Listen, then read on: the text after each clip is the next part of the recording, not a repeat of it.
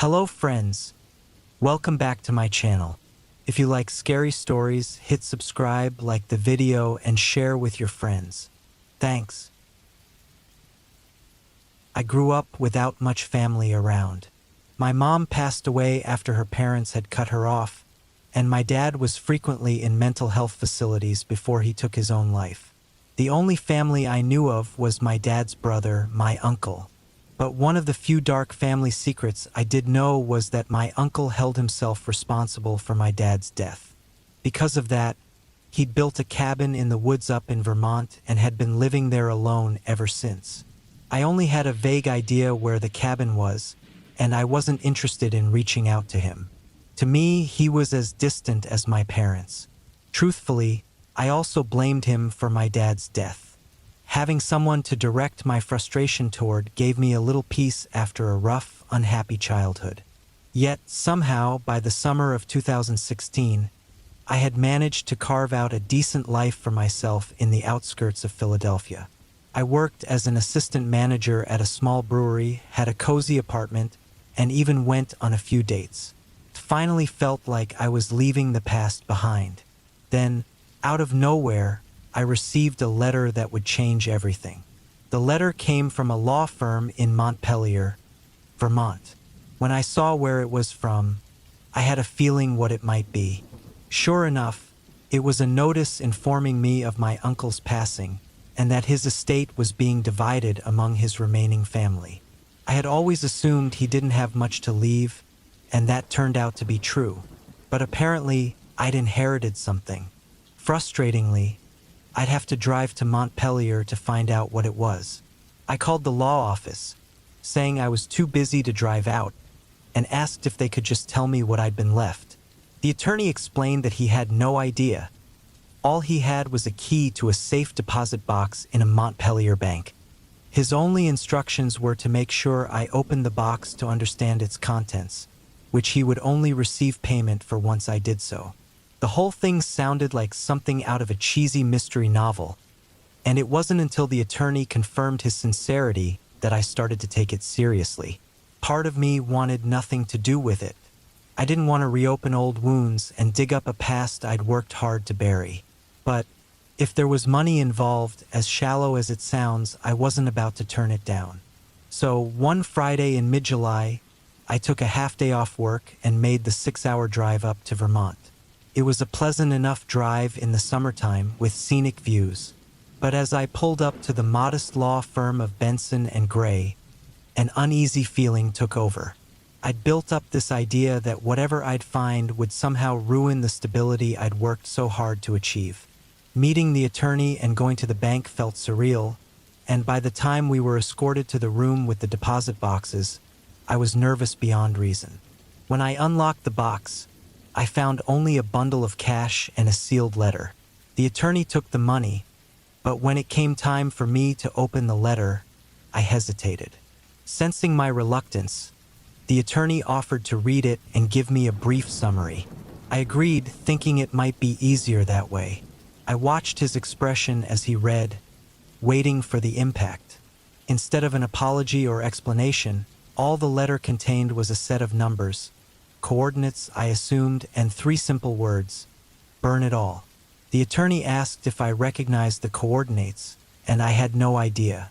A quick online search showed they pointed to a spot in the Green Mountain National Forest.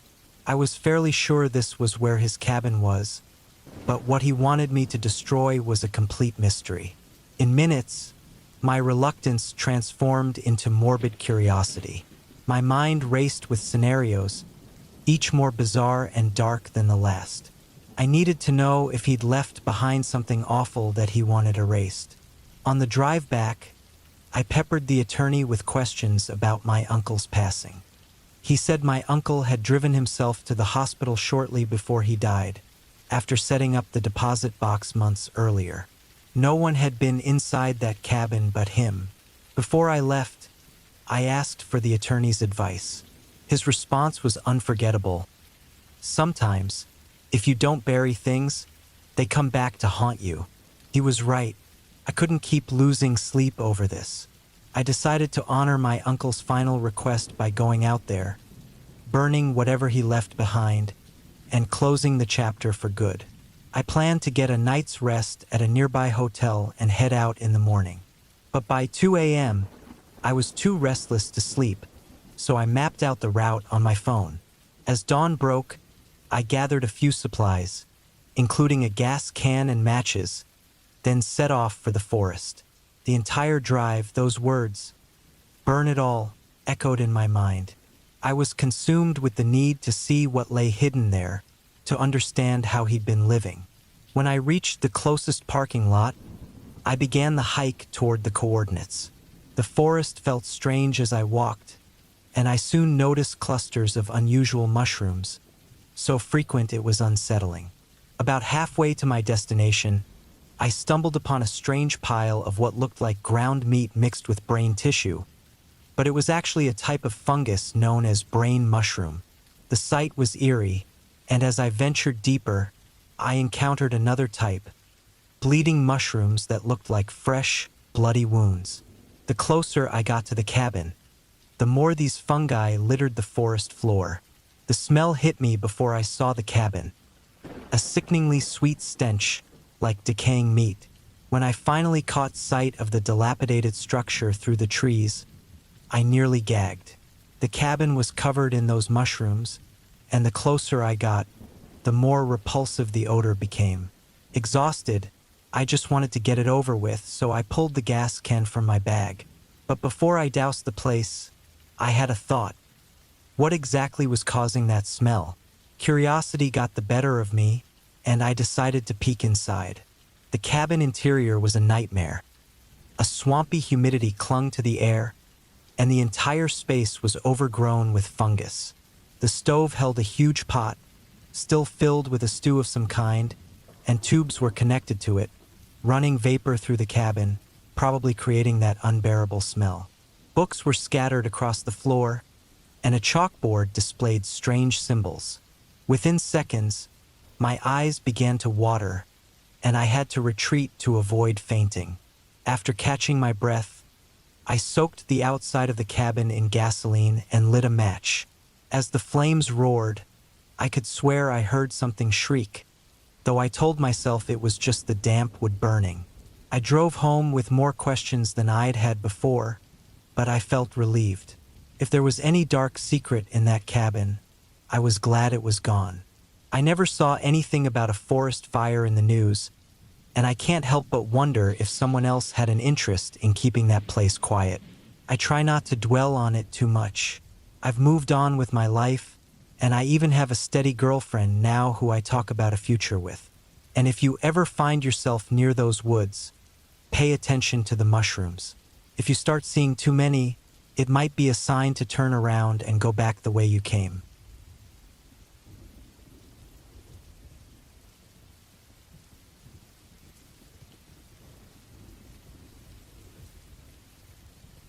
There comes a moment, at least once in life, when you experience true dread. It's the kind of fear that tightens your chest with a mix of fire and ice, where every breath feels like it stretches time, and your stomach not so tight it presses a silent scream into your throat. Maybe you try to run, maybe you freeze, or maybe you even attempt to fight. For those who have known this terror, it carves so deeply into you that it alters something in your soul. That said, let me take you back to December 14th, 2008. I grew up in a devoutly religious household. At that time, I was still young and easily influenced. With all the teachings about heaven, angels, and the threat of hell's eternal flames, it's a lot for a 10-year-old to process. Anyway, my family and I flew out to Montana, where we rented a cabin high up in the mountains, surrounded by deep woods and heavy snowfall. My dad even had to bring a portable oxygen tank due to the altitude. It was a secluded place with only one other cabin about 2 acres away, barely visible through the trees covered in snow. That first night was enjoyable. We made a fire, toasted marshmallows, and popped popcorn on long sticks. My younger siblings and I even built a snowman. Inside, the cabin had an open floor plan with a second-floor loft railing, where there were 2 single beds. Underneath the stairs, my dad set up his bed. We had a tiny TV and an old blue couch that smelled faintly of maple syrup. I slept on the left twin bed, closest to the edge, while my 7-year-old sister, Hannah, took the right, safer bed farther from the drop. Our baby sister, Rosie, was only 3, so she slept downstairs with our dad. That night, I slept well. Likely the last truly good night's sleep I've had since then, and I'm 24 now. But in the early hours of the next morning, it started. I was jolted awake by an odd tapping sound. It wasn't like a light knock. It was a heavy, scratchy tapping, like claws rapping against the wooden floor. At first, I thought it might be my dad. We were, after all, in the mountains, and I knew bears lived nearby. But I was wrong. That raspy sound kept coming, making me stay still in bed. I had a habit of sleeping with a pillow over my head, so I felt somewhat hidden. Gathering my courage, I peered through the gap between my pillow and the bed, looking toward the open loft railing. From where I lay, I could see the edge of the loft, the straight drop down to the living room and the tiny kitchen below. There was a dark shape near the edge, something like a shadow, and it seemed to be gripping the loft ledge, tapping its fingers with extra joints. I froze. Fear chilled me, locking me in place. No, I whispered in my mind. It can't be. I closed my eyes, trying to convince myself it wasn't real. Dawn would come soon. I always woke up around 7 a.m. I just had to make it till then. I kept telling myself monsters couldn't be real. I repeated verses and prayers, hoping they'd make it go away. After what felt like hours, though it was probably only minutes, I sensed the air shift, relaxing just a bit. Braving a peek, I noticed that the shadowy hand was gone. Relieved, I turned to face the wall, where there was a small, dark nightstand with an old oil lamp. Behind it, barely visible, was a tiny door, almost like a storage hatch. This was years before I ever saw Coraline, but the resemblance is uncanny. The door was a weathered brown, with an almost scorched look to it. Eventually, I drifted back to sleep. Later, when the sun finally rose, I mentioned the small door to my dad. He checked it out and found it was just a storage closet with a few gallons of water and firewood. But that night, the real terror began. Uneasy from the previous experience, I asked my dad to keep a light on. Instead, he built a strong fire and put up the chain guard. The fire glowed brightly for hours, casting shadows up the high cabin walls, and I spent more time watching them than actually sleeping. Eventually, the flames dimmed, leaving only faint embers. Then the tapping returned. This time, it wasn't behind me. It came from inside the tiny door. I thought it might just be the wind, perhaps a branch brushing the roof. But then silence fell. Slowly, I looked toward the door. My heart stopped when I saw long, thin fingers sliding out from the gap, curling around the frame. The door started shaking, followed by a harsh scraping sound, loud enough to make my sister stir. The fire went out, plunging the room into darkness.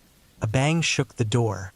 My body stiffened in terror, every muscle locked. The banging continued, each strike vibrating through the air. My sister Hannah woke up and whispered, "Stop it!" But the door kept rattling. She called my name, but I stayed silent, paralyzed with fear. Something had moved onto my bed, and she could see it. Whatever it was, it had come from the small closet by my side. Tears spilled down my cheeks, but I dared not open my eyes again. The banging grew more frantic, louder, until it was almost deafening, as if something was trying to force its way through. I started reciting verses under my breath, praying it would leave.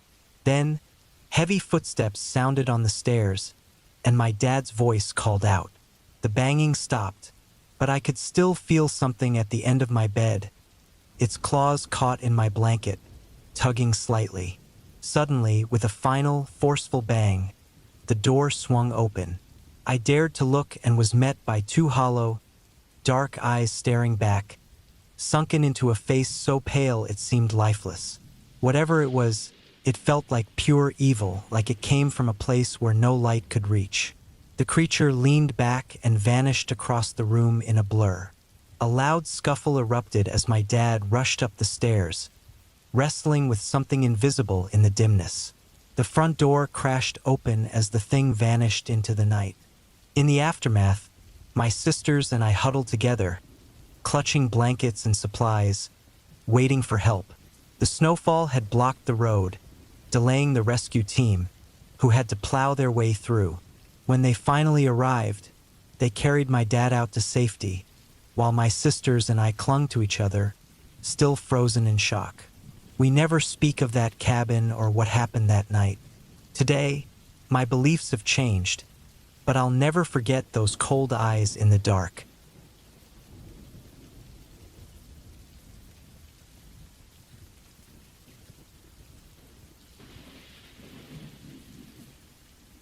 It was late fall when I decided to take my dog, Max, to my old cabin in the woods. I hadn't been there in years, and the idea of spending a weekend away from the noise of the city felt just right. The air was cool, and the leaves crunched under my feet as I walked to the cabin, a small, worn-down building hidden among tall pine trees. Max wagged his tail and sniffed every inch of the ground, excited to be outside in the wild. Once inside, I lit a fire in the old stone fireplace. The warm light flickered around the room, making it feel cozy and pushing away the chill in the air. I unpacked my things and settled in, listening to the sounds of the forest. Felt peaceful until the sun disappeared. As darkness wrapped around the cabin, the friendly sounds of nature turned strange and unsettling. The wind whistled through the trees, and I heard branches crack now and then. Max seemed restless. He lay by the fire, his ears standing tall, watching the shadows shift. I tried to shake off my own worries, telling myself it was just the woods. But then I heard something, a low sound coming from outside, almost like a growl. My heart began to race. I glanced at Max, who was now standing on alert, his fur raised. I could feel his anxiety, and it made me uneasy. I moved to the window and looked outside, but it was too dark to see anything clearly. I took a deep breath and turned back to the fire, trying to calm myself. The growling kept going, and it sounded closer now. I grabbed a flashlight and opened the cabin door, hoping to spot a deer or maybe even a bear. I stepped outside with Max right beside me. The beam of my flashlight cut through the dark, showing only trees and bushes. Then I heard it again, right behind me. I swung the flashlight around, but there was nothing there, just the pounding of my own heart. Suddenly, Max started barking and growling deeply. I turned to him, and before I could react, I heard a heavy thud followed by rustling in the bushes. Fear shot through me as I realized whatever was out there was very close now. I called Max back, and we rushed inside, slamming the door behind us. I locked it and leaned against it, trying to catch my breath. I could hear something outside now, sniffing and moving around the cabin. Felt like it was watching us. My mind raced, thinking of what I might be facing. The growls turned into low, rumbling sounds, almost like a warning. In that moment, I knew I had to do something. I grabbed a heavy log from the fireplace, not sure if it would help, but feeling like I had no other choice. The noises continued, and I could see shadows moving outside the windows. Max was on high alert, ready to protect me. I realized we couldn't stay in the cabin forever. I had to come up with a plan. Finally, the noises stopped. It felt like a long time had passed, but I didn't dare open the door. After a while, I heard something shuffle away. Slowly, I crept to the window and peeked out. There was nothing, just the silence of the forest. I took a moment to gather my thoughts, then opened the cabin door carefully. Max and I stepped outside, staying close together. The air felt thick, but it was quiet. I felt a bit of relief wash over me, but I still couldn't shake the feeling that we were being watched. After a restless night, dawn broke, bringing light back to the cabin. I stepped outside to see if I could find any signs of what had been lurking around. As the sunlight filtered through the trees, I noticed something in the underbrush, a set of large tracks leading away from the cabin. They didn't belong to a bear or any animal I recognized. Panic gripped me again, but I knew I had to leave. I packed up quickly, keeping Max close by my side. As we drove away, the feeling of dread stuck with me. I glanced back at the cabin, and for a brief moment, I thought I saw something watching us from the edge of the trees. It was a shadow, dark and still, hidden among the branches. I pressed the gas pedal harder, eager to put that old cabin far behind me. I promised myself I'd never return to that place. Whatever had been out there was still in those woods, and I had no intention of finding out what it was. As we drove away, I couldn't help but feel that something was following us, lurking in the shadows, waiting for another chance. The memory of that night would haunt me forever, a chilling reminder of the danger hiding in the silence of the woods. Even now, as I sit at home, I often catch myself looking over my shoulder, half expecting to see those dark eyes watching me from the trees, waiting for the moment I might let my guard down.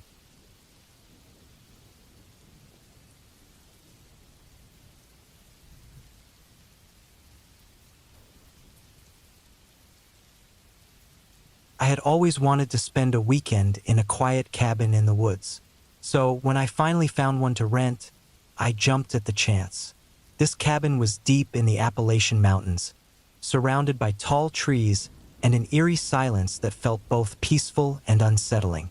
I arrived just as the sun started to set, casting long shadows across the ground. After I unpacked my bags, I decided to explore the area. The air was cool, and I could smell the fresh pine. I walked along a narrow path that led deeper into the woods. The trees were thick, and I could hear the faint sound of a stream nearby. I enjoyed the quiet until I noticed something strange, a soft, rhythmic thumping sound. I couldn't tell where it was coming from, but it echoed through the trees. My curiosity got the best of me, so I followed the sound. The further I went, the louder it became. It felt like something was out there, hiding among the trees, but I tried to ignore the uneasy feeling creeping in. I told myself it was just my imagination playing tricks on me in the fading light. As night fell, I made my way back to the cabin. I tried to shake off the feeling that I was being watched. I locked the door behind me, convincing myself that I was just being paranoid. I settled in for the night, lit a fire, and curled up on the couch with a book. But the rhythmic thumping returned, more pronounced now. It was too strange to be anything natural, and my heart started to race. I decided I had to find out what it was. Grabbing a flashlight, I stepped outside into the chilly night. The woods were silent now, and the only sound was the crunch of leaves under my feet. I walked cautiously toward the direction of the noise.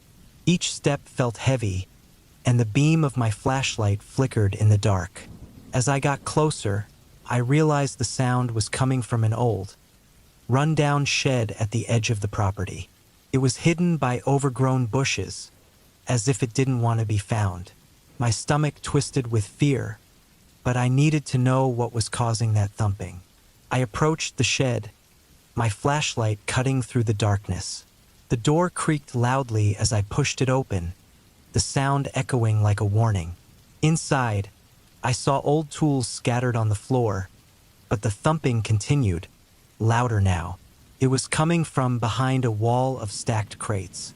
Taking a deep breath, I pushed the crates aside and uncovered a trapdoor. The thumping was unmistakable now. Someone was definitely down there. Panic surged through me. I knew I should leave, but my curiosity was stronger than my fear. I opened the trapdoor, revealing a dark staircase that led down into the unknown. The thumping stopped, and an eerie silence surrounded me. I hesitated, every instinct screaming at me to turn back, but I couldn't shake the feeling that I needed to know what was happening. Slowly, I climbed down the stairs, my flashlight lighting the narrow steps. At the bottom, I found a small room with dirty walls and an old, rusty chair in the center. Strapped to the chair was a man, looking disheveled and wild-eyed. His clothes were torn, and he looked like he had been trapped there for days. He was alive, but barely.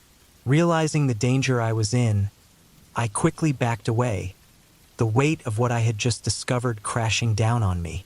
I had stumbled into something horrifying, something that had no place in my peaceful cabin getaway.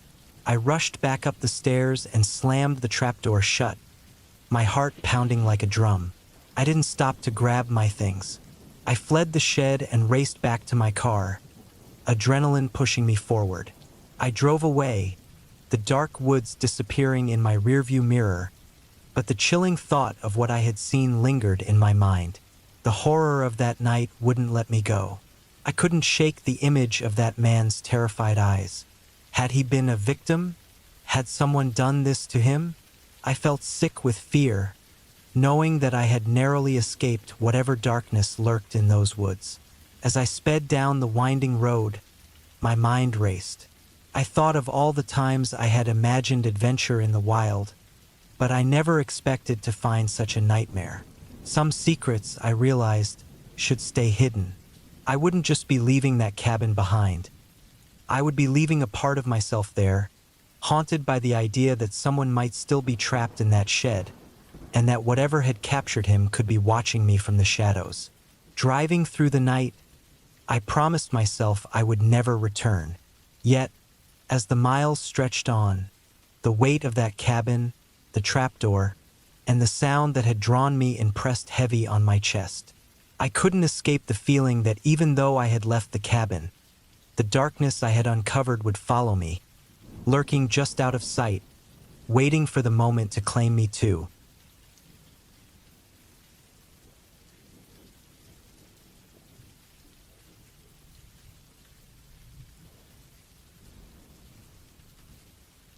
The old cabin stood at the edge of the woods, hidden by thick trees and vines that wrapped around its worn walls.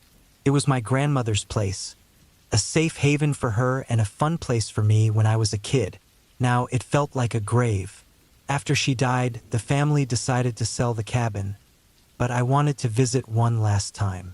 I drove out on a Friday evening, the sun sinking low in the sky, casting long shadows on the dirt road.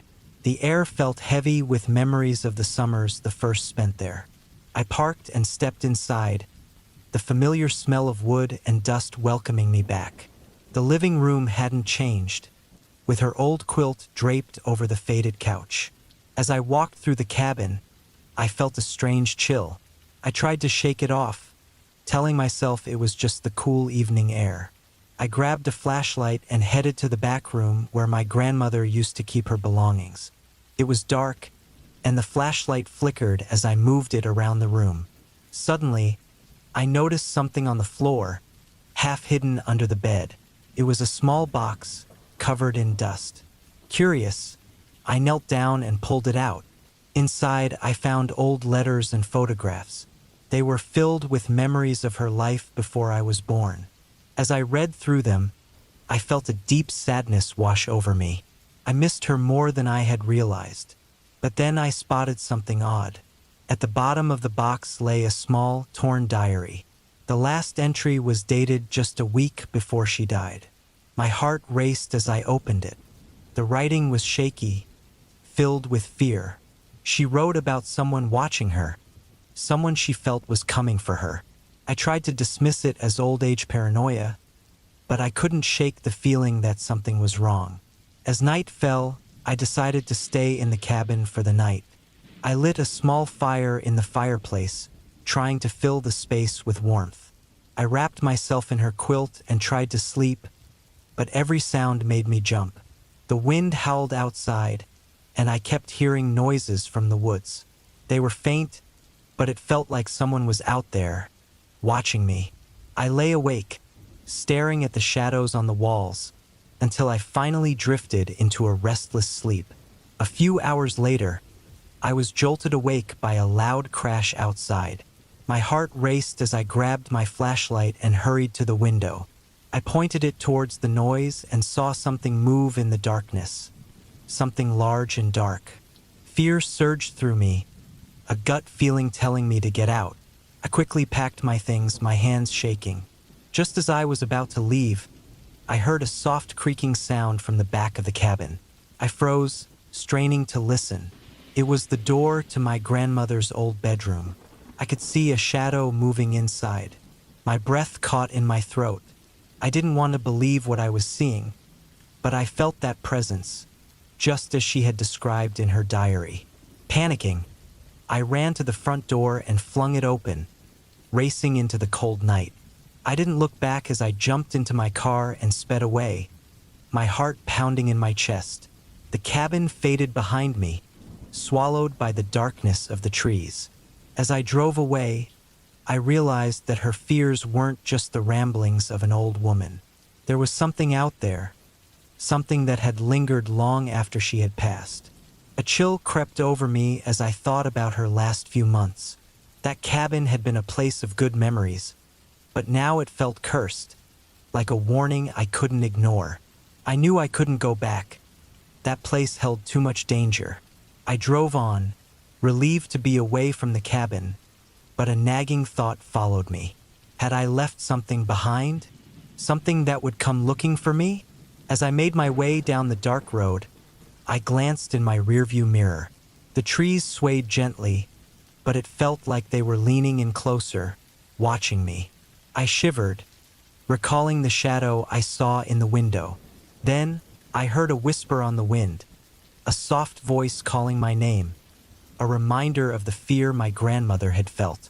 My heart raced as I stepped on the gas, desperate to put distance between myself and that cabin. But no matter how fast I drove, I couldn't escape the feeling that I was being followed. It was as if the very woods had come alive, wanting to pull me back into their depths, where secrets lay buried, waiting to be unearthed.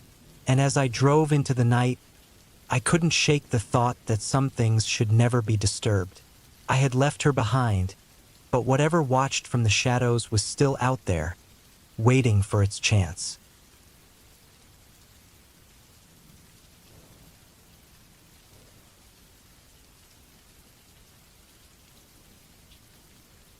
I had just started a new job at a tech company when my boss invited me to his cabin in the woods for a weekend trip with a few coworkers.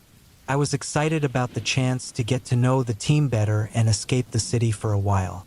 The cabin was deep in the forest, surrounded by tall trees that blocked out most of the sunlight. We arrived on a Friday evening, and the cabin looked old but cozy. The wooden floors creaked under my feet, and the smell of pine filled the air. After settling in, we lit a fire in the big stone fireplace and enjoyed some snacks. Laughter and light chatter filled the room as we shared stories. But there was a strange tension in the air, as if we all knew we were far away from help. The first night was quiet enough, but I couldn't shake the feeling that something was wrong. Around midnight, I woke up to a rustling sound outside my window.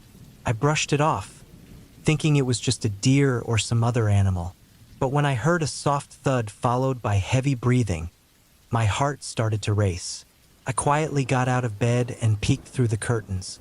What I saw made my stomach drop. A dark figure was moving around the property, too big to be an animal. It was hard to see in the dim light, but it looked like a man, tall and broad-shouldered, wearing dark clothes. My instinct told me to stay quiet and not wake anyone else. I slipped back into bed, trying to convince myself I was just imagining things. The next morning, I told my boss and the others about my unease, but they laughed it off, saying it was probably just a local looking for firewood. I tried to enjoy the day, hiking and exploring the nearby trails, but I kept glancing back at the cabin, half expecting to see that figure again. As night fell, the feeling of being watched returned. We gathered for dinner, but my mind was racing with thoughts. Afterward, I decided to take a short walk outside to clear my head. The air was cold, and the only sounds were the crunch of leaves under my feet and the wind whispering through the trees. Suddenly, I heard a branch snap behind me. I turned around, my heart racing, but saw nothing. Just as I was about to head back inside, I caught a glimpse of that dark figure again, this time much closer to the cabin. My gut twisted in fear, and I felt a chill run down my spine. I ran back inside and locked the door behind me. I told everyone what I had seen, and this time they could see the fear in my eyes. My boss suggested we all stay together for the night, so we gathered in the living room, keeping the fire burning brightly. As the hours passed, the tension grew thicker. We heard faint noises outside, the sound of something dragging across the ground. My boss got up to check the windows, but he didn't see anything strange. Finally, I couldn't take it anymore. I crept to the front door and peeked outside. That's when I noticed the cabin door slightly open. Panic surged through me. I quietly backed away and whispered for everyone to be quiet. We all held our breaths as the noise continued, now accompanied by a low, rumbling sound. The fear was heavy in the air. My boss grabbed a heavy flashlight and moved toward the door.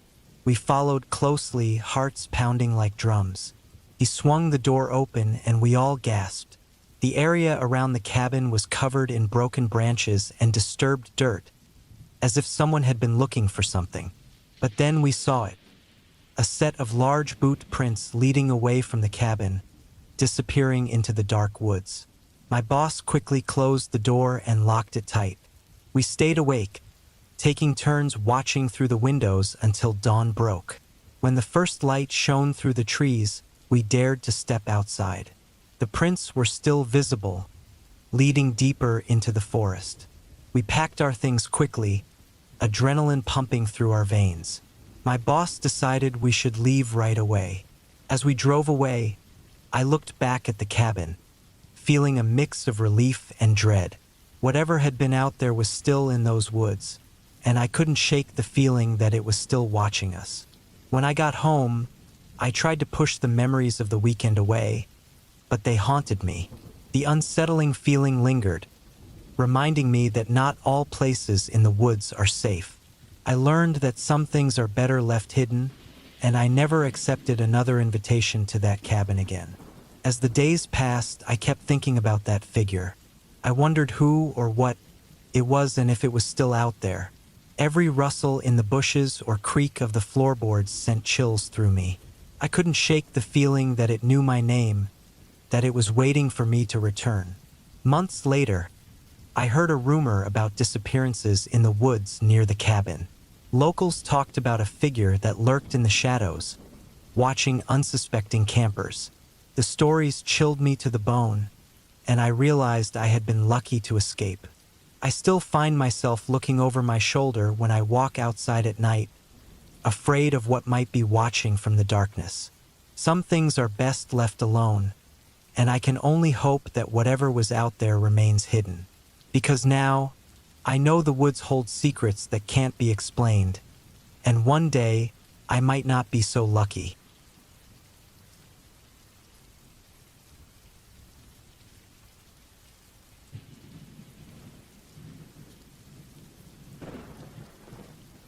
The rain slammed against the cabin roof, making a steady sound that matched the beating of my heart. I had come to this remote cabin to escape the chaos of my life, looking for peace and quiet. The trees around me swayed heavily in the storm, their shadows dancing across the windows. I sat in front of the fireplace, listening to the crackle of the logs, staring out into the dark woods. As night fell, the wind howled, and I could feel the cold creeping into the cabin. I wrapped myself in a blanket, trying to shake off the uneasy feeling that had settled over me. The flickering light from the fire created strange shadows, and every creak of the wood seemed louder than normal.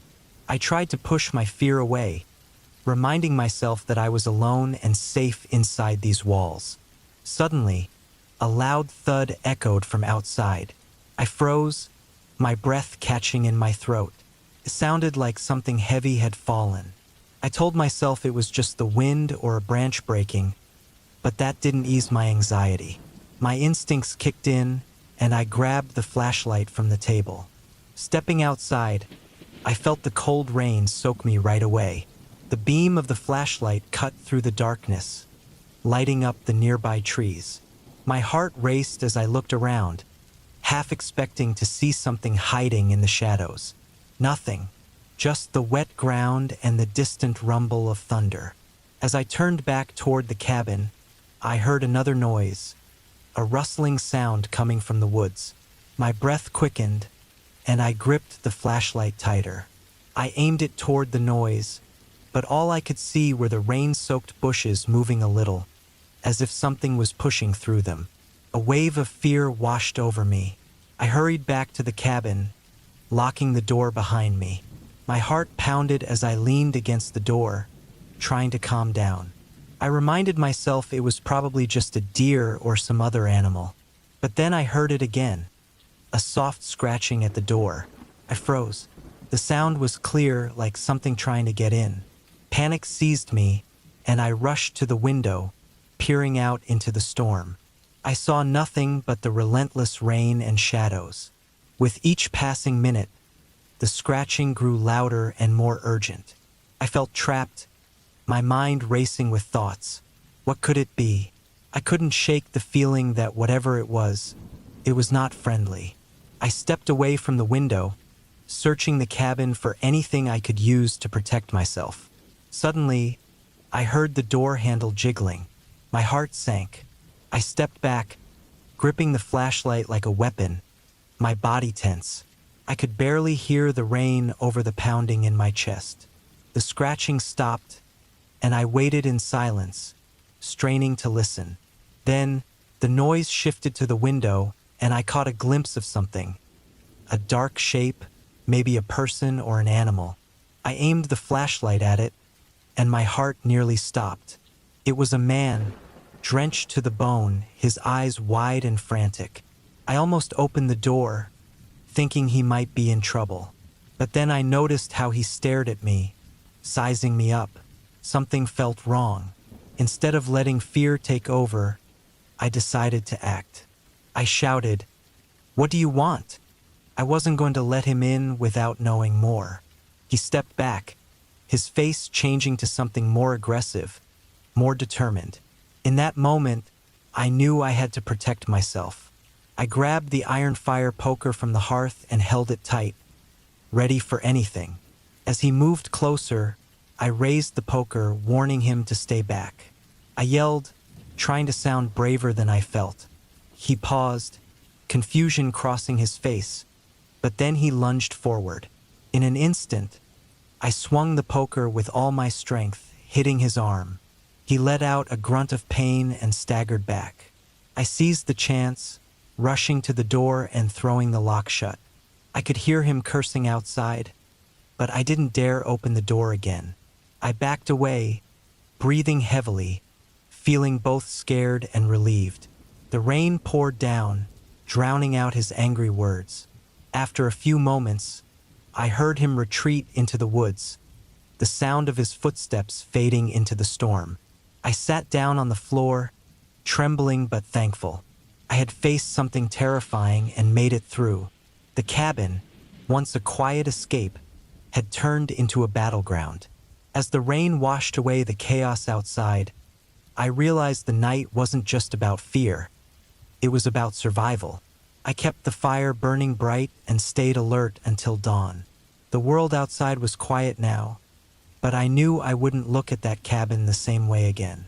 I had escaped danger, but the memory of that rainy night would haunt me forever. As I sat there, the flickering light from the fire seemed to dance mockingly.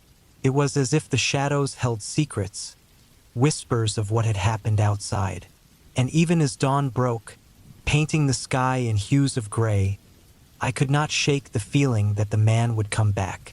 The night had changed me, and I would never truly feel safe in that cabin again. The thought of him lurking in the woods, waiting for his chance, sent a chill down my spine. I realized then that the fear I felt was not just from what had happened, but from what could happen again. I had survived one nightmare, but I couldn't help but wonder, was it really over? The rain started that morning and hadn't stopped all day. The cabin was small and hidden deep in the mountains, and I was thankful for the shelter as the storm got worse. The rain kept pounding on the roof, loud and constant, making the place feel even more cut off. My cat, Shadow, was curled up on my lap, sleeping by the warmth of the fire. I tried to read, but I couldn't concentrate. The endless rain had me on edge, like it was pushing me further away from everyone else, leaving me alone with my thoughts. The cabin felt closed in and way too quiet, even with the sound of the rain. Every now and then, Shadow would twitch like she sensed something too. I tried to shake it off, telling myself it was just nerves from being out here in a storm, but that uneasy feeling wouldn't go away. I felt like something was wrong, like maybe I wasn't really alone. Later, as it was getting dark, I stepped outside to bring in some firewood. The trees moved with the wind, their branches casting strange shadows across the ground, and the smell of wet dirt filled the air. I picked up a few logs, but as I turned to go back inside, I saw something on the ground. A line of muddy footprints, not mine, leading around the side of the cabin. My stomach tightened, and I looked around, hoping it was just my eyes playing tricks. But the footprints were there, clear as day, leading from the forest right up to the side of the cabin. My heart started pounding as I stared at them. They looked fresh, like someone had just walked up to my cabin in the middle of this downpour. I rushed back inside and locked the door, feeling my heart racing. The only other way into the cabin was a small window in the kitchen, barely big enough for me to fit through, let alone anyone else. I told myself it was probably just a random hiker who wandered too close and turned back when they saw the cabin was occupied. But that didn't sit right with me. Who would be out here this far into the mountains in this storm? Shadow's eyes were wide open now, ears perked up as she stared at the door. She was tense, locked onto it like she knew something was out there. And then I heard it, a faint, scraping sound from outside, close to the side of the cabin. I froze, every muscle tensed. The scraping stopped, then started again, followed by a soft shuffle, like someone moving just outside, staying close to the wall but not near any of the windows. I turned off the lights, hoping I could look outside without being seen. I leaned close to the window, trying to see through the rain, but everything was blurred by the downpour and darkness. The scraping came again, louder this time, like whatever was out there was determined to make itself known. I felt Shadow press closer to me, her body stiff. I could barely breathe, my heart pounding as I strained to hear. And then, all at once, the sound stopped. The silence felt even worse than the noise. I waited, barely moving, wondering if it was finally over. Minutes passed, feeling like hours, and still nothing happened. After what seemed like forever, I let myself relax, telling myself that whoever it was must have gone. They'd probably decided to leave me alone. But just as I was letting my guard down, a different sound filled the room. A slow, soft creak from above, coming from the floorboards in the tiny loft area. My stomach dropped. I hadn't gone up there since I arrived, and I knew I'd left the ladder folded and pushed up against the wall. There was no way anyone could have climbed in through the kitchen window without me noticing. Yet now, somehow, there was someone above me.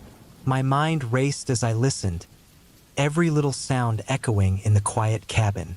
I stayed frozen, every hair on my neck standing up, waiting for what would come next. And then, from above, I heard it. A slow, deliberate step across the floorboards, heavy enough to make the wood creak. Whoever was up there, they weren't trying to be quiet anymore. My blood went cold as it dawned on me. They'd been inside all along, waiting, just a few feet above me, hidden in the shadows of the loft. And now they knew I was aware of them too.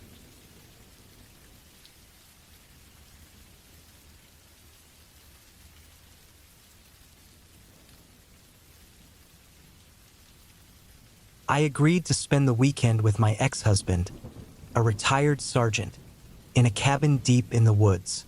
He suggested it as a way to get to know each other again after all that time apart. We hadn't spoken much since the divorce, but there was something familiar about him that felt safe. I figured a few days in the quiet might clear my mind, and his background in the military gave me a little extra sense of safety, even out there, miles from anyone else. We arrived late in the afternoon, just as the sun was dipping behind a thick line of trees that surrounded the cabin. It was a small, old place made of dark wood that creaked with every step. There was one bedroom, a tiny kitchen, and a small living room with a wood stove. Outside, it was just trees stretching out as far as I could see, with not a single sound. The nearest neighbor was miles away. That night, when darkness settled in around the cabin, I noticed my ex-husband acting strangely. He kept pacing, his eyes darting around, looking out the windows, tense like he was expecting something to happen. I figured it was just his military habits kicking in, and that maybe he was just uneasy in such a quiet place. I ignored it and decided to go to bed. Sometime in the middle of the night, I woke up to a faint shuffling sound outside. At first, I thought it was an animal passing by, but then I heard it again, only this time it was closer.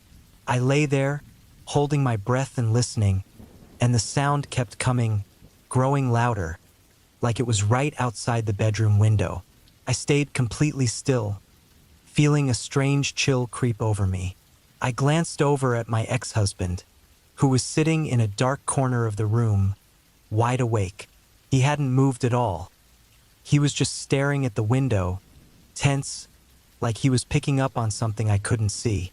Slowly, he raised a finger to his lips, signaling me to stay quiet. Then I heard the doorknob rattle.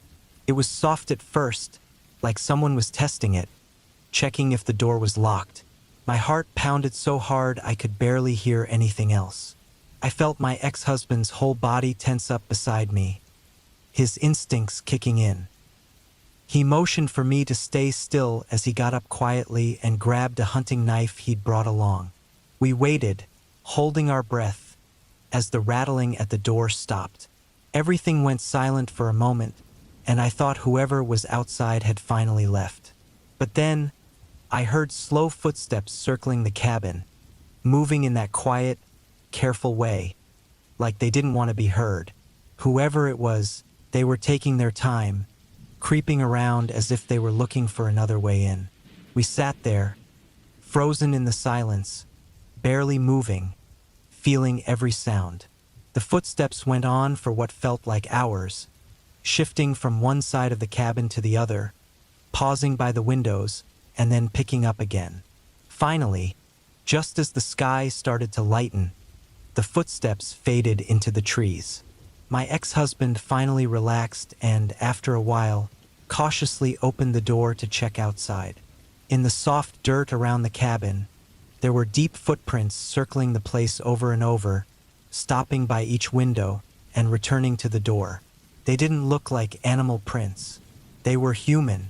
Someone had been walking around us all night, watching, trying to find a way in. We didn't stay much longer after that. We packed up in silence, neither of us needing to say anything, and drove back out of those woods, leaving that cabin and the heavy, empty silence behind. I thought that would be the end of it, that it was just some stranger trying to scare us. But every now and then, when I'm alone at night, I still hear those slow footsteps outside, creeping up to my door, circling the house, watching.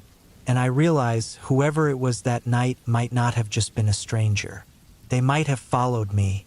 They might be waiting, somewhere out there in the shadows, waiting for the right night to finally step inside.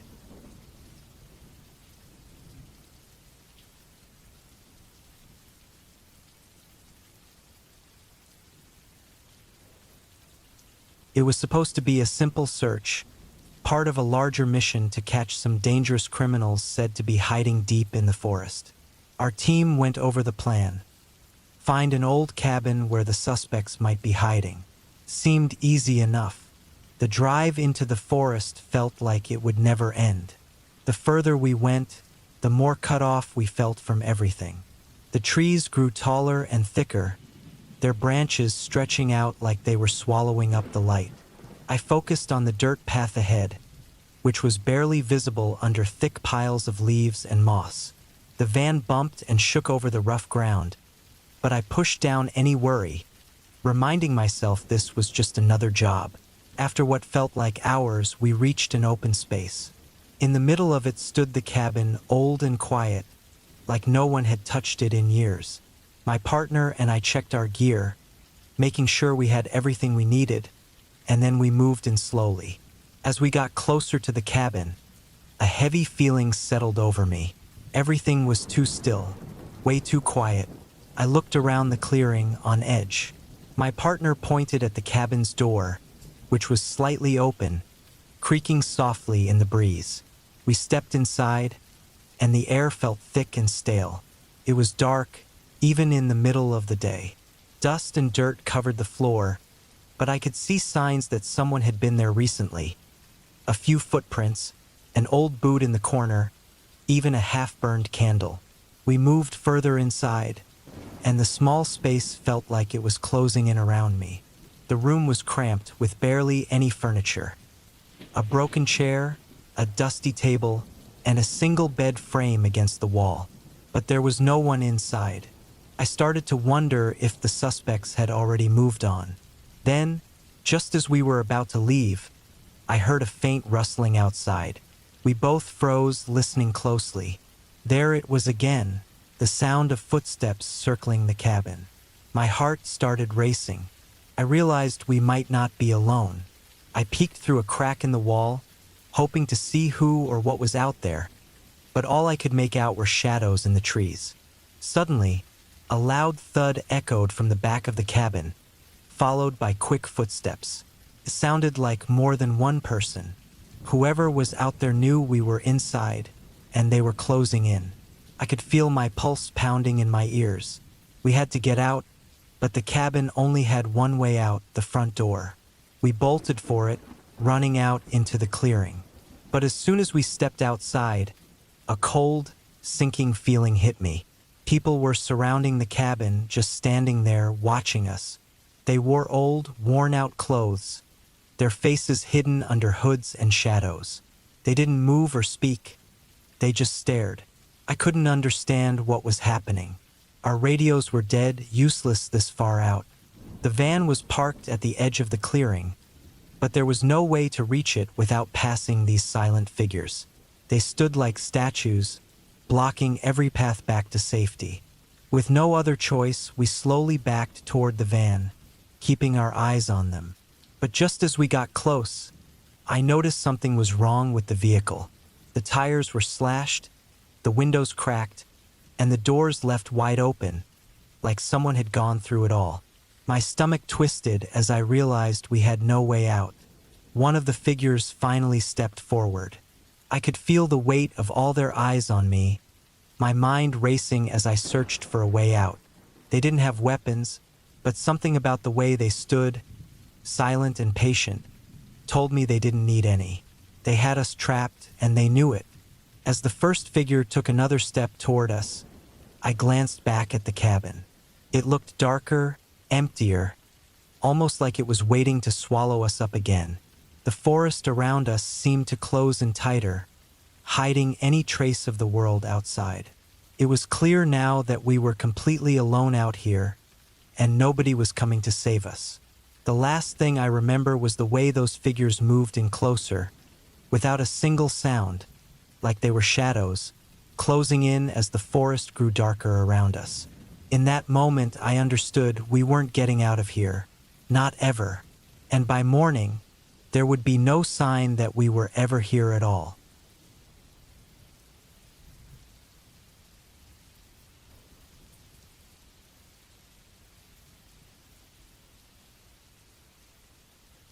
It was pouring when I finally pulled up to the old cabin. I'd been looking forward to some time alone, away from the city, but the drive had been rough. The dirt roads had turned into a muddy mess, and the sky was almost black with thick clouds.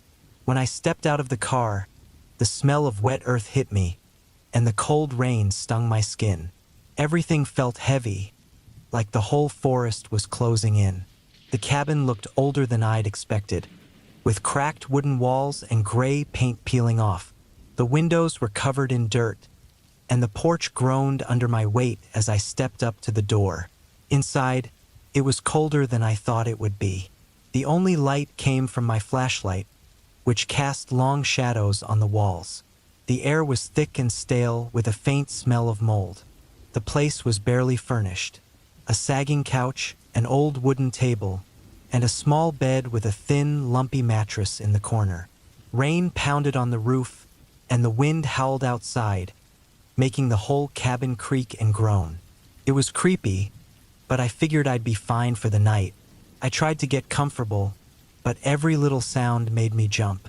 The rain kept getting louder, almost drowning out everything else. Then, I heard something different, a faint shuffling sound from outside. My heart started racing as I listened, but then it stopped.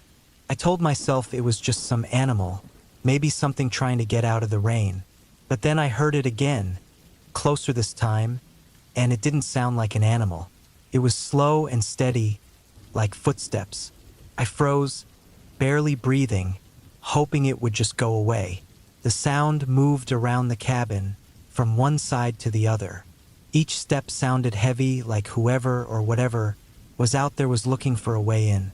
I crept to the window and tried to look outside, but the rain was coming down so hard I could barely see anything.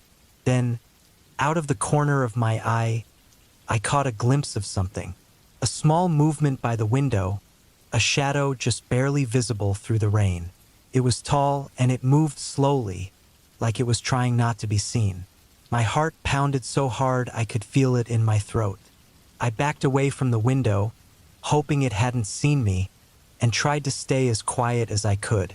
The footsteps stopped, and for a moment, all I could hear was the rain. Then I realized something else, the door. I hadn't locked it. I hadn't even thought about it when I came in. I rushed over to lock it, but before I could reach it, a gust of wind blew it open. My flashlight slipped from my hand and fell to the floor, casting weird shadows all over the cabin. I stood there, frozen, staring at the open doorway, half expecting something to step inside. Nothing came. The wind howled, and rain poured into the cabin, soaking the floor. I quickly slammed the door shut, locked it, and backed away, feeling the wet, cold floorboards under my feet. My mind was racing. I knew something was out there, something that had come way too close to be just an animal. Then I heard it again, this time from above me. Slow, dragging footsteps moving back and forth across the roof, creaking the wood above my head. The sound was heavier now, like whatever it was had climbed up to get a better look, maybe even listening. I felt trapped, unable to do anything but stand there and listen as it kept pacing above me, pausing like it was waiting. But it didn't go away. Hours passed with the footsteps circling, stopping, then circling again, almost like it was testing me, waiting for me to make a move. Each time I thought it was finally gone, I'd hear it start up again, keeping me frozen in place. Finally, as the sky started to lighten, the footsteps grew softer, fading into the early morning quiet. I waited, my eyes glued to the door, barely believing it was really over. When I finally got the courage to open the door, everything looked quiet outside. The ground was muddy, with branches and leaves scattered from the storm. But right beyond the cabin, near the trees, I saw something that made my stomach drop. There was a line of deep, muddy footprints leading from the woods to my window, circling around the cabin. But that wasn't the worst part. The footprints didn't go back to the trees. They ended at the window, like someone had just stood there, watching, then vanished without a trace. It was like they just melted away into the earth. I backed away, my skin crawling, knowing whatever had been out there wasn't gone. It was waiting somewhere in those woods, watching and waiting for the next person to step inside.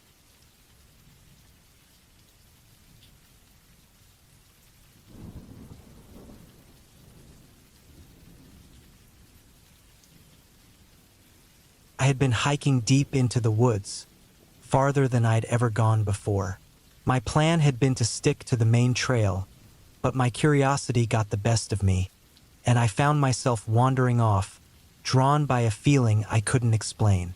The further I walked, the more the trees felt like they were closing in, thick and dark. Even though the sun was still up, I hadn't seen a single person or even an animal for hours. Just this strange, heavy silence that felt out of place in the forest. Eventually, through the trees, I noticed something strange. A small, broken-down cabin hidden by tall grass and bushes. The wood was gray, weathered, and rotting, with patches of moss growing on it. The roof looked like it was about to collapse, and the door hung open, barely attached to the frame. I thought about turning back, but something about the place pulled me closer.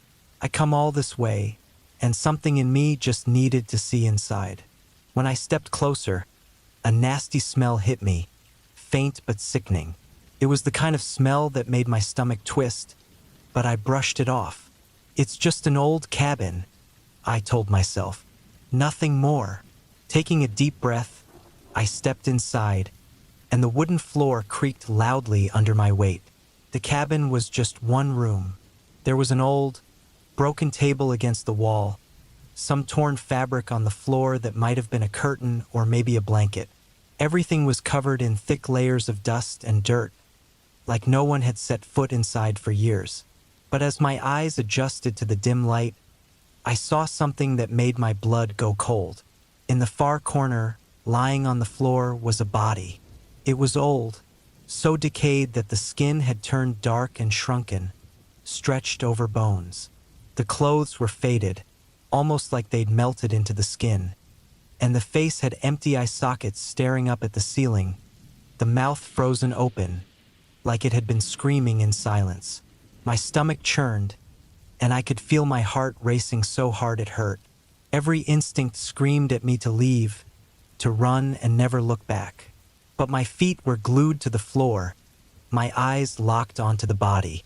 There was something strange about the way it was lying, almost like it had tried to crawl toward the door, arms stretched out as if reaching for help. Then I noticed something that made my skin crawl. Right next to the body, scratched deep into the wooden floor, were long, desperate marks. They looked like claw marks, as if this person had been trying to drag themselves across the floor. Old smears of dried blood trailed from those marks, all the way to the door, like they'd tried to pull themselves out but hadn't made it. A chill ran through me, colder than anything I'd ever felt.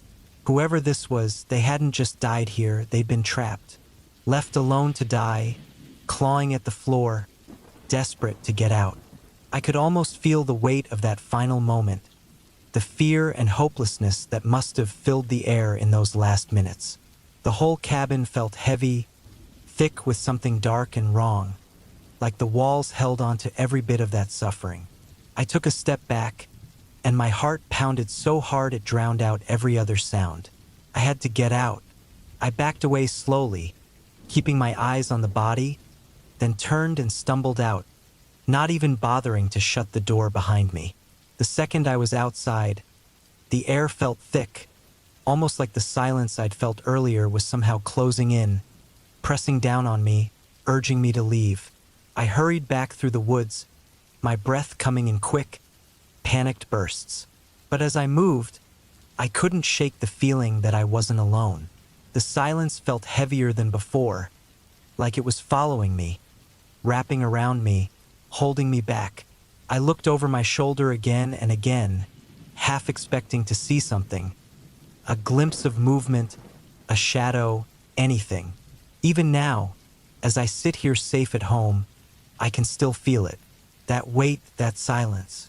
Every time I close my eyes, I see those empty eye sockets staring at the ceiling, the scratch marks clawed into the floor, the dried blood smears leading nowhere. And each time I try to sleep, I can feel the cabin watching me, waiting. I know if I go back, that silence will be there, thick and crushing, pressing against me. But I also know that if I get too close, that same darkness might never let me leave. And I can't help but wonder how many others have stumbled upon that cabin, just like I did, and never made it out.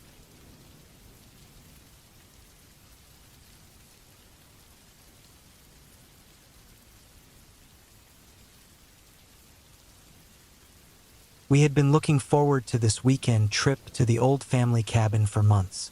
It sat on a big farm surrounded by fields and thick woods, filled with memories of family get-togethers, laughter, and stories told by the fire. But there was something strange about it, a feeling I couldn't shake off. As we pulled up, the sun was setting, casting long shadows that danced between the trees. My parents were busy unpacking the car while my younger sister ran around, her laughter bouncing off the cool air. I took a moment to look at the cabin. The wood was rough and worn, and the front porch sagged a bit, but it still felt welcoming. After settling in, we decided to explore the farm. There were fields of corn swaying gently in the wind and a small creek that sparkled under the last light of day. I wandered away from my family, feeling drawn to the edge of the woods. I could hear leaves rustling and birds calling as they settled in for the night. But as I walked deeper into the trees, a chill ran down my back. The light faded quickly, and the woods turned into a dark maze. I turned back, retracing my steps, but I realized I had gone farther than I meant to. The sounds of my family had faded, replaced by an eerie silence. I called out, but my voice felt swallowed by the thick forest. Panic started to creep in as I quickened my pace. The trees closed in around me, their branches brushing against my clothes, making me feel like someone was watching. Then I saw it, a figure partly hidden among the trees. It stood still, just out of reach of the fading light. My heart raced as I squinted, trying to figure out what I was seeing. It looked like a man, but something felt off. He wore ragged clothes, and his face was hidden in shadows. I froze, my instincts screaming at me to run. I turned and bolted, fear driving my legs. I stumbled back toward the cabin, branches whipping against my arms and legs. My breath was loud and panicked, drowning out the sounds of the forest. As I burst through the tree-line, the cabin came into view, a safe haven in the dark. I dashed inside, slamming the door shut and locking it. My family was gathered around the fireplace, completely unaware of the dread I felt. I could see worry in my sister's eyes as I tried to catch my breath. I didn't tell them what I had seen. Instead, I focused on the warmth of the fire and the familiar sounds of my family. That night, I lay in bed, the shadows of the cabin feeling heavier than before. My mind raced with thoughts of what I had encountered. It was probably just a trick of the light, I kept telling myself. But sleep wouldn't come, and my thoughts were haunted by the image of that figure. The next morning, the sun rose bright and clear, washing away the unease of the previous night. My family decided to go for a hike around the farm. As we walked, I tried to shake off the fear that still lingered. We stumbled upon an old barn, its doors creaking eerily. I hesitated, glancing back toward the woods, half expecting to see that figure again. As we explored the barn, I found a small, rusted bell hanging near the entrance. It was just a simple object, but it stirred something inside me. I shared my fear with my family, describing the figure in the woods. To my surprise, they listened closely. My father told stories of how the farm was once a refuge for the community, but also a reminder of the tough times those who lived there faced. Later that day, we decided to have a bonfire outside the cabin, roasting marshmallows and telling stories. The warmth of the fire and my family's laughter pushed away the shadows from the night before. But as I sat there, I couldn't shake the feeling that something was off. As the fire crackled, I glanced back at the woods. The trees stood tall and silent, but they didn't seem friendly anymore. I felt the weight of the night pressing down on me. The feeling of being watched returned, heavier this time. I turned to my family, but they were lost in their own world, oblivious to the unease creeping back into my heart. That night, I lay in bed again, unable to sleep. The cabin creaked with the wind, and I swore I heard whispers outside, soft but clear. I peeked through the window, my heart pounding. The moonlight barely pierced through the trees, but I thought I saw something moving at the edge of the woods. I blinked, and it was gone. I tried to convince myself it was just my imagination. But deep down, I knew something was out there. Something that had been watching me. Something that didn't belong. The feeling gnawed at me, and I turned away from the window, trying to push the thoughts aside. On our last day, I felt a sense of dread as we packed up to leave. I took one last look at the woods, feeling an urge to run back to them, to uncover whatever secrets they held. I wanted to confront that figure, to know what it was that had haunted me. But I also felt a deep warning, a voice in my head telling me to stay away. As we drove away, the cabin receded into the distance, but the feeling didn't leave me. The woods loomed behind us, dark and still. I glanced back one last time, and for a brief moment, I thought I saw a figure standing among the trees, watching us go. It felt like a reminder that some things are best left undiscovered. And as we drove on, I couldn't shake the feeling that the woods were not finished with me yet.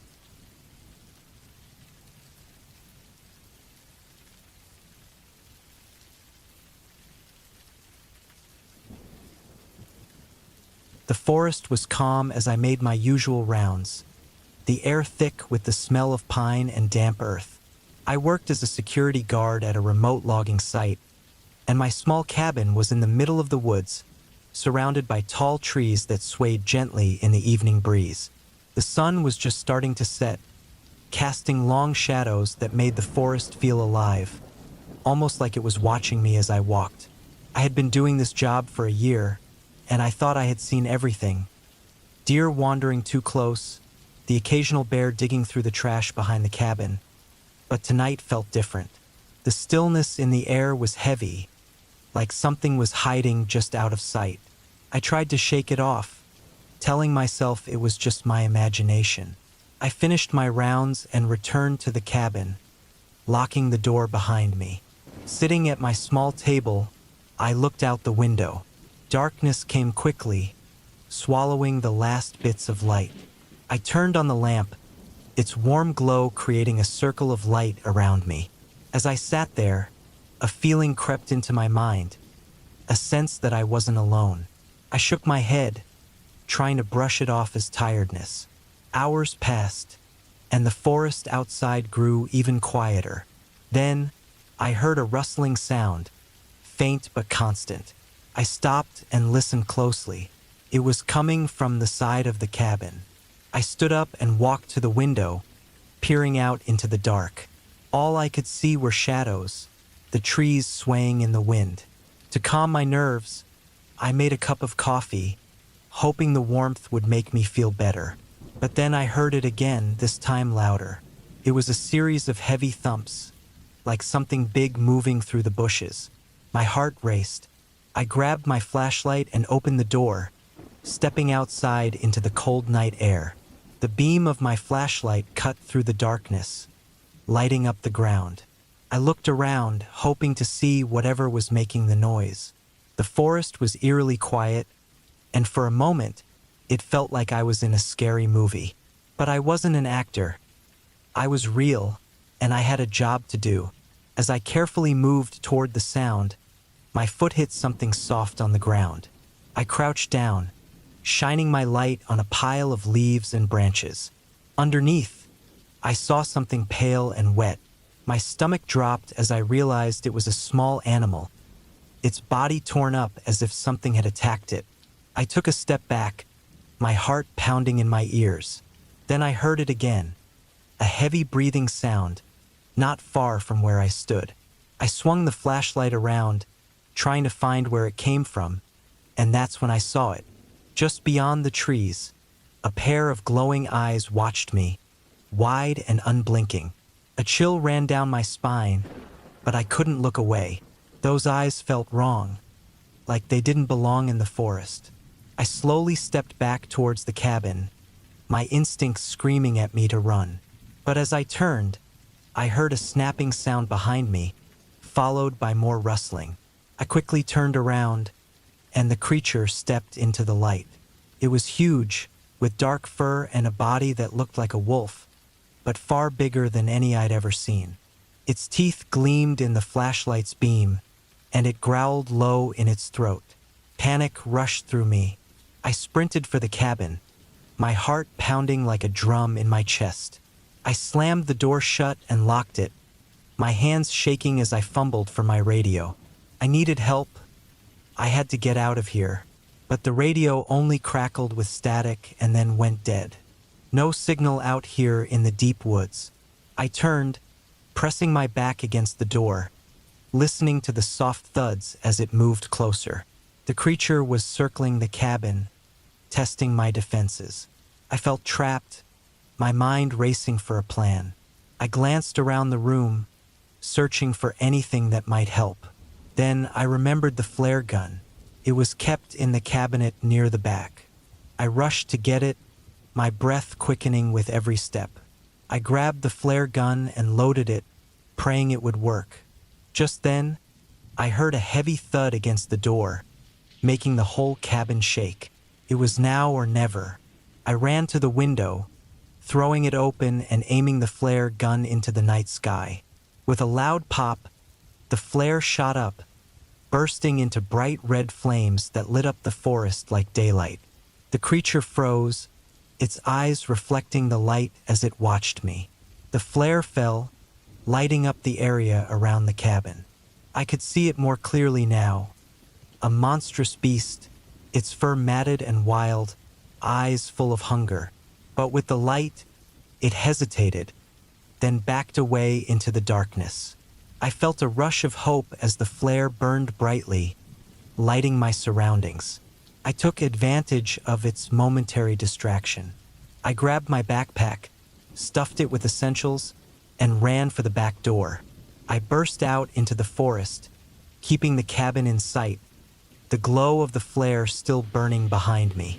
I dashed toward the logging road, praying I would find help soon. As I sprinted through the trees, the sounds of the forest surrounded me again. I didn't look back, driven by adrenaline and fear.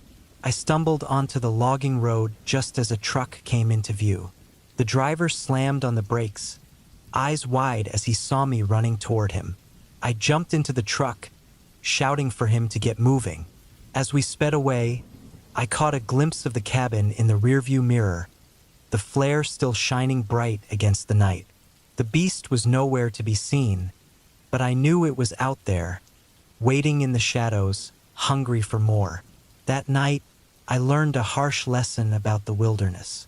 It's beautiful but can hide terrible dangers. I left that job behind and never looked back. The forest had secrets I was never meant to find, and I was just thankful to escape with my life. But as I lay in bed that night, the fear settled in, a reminder that something was still out there, lurking in the darkness, waiting for its next chance to strike. Even in the safety of my home, I could feel its eyes watching, waiting for the moment when I'd let my guard down. Last winter, my sister, her husband, my hostile friend, and I decided to spend a weekend at a cabin deep in the woods. We thought it would be a nice way to get away from everything, maybe go on a short hike, and just enjoy the peace. The drive up took us along a winding mountain road, with bare trees on both sides and a gray sky hanging low. The cabin itself was small, with floors that creaked and a stale smell in the air, but it was enough for what we needed. That first night, nothing strange happened. We made a small fire to keep warm, but when the wind picked up, it started howling around the cabin, shaking the walls. We brushed it off and eventually went to sleep, each of us in a separate corner of the cabin. Early the next morning, I woke up to a strange noise outside. It was faint, like a slow, crunching sound, as if someone was walking on the frozen ground. I stayed still, trying to listen, My friend was sleeping on the floor beside me, out cold, but the sound kept getting closer, creeping up toward the cabin walls. As dawn came, I went outside to check. The snow around the cabin had fresh footprints in it, too many to belong to any of us. They were spaced like someone had been pacing in circles around the cabin. I followed them a little way into the trees but stopped when I noticed they went nowhere and just looped back to the cabin. When I got back inside, my sister was already up and looked uneasy. She had heard the same crunching sound outside during the night and thought it was one of us. We told her it wasn't, and we agreed to stay alert the next night, just to be safe. That night, I stayed up with my friend. We sat quietly in the dark, listening. Every little creak and whisper from the wind set us on edge. Eventually, we heard the sound again, faint footsteps moving around the cabin, right outside the windows. This time, I peeked out through a gap in the curtain, but there was nothing there. We could hear it clearly, like someone was right outside, but the yard was empty. No shadows, no sign of anything that could be making the sound. The next morning, we found thin scratches on the cabin walls. They hadn't been there the day before. The footprints were back too, circling the cabin even more. That was when the fear really started to set in. By the third night, none of us could sleep. My brother-in-law suggested we leave early in the morning. But as the night dragged on, the footsteps returned, louder and heavier this time. They moved right up to the front door, then around to the back and kept circling. We were all inside, wide awake, barely even breathing. Right before dawn, the sounds stopped suddenly, leaving an eerie silence. It was so quiet it felt worse than the footsteps. We packed up quickly in the morning, all of us pretending like nothing had happened. But as we were leaving, I noticed something on the window. In the frost covering the glass was a single handprint, smeared like it had been dragged down the window. Even now, I can't shake the feeling that something had been there, just out of sight, watching us, feeding off our fear. I never went back to that cabin. None of us did. But sometimes, in the quiet of night, I hear those same slow footsteps circling, coming closer and closer, as if whatever was out there followed me back, waiting.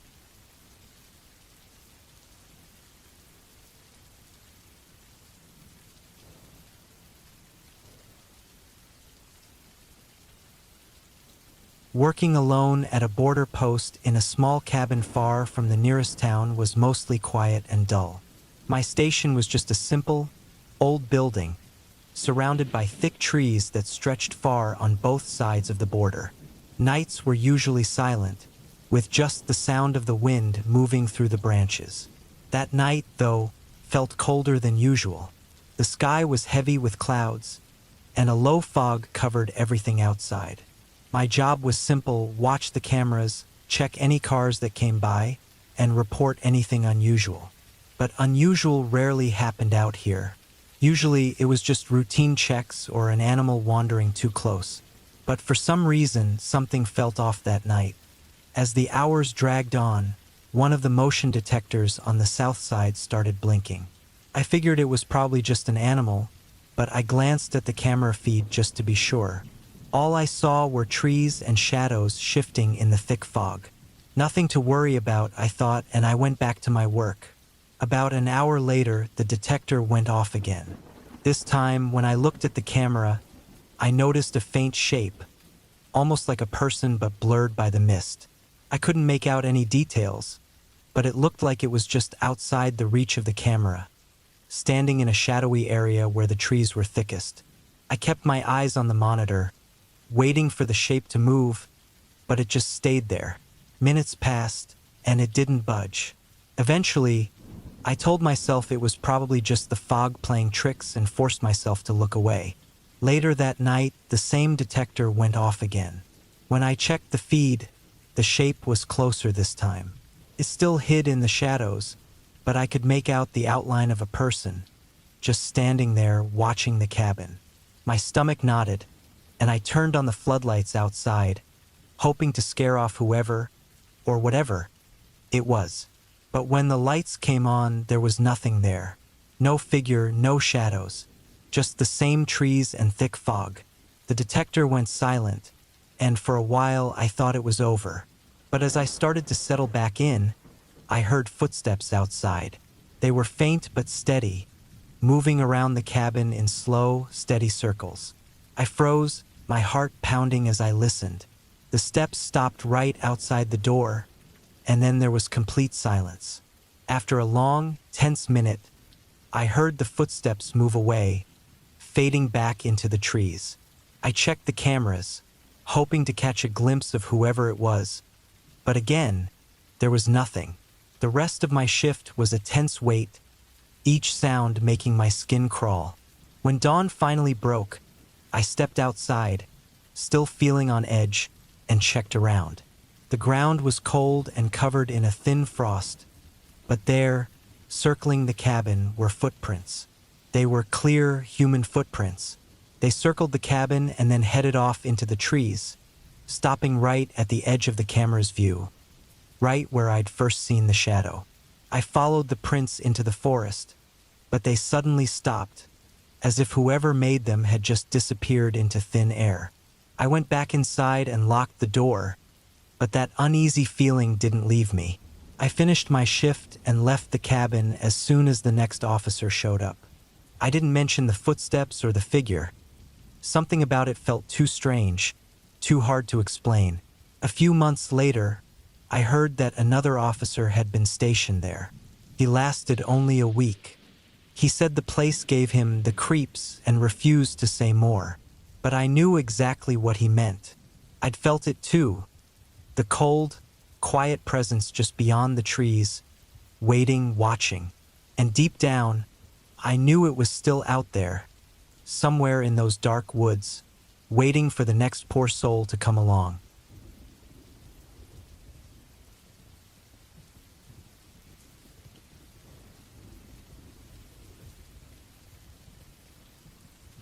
I decided to spend the weekend alone at a cabin deep in the woods. It was far from everyone, which was exactly what I needed. Work had drained me, and I thought some quiet time alone would help me clear my head. The cabin was old, but it seemed solid enough, with thick walls and strong locks. The first day was calm. I spent hours reading, cooking simple meals, and walking around the cabin. As night started to fall, dark clouds rolled in, heavy with rain. Soon, I heard the first few drops, which quickly turned into a downpour. I could hear the rain hammering down on the roof, the wind rushing through the trees, and every so often, a loud crash of thunder that made the walls shake. The storm had me a little tense, but I tried to push it aside. I told myself it was just the quiet getting to me, nothing more. But as the hours went by, a strange feeling crept in, something I couldn't ignore. Felt like I wasn't alone out there. A sense of unease crept over me, like something was watching from somewhere nearby, hidden by the shadows and rain. Around midnight, the power went out, plunging the cabin into complete darkness, except for flashes of lightning that lit up the room for brief moments. I scrambled for my flashlight and lit a few candles I'd brought just in case. I kept telling myself it was just the storm, nothing unusual, but my nerves were on edge. Then I heard it, a faint sound from outside, just barely louder than the rain. Footsteps, slow, heavy, and way too close. I held my breath, hoping it was just some animal, but the steps sounded too careful, too deliberate. I felt a chill crawl down my spine as I realized that someone, or something, was circling the cabin, moving slowly, step by step, around its edges. The footsteps would stop every few seconds, then start up again, each time closer to a window or door. I moved as quietly as I could to each one, checking that it was locked tight. My heart was pounding, and with each step I took, I felt a rising dread that I couldn't shake. The footsteps stopped. I strained my ears, but all I could hear was the steady rain and my own breathing. I was starting to relax, telling myself it was probably nothing, just nerves. But then, in the next flash of lightning, I saw it. A tall figure standing just beyond the window. They stood completely still, close enough for me to make out their shape, staring in through the glass. I stumbled back, my hands shaking. The rain and wind were too loud to hear if they were saying anything, but it didn't matter. Their silent presence alone was enough to make me panic. I grabbed my phone, but of course, there was no signal this deep in the woods, especially in the storm. I was completely alone. Minutes dragged on, each one feeling like an hour, but the figure didn't move. They just stood there watching. I couldn't shake the feeling that they were waiting for something, maybe for me to make a mistake, to leave a door unlocked. Only the thin walls and a single lock stood between us. After what felt like forever, they finally moved away from the window. I held my breath, listening as they slowly moved around the cabin again, testing each window and door. I had checked every lock, but that didn't comfort me now. Then I heard a sound that made my blood run cold. The scrape of metal against the cabin door, like someone trying to pry it open. I grabbed the kitchen knife, the only thing I had, and backed up to the far side of the room, as far from the door as I could get. The scraping continued, then a loud thud as they tried to force the door. Each thunderclap seemed to make them push harder, each strike more desperate. I gripped the knife tightly, barely daring to breathe, listening to them struggle with the door. And then, as suddenly as it had started, the noise stopped. Silence filled the cabin, broken only by the constant rain tapping on the roof. I stood there, waiting, gripping the knife until my hands hurt. Finally, I gathered the nerve to look outside through the window. There was nothing there. No figure, no sound of footsteps, only the dark, rain-soaked woods. But then, just below the window, I noticed something that made my stomach twist. A muddy footprint, right by the door. It was fresh, smeared, and looked as if someone had been standing there for a while, just waiting. I didn't sleep for the rest of the night, clutching that knife until the first light of dawn broke through the trees. When the storm finally cleared and I felt brave enough to step outside, I found more footprints all around the cabin. They circled the whole place, stopping at each window and door, like someone had been searching for a way in all night. I never saw the figure again, but those footprints left something chilling in my mind. They showed me that whoever was out there had spent the entire night trying to get inside. And as I looked at the cabin, it hit me. If I had missed even one lock, left even one window cracked, I might not have been standing there at all.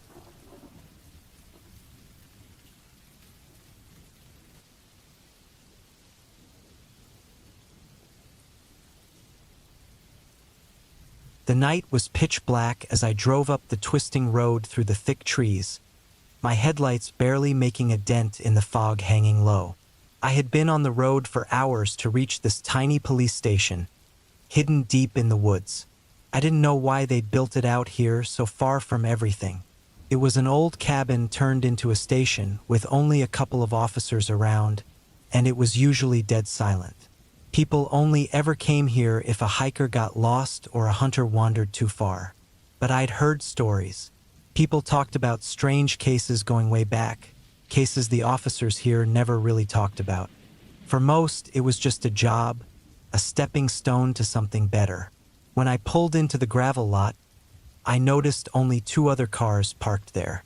A heavy, still silence hung over everything. The only sound was my boots crunching on the gravel as I walked up to the cabin door. The lights were on, and from outside, it looked like any other cabin out here in the woods. But as soon as I stepped inside, I felt it. A strange, heavy feeling in the air, something that twisted my stomach in knots. The walls were lined with photos of officers who had worked here over the years, each face staring blankly. Felt like those eyes followed me as I walked down the hall. One of the officers on duty nodded at me and pointed toward the room I'd be staying in. I walked down the hall, passing empty rooms that looked barely used, like they'd been cleared out in a hurry.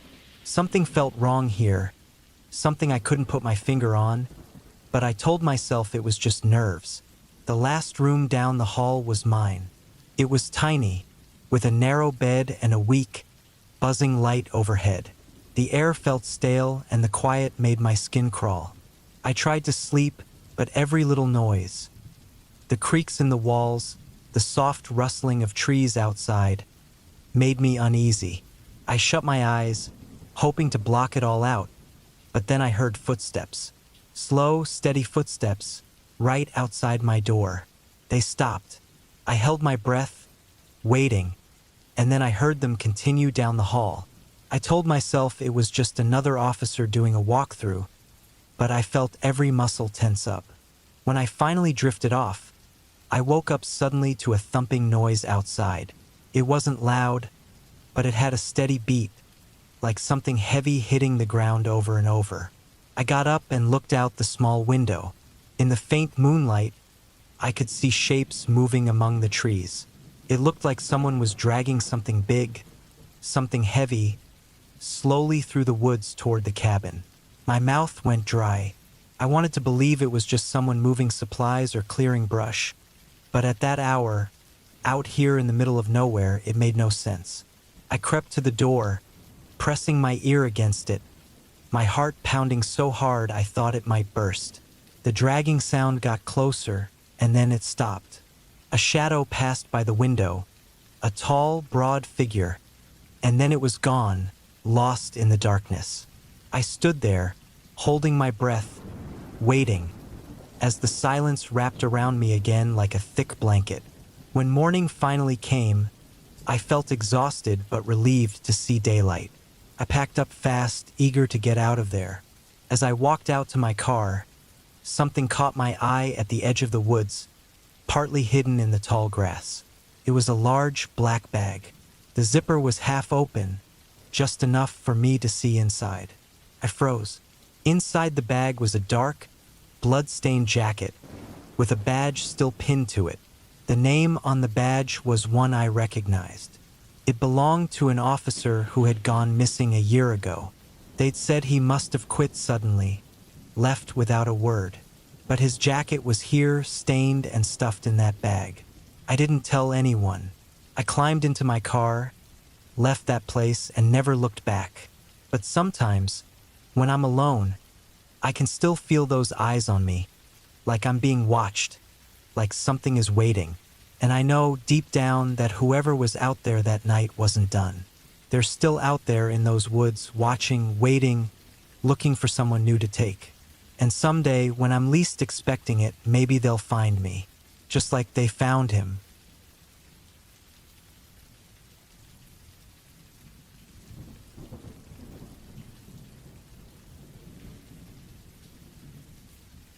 I arrived at the cabin deep in the South American rainforest, the sky already heavy with dark clouds. I had come to escape the noise of city life, looking for peace among the tall trees and endless green. The rain started soon after I settled in, pounding against the roof like a loud drummer. At first, I felt cozy, wrapped in my blanket, listening to the steady beat of the rain. As night fell, the sounds of the forest grew louder. The wind howled through the trees, making strange whispers that seemed to call my name. I shook off the uneasy feeling creeping in. After all, I was alone in this remote cabin, far away from people. I turned on my flashlight and started to read, trying to distract myself from the shadows outside. Suddenly, I heard a rustling noise outside. I froze, the book slipping from my fingers. I listened hard, but the rain made it hard to tell where the sound was coming from. It didn't sound like the wind. I grabbed my flashlight and pointed it out the window. The beam cut through the darkness, lighting up the trees, but there was nothing there. My heart raced as I tried to tell myself it was just my imagination. Then I heard it again, closer this time. It sounded like footsteps in the mud. I held my breath, feeling a chill run down my spine. I had locked the door earlier, but the thought of someone out there made me uneasy. I peered through the window again, scanning the dark. Just shadows and rain. Then I saw something. A dark shape standing just beyond the tree line.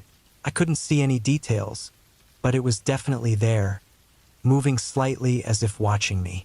My instincts kicked in. I grabbed my phone to call for help, but there was no signal. Panic set in. If something was out there, I was completely alone. I decided to block the door with the heavy furniture in the cabin. The rain kept pouring, drowning out my thoughts. My heart was pounding louder than the storm, and I fought the urge to look outside again. But curiosity got the better of me. I slowly moved to the window, my flashlight flickering as if it knew I was scared. I aimed the light at the figure, but it had disappeared. A wave of fear washed over me. Where did it go? My mind raced, thoughts spiraling as I checked the door one more time. The locks were secure. I tried to steady my breathing, but the air felt thick, and every creak of the cabin echoed in my ears. Then, out of nowhere, a loud crash came from the back of the cabin, followed by the unmistakable sound of breaking wood. My heart dropped. Someone had broken in. I had to move quickly. I grabbed a heavy metal lamp, holding it tightly as I made my way to the back room where the noise came from. My mind raced with thoughts. What if it was someone dangerous? I peeked around the corner, flashlight ready. The back door was wide open, flapping against the wall, rain pouring in like a wild river. I stood frozen for a moment, then stepped outside, determined to confront whatever was out there. The air was thick with humidity, mixed with the smell of wet earth and leaves. As I stepped into the rain, I scanned the area, hoping to see the figure, but all I found were shadows moving in the rain. The weight of silence hung around me, heavy and uncomfortable. Just when I thought I was imagining it, I heard a low growl. I turned quickly, shining my light toward the sound, and there it was, a wild dog, its eyes shining with fear and anger, cornered and ready to protect its space. I backed away slowly, realizing this was just an animal trying to defend its home, much like I was. I hurried back into the cabin, slamming the door shut behind me. My adrenaline began to fade, leaving me with a dull ache of fear in my chest. I had let my imagination run wild. With the rain still pounding outside, I finally allowed myself to breathe. The storm was fierce, but strangely, I felt calmer. I locked the door again, hoping the wild dog wouldn't come back. I settled back onto the couch, the rain a soothing sound after the chaos. I reminded myself I was safe inside, surrounded by the strong walls of the cabin. As the night went on, the storm began to calm down, and the tension in my chest eased. I drifted off to sleep, knowing I had faced my fears that night, even if it was just a wild dog. But I awoke to a different sound, a faint scratching noise coming from the walls, just below the window. I listened closely, my heart racing again. I sat up, shining my flashlight toward the sound. The beam cut through the darkness, but there was nothing there. The scratching continued, now accompanied by a soft thumping. Felt like something was trying to get in. My pulse quickened, and I wished I had not locked the door so tightly. What if it wasn't just the dog? The scratching turned to a tapping, rhythmic and eerie. I grabbed my lamp, ready to defend myself. The noise stopped suddenly, replaced by a heavy silence. I held my breath, straining to listen. Then, I heard it, a whisper, soft and chilling, as if someone was right outside my window, trying to get my attention. I slowly approached the window, fear creeping into my gut. I raised the flashlight, aiming it at the glass, and the beam hit something just outside. The same dark shape from earlier, but now it was closer, hovering in the shadows. My stomach dropped as I realized I wasn't alone. I stepped back in horror, knowing that whatever it was could see me, and I could do nothing but wait, trapped inside my own cabin, while the storm outside raged on. Morning would come, but I knew that the darkness held its secrets. The wild dog wasn't the only thing lurking out there. I was just a visitor in a place that could swallow me whole, and I realized that no matter how safe I felt inside, the forest had a way of reaching back to those who disturbed its peace.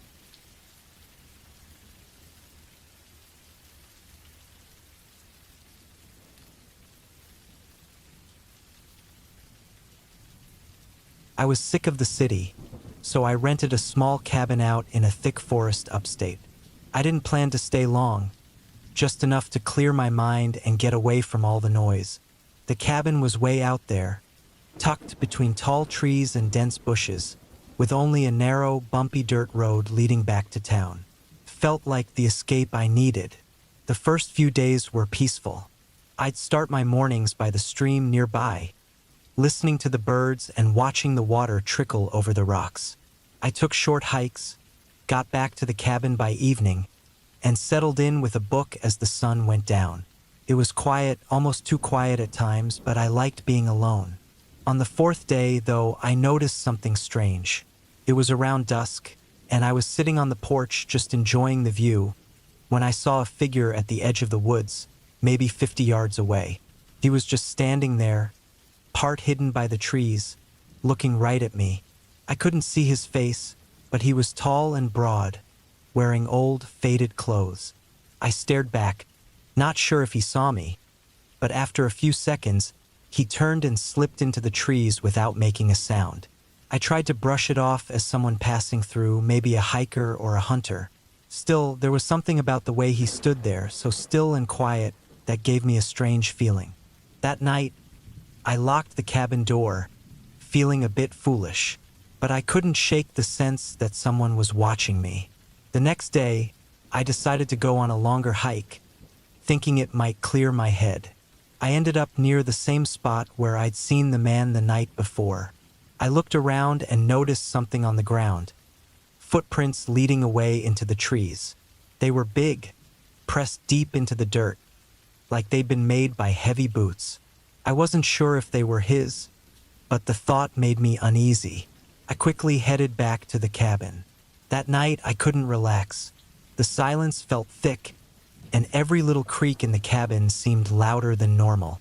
Around midnight, I thought I heard something outside, like leaves crunching underfoot. I got up, grabbed a flashlight, and looked out the window, scanning the tree line. Nothing. I told myself I was just on edge and tried to let it go, heading back to bed after a while. But sleep didn't come easy. I lay there, listening to every sound, feeling a creeping sense of dread that I couldn't shake. Eventually, just before dawn, I drifted off. The next morning, I'd had enough. I decided to pack up and head home. The cabin and the woods had started feeling strange, like I was intruding on someone else's space. But when I went outside to load up my car, my stomach dropped. There were muddy boot prints leading up to the cabin door. Fresh prints, clear in the dirt. They hadn't been there the night before. Someone had come up to the door while I'd been sleeping inside. My hands shook as I threw my stuff into the car, desperate to leave. As I drove away, I kept looking in the rearview mirror, half expecting to see that figure standing in the road, watching me leave. It wasn't until I was miles down the road, finally back on the main highway, that I felt like I could breathe again. But even now, I can't get those boot prints out of my mind. The way they came right up to my door, and the feeling that whoever made them had been watching, waiting just outside, in the dark. Since that day, I've tried to forget about it. But every time I think about the cabin, I can see that shadow at the edge of the trees, that silent figure slipping away, and those boot prints leading right up to where I slept, alone, without any idea of what was lurking outside my door. And sometimes, I still wake up in the middle of the night, wondering if he's still out there, hiding in the woods, waiting for someone else to stay long enough to notice him too.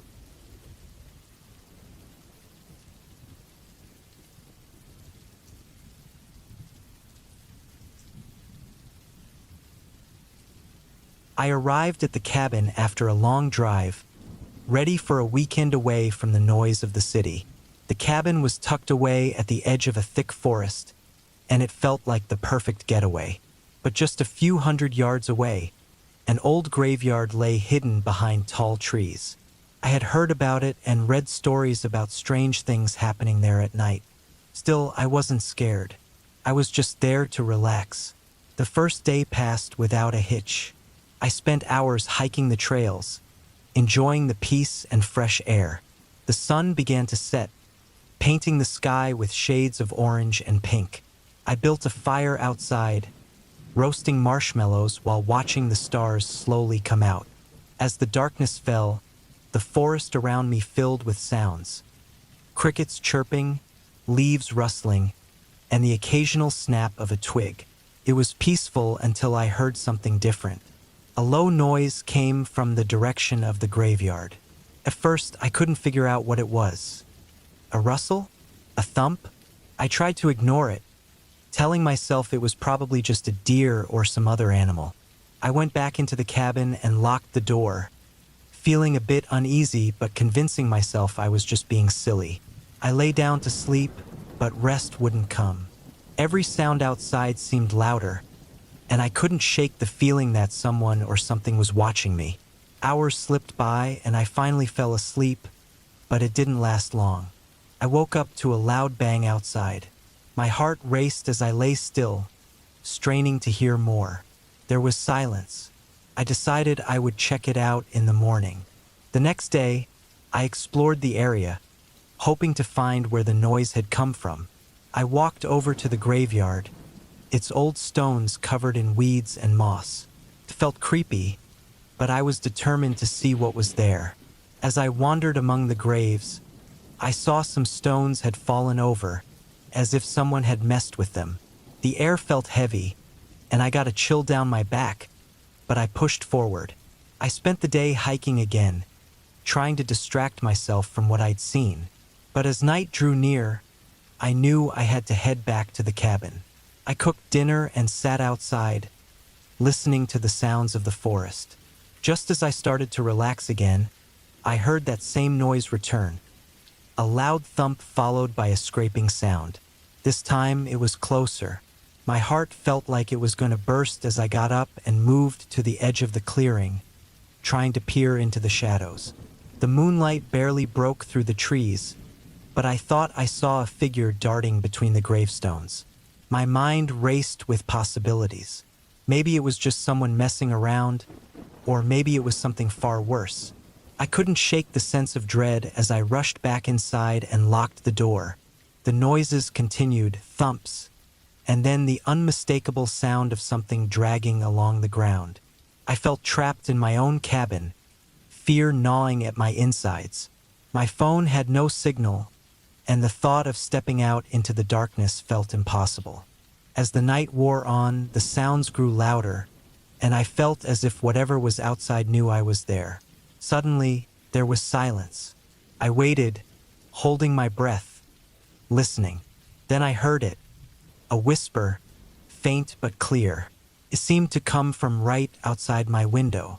It was a simple phrase, "Help me." My blood turned cold. I couldn't tell if it was real or if my mind was playing tricks on me. I grabbed a heavy flashlight and moved quietly toward the window, shining the beam into the dark. There was nothing, just trees and shadows. I backed away, trying to convince myself it wasn't real, but deep down, I knew I had to leave. When the sun finally rose, it cast a weak light over everything, stretching long shadows across the ground.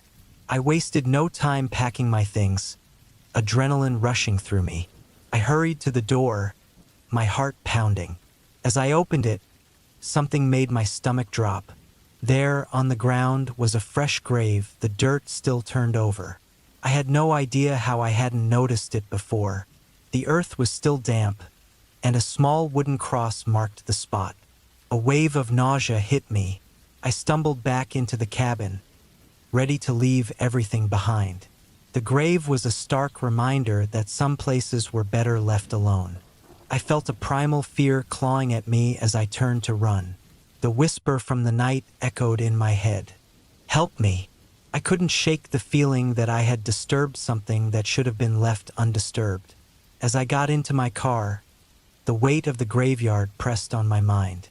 I drove away, heart racing, vowing never to return.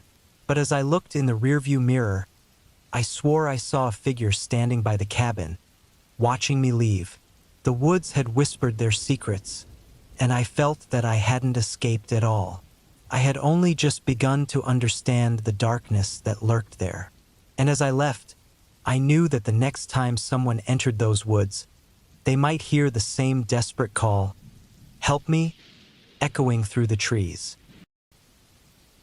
The following tale was shared anonymously on an online forum back on April 22nd, 2013. It's known as The Fallen Tree by an anonymous author. I've only recounted this story to a small number of people, and even now, recalling it still gives me chills.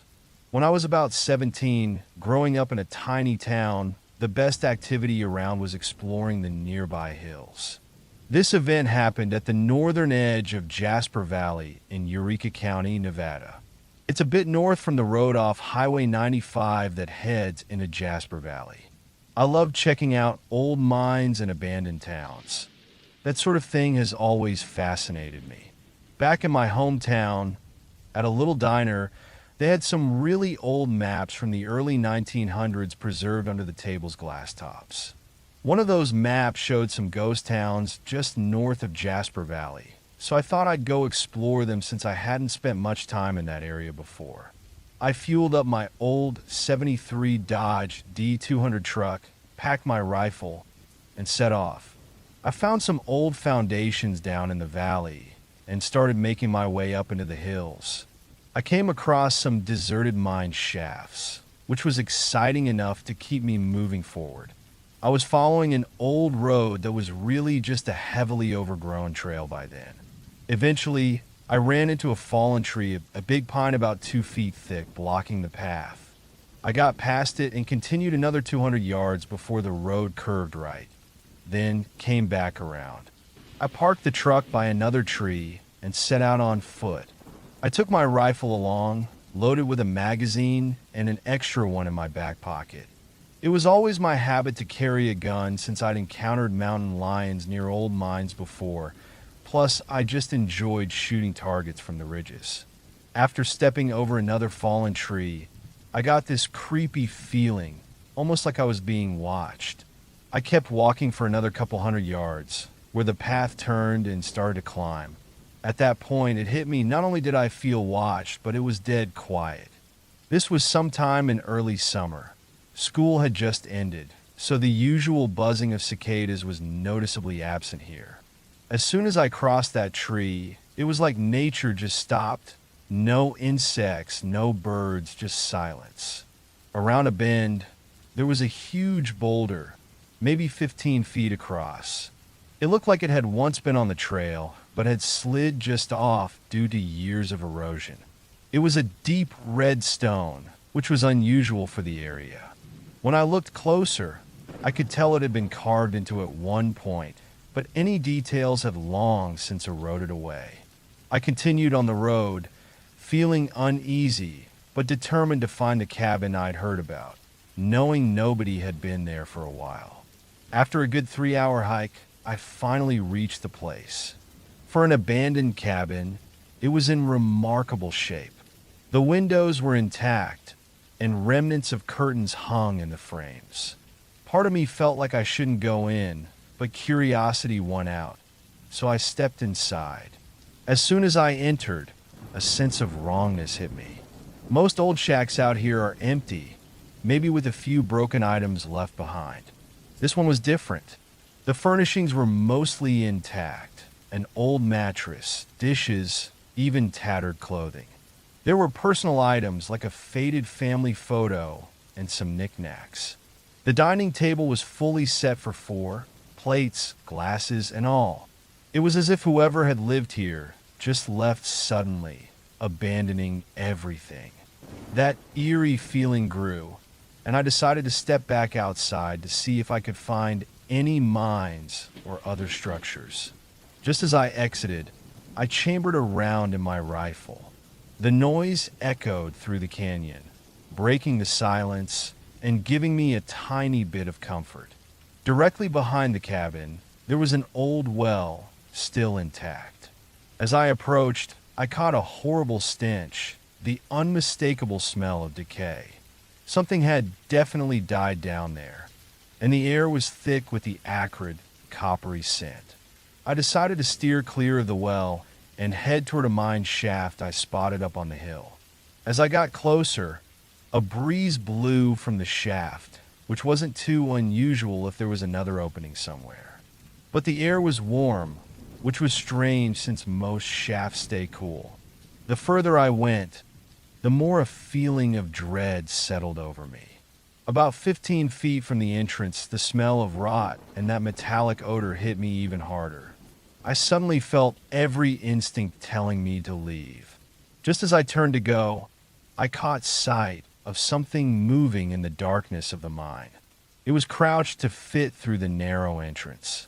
For a second, I thought it was a mountain lion, but it was too big for that. My mind scrambled, trying to make sense of what I was seeing. It was covered in rough, dark fur and appeared to be massive.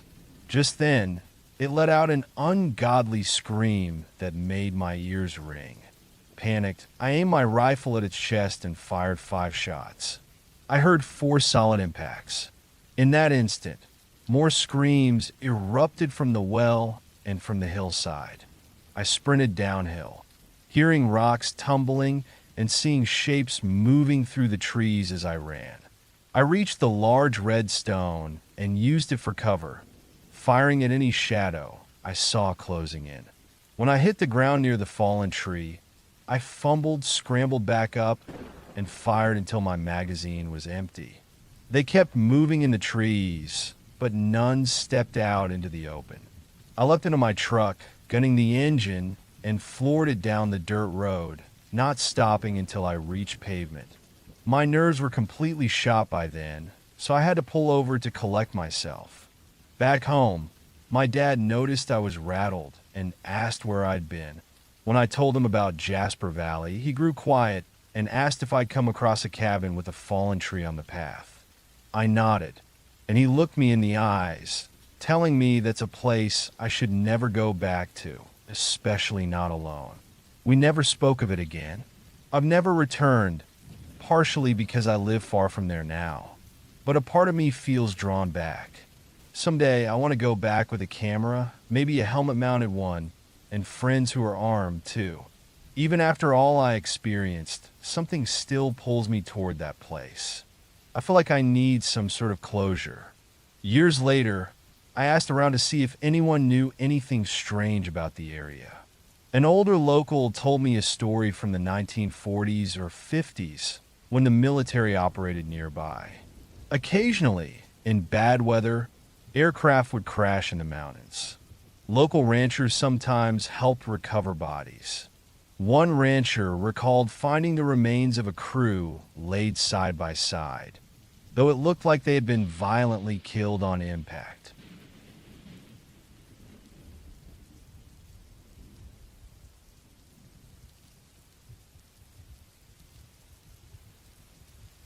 It was August 2001, just before high school was about to start.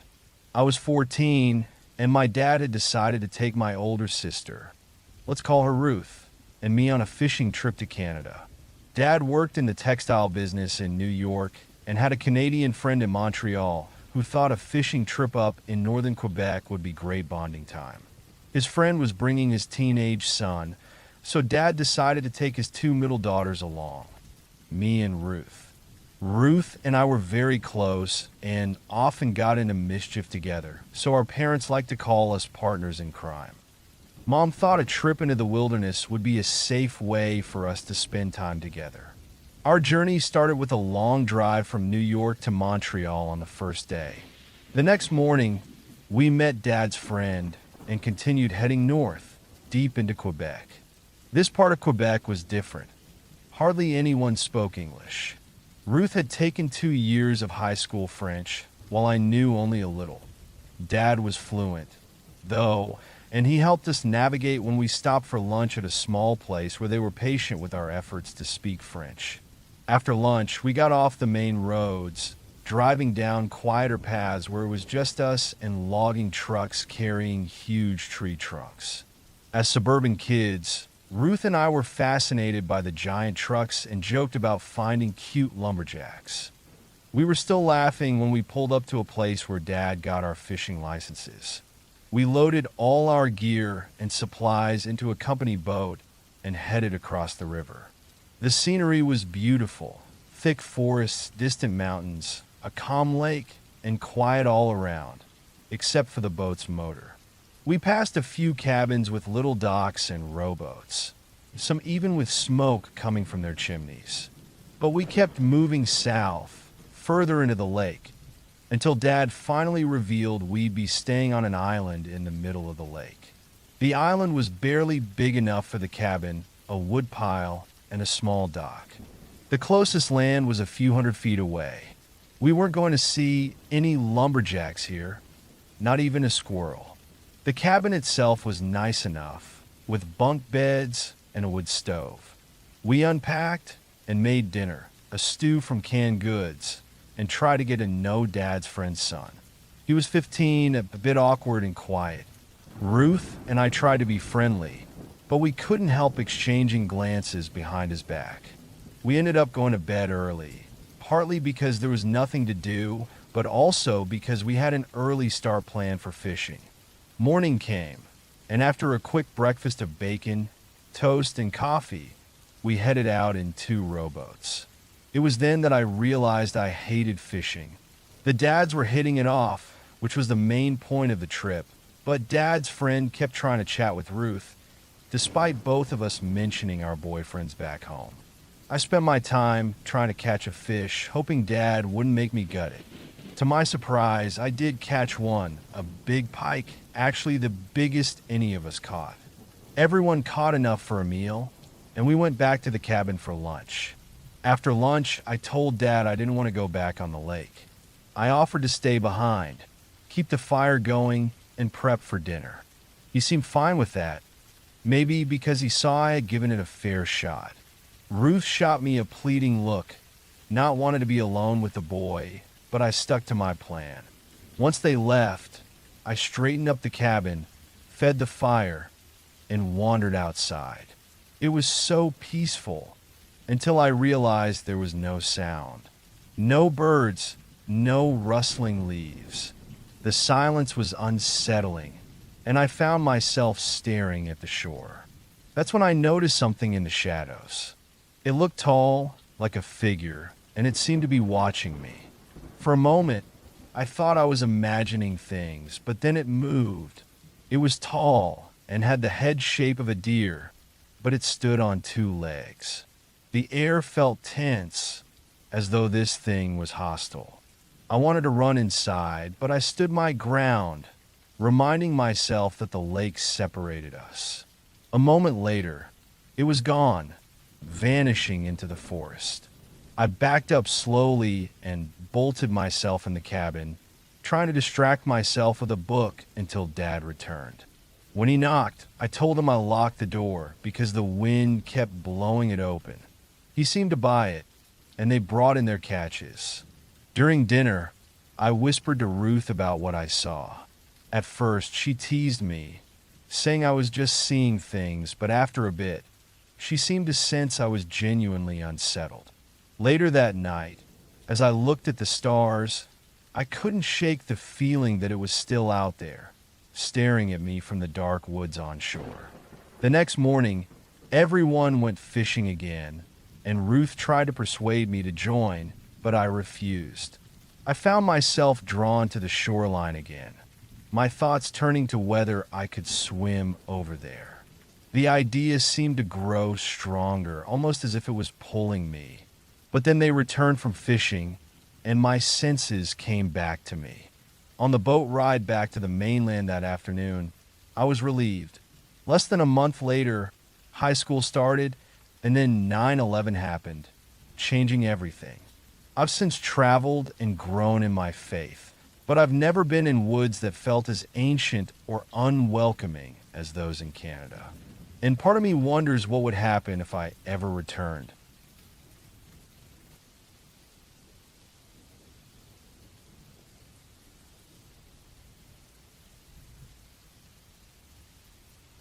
I've been living out in the woods for a while now, and it's been pretty nice.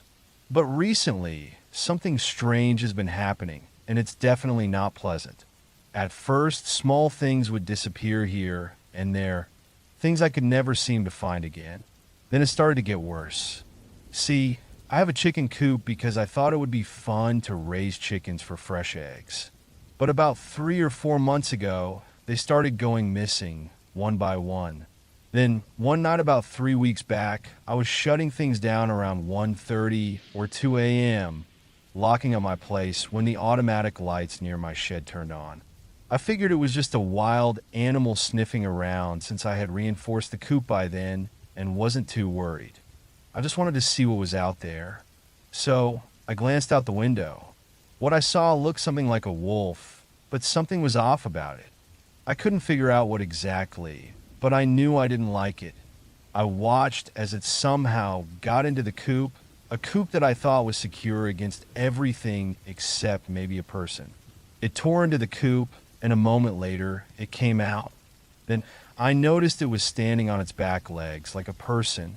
I was completely stunned, and before I could react, my dog growled at it. The creature immediately turned and looked our way, and my dog instantly stopped, shrinking back. I quickly called my dog over, and we quietly hid in my bedroom, which is thankfully on the second floor. I locked the door and even moved my dresser in front of it, just in case the thing somehow got inside. I grabbed my shotgun, a Remington 870, if you're curious, loaded it, and sat on my bed, holding it tight with my dog by my side. All night, I could hear it pacing around the outside of my house, grunting and moving around. When the sun finally came up, I carefully moved the dresser, crept downstairs, and looked out all my windows. Nothing. Feeling relieved, I called my dog to come along, grabbed my car keys, and decided it was time to leave. As I headed to my Jeep, I noticed how dead silent the woods were, which, if you know anything about nature, isn't a good sign. I glanced around and spotted it again, standing about 100 feet away. Without hesitating, I fired my shotgun in its direction, hoping to scare it off.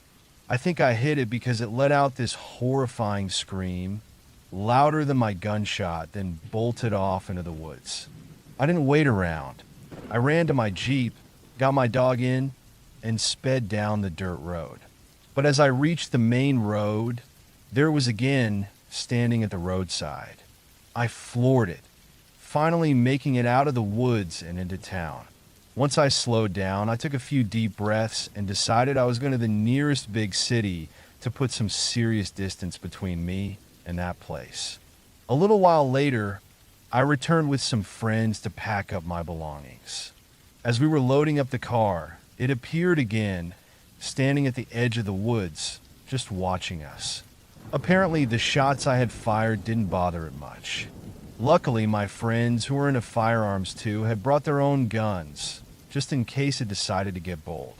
As we were finishing up, I noticed one of my friends wasn't in the car. Panicked, we went back down the driveway and searched around the house.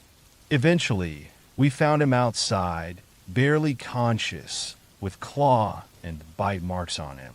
We got him into the car and drove straight to the hospital. When they asked what happened, we just told them it was a bear attack. Thankfully, he's expected to make a full recovery, but that was too close for comfort. Any thought I had about ever going back to live there vanished that day. I'm now safely staying with my parents while I look for a new place. The lesson I've learned? You can't get too comfortable living out there alone in the woods. You might just find something out there that you'll never forget.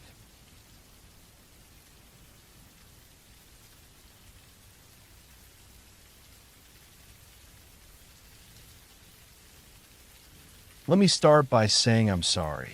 This isn't a story meant to pass a monster from my mind into yours. I just need people to know this. I'm Palestinian, and we have our own tale about a creature like a dogman called the Gulf Falva. I always thought it was just folklore. As the story goes, a high-ranking member of a group from home and a figure from a paranormal defense organization made an agreement with strange beings that weren't human, fur-covered creatures that could speak Pacinda. To me, this sounded like a hopeful story made to inspire, almost like propaganda, to give people the idea that anything was possible. But there were people who swore it was real. I never believed any of it, not until I traveled to the United States and had my own encounter. My cousin and I went to Michigan to film one of his projects. We were staying at a cabin near Higgins Lake, surrounded by miles of forest dotted with caves. We planned to shoot some scenes in the woods, and my cousin insisted we film at night. We did this every night for weeks, and things went smoothly until the third week. We were wrapping up a long day when we heard scratching and growling sounds. My cousin looked almost pleased, like he'd heard an old friend's voice, which seemed strange. This kept happening for several nights, always between 8 p.m. and 6 a.m. On the eighth day, we found deep scratch marks on the side of the cabin. My cousin seemed moved, even tearing up, but not from fear. It was more like happiness. Then on the 14th day, we found clumps of fur tangled in a nearby bush. My cousin whispered a word, Comanchelo, which didn't mean anything to me. On the 17th day, I caught sight of something near the back of the cabin that looked like a wolf. But we were in Michigan. I didn't think wolves lived in this part of the country. Then, incredibly, I saw it rise up on two legs. My cousin came in and, in broken English, told me I should go back to bed. I told him what I'd seen, and he repeated the same old story about Palestine making a pact with the Gulf Falva. I'd always dismissed it, but for the first time, I started to think he might be telling the truth. Then came the 28th day. My cousin invited me outside to watch the stars, something we rarely got to do back home. As we stood there, I heard a phrase in Pacinda, "It's been a while, friend." My cousin responded with Gumadullo and began approaching this creature. I thought he'd gone mad. It was only a few seconds, but it felt like hours as I watched him say, "Hello, comrade," again in Pacinda. To my shock, the wolf-like being responded, speaking the same language. I was too terrified and confused to make out what they were saying. Just as I was about to run, my cousin stopped me, urging me not to move. I then noticed two smaller figures near the creature. He said something to them that I didn't understand, and then he added, "May we meet again." At that moment, I realized that perhaps his story was true. Our people may have had some connection with these creatures. He wasn't just a fool with a dangerous attachment. He acted as if he was a caretaker for them. These tales about dogmen attacking or even killing people make me feel a strange sense of responsibility. Now you know why I apologized. For us, these beings are believed to be intelligent, with emotions, and I believe my cousin acted in their best interest, even if not in humanity's. For some reason, he feels a bond with these creatures that I can't quite explain.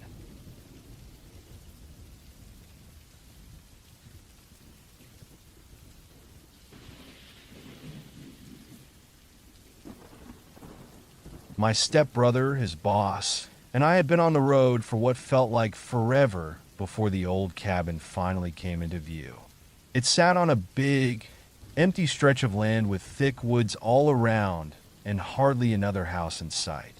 His boss, who always seemed calm and in control, had invited us out here, calling it a hidden gem, a quiet place to unwind after weeks of hard work.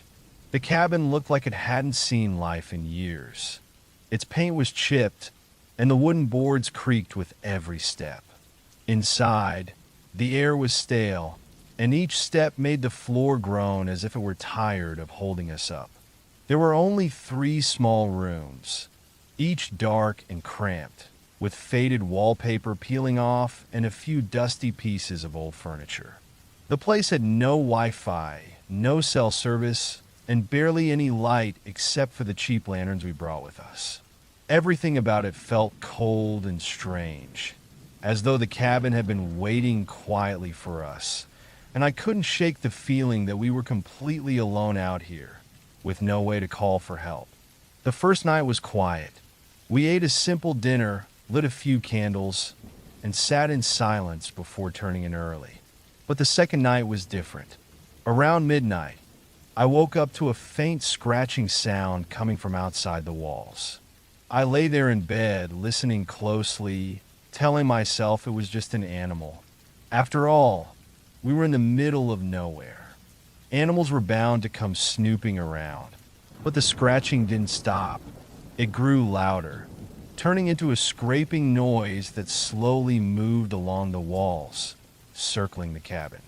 My heart started pounding, but I was too scared to get up. I figured maybe my stepbrother would check it out, but I didn't hear a sound from his room. Eventually, the noise faded, and I forced myself to believe I'd just imagined it. The next morning, I told his boss about it. She shrugged it off, saying it was probably a raccoon or something else looking for food. My stepbrother brushed it aside too, but I couldn't shake this feeling that something was wrong. The uneasiness stuck with me all day. That night was even worse. I woke up again, but this time to a deep, heavy thumping, like something was hitting the walls with force. I felt trapped, lying in bed with my heart pounding, unable to bring myself to look out the window. The thumping moved from one side of the cabin to another, each hit echoing in the quiet. It stopped at the windows now and then, pausing as if something was looking in. After what felt like forever, the sounds finally stopped. I managed to fall asleep for a few hours, but I woke up at dawn, feeling exhausted and on edge. When I went outside, I saw strange marks in the dirt around the cabin. They didn't look like animal tracks. They were long, thin drag marks, as if someone or something had been dragging something heavy and sharp all around the cabin. My stepbrother just kicked at the dirt, mumbling that it was probably just roots or rocks that got shifted around. His boss gave me a quick look, but didn't say anything. By the third night, I couldn't relax. I lay in bed wide awake, listening to every tiny sound. Around 2 a.m., the noises started up again. This time, they came from the back door, which started rattling as if someone was trying to push it open. Then I heard a slow, scraping noise, metal against metal, right at the door lock. I felt a cold chill run through me. Whatever was outside, it was trying to get in. I gripped the blanket tight, ready to run if the door swung open. After a while, the rattling stopped, and the cabin went silent again. I barely slept the rest of the night, and as soon as the sun rose, I told my stepbrother and his boss that I'd had enough. I wanted to leave. They both tried to brush it off again, but I could see in their faces that they felt the same dread I did, even if they wouldn't admit it. We packed up fast, throwing our stuff in the car, all of us desperate to leave. As we backed out of the driveway, I glanced at the cabin one last time. There was something in the window, a faint glint of light, like the cabin itself was watching us leave. The sight made my skin crawl, but I was glad to put it behind us. When we got back home, I couldn't stop thinking about it. I started searching online for any information about the area, hoping for some kind of explanation. That's when I found stories from people who had stayed there. Reports of strange sounds, marks around the property, things disappearing without a trace. Some people even claimed to have seen shadows at night, moving just beyond the tree line, watching them. But no one had ever figured out what was going on. Whatever it was, we were lucky to get out of there. But I can't shake the feeling that the cabin isn't done with us. Sometimes, late at night, I'll hear a faint scratching sound outside my window. And every time, I wonder if whatever was out there followed us back, or if it's just waiting for the next visitors to stumble across that hidden gem in the woods.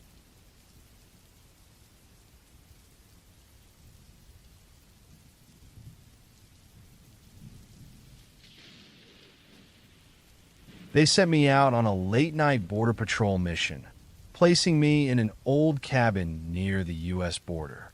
It was set up as a temporary lookout spot, but it didn't feel like much of one. The cabin was tiny, almost bare, with just a cot, a small table, and a single light bulb that flickered like it was about to give up. Outside, rain poured hard, slamming against the roof and drowning out nearly every other sound. The darkness around the cabin felt heavy, and with the rain, it was like the whole place was cut off from the rest of the world. At first, I wasn't too bothered. I'd done shifts like this before. I knew the routine.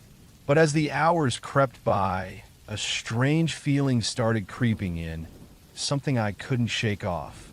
It was like the air itself was heavier, and it wasn't just from the cold or the rain. The quiet, combined with that strange feeling, made me keep glancing out the window. Sometime around midnight, I stepped outside to check around the cabin. The rain was still pounding down, turning the dirt into thick mud. I flicked on my flashlight, but the rain and fog made it hard to see more than a few feet in front of me. Every now and then, I thought I saw a shadow move out by the tree line, just out of reach of the light. Each time, I'd stop, scan the trees, and tell myself it was probably just the wind or my mind playing tricks. But deep down, I couldn't shake the feeling that something was out there, watching. Eventually, I went back inside, soaked from head to toe, and locked the door. I tried to tell myself that the feeling of unease was just from the rain and isolation. But just as I was settling down, I started to hear noises outside. Slow, steady footsteps moving around the cabin. They were heavy, each step loud enough to cut through the rain. I sat still, listening hard, trying to keep my breathing calm, but every time I tried to pinpoint where the steps were coming from, they would stop. It felt like whoever or whatever it was didn't want me to know. Minutes turned into hours, and the footsteps kept coming and going, never staying long enough for me to get up the courage to look. I grabbed my weapon and kept it close, but my heart wouldn't slow down. I checked my watch over and over, counting down until dawn, but each minute felt like an hour. It was as if time had slowed down in that cabin, leaving me trapped in a long, tense silence that made the walls feel like they were closing in. Around 3 a.m., the footsteps stopped completely. I wasn't sure whether to feel relieved or even more on edge. The silence that followed was worse somehow, as if whatever was out there had finished whatever it was doing. I strained to listen, but all I could hear was the rain. Then came a tapping on the window. At first, it was soft, barely noticeable over the rain, but it got louder, sharper.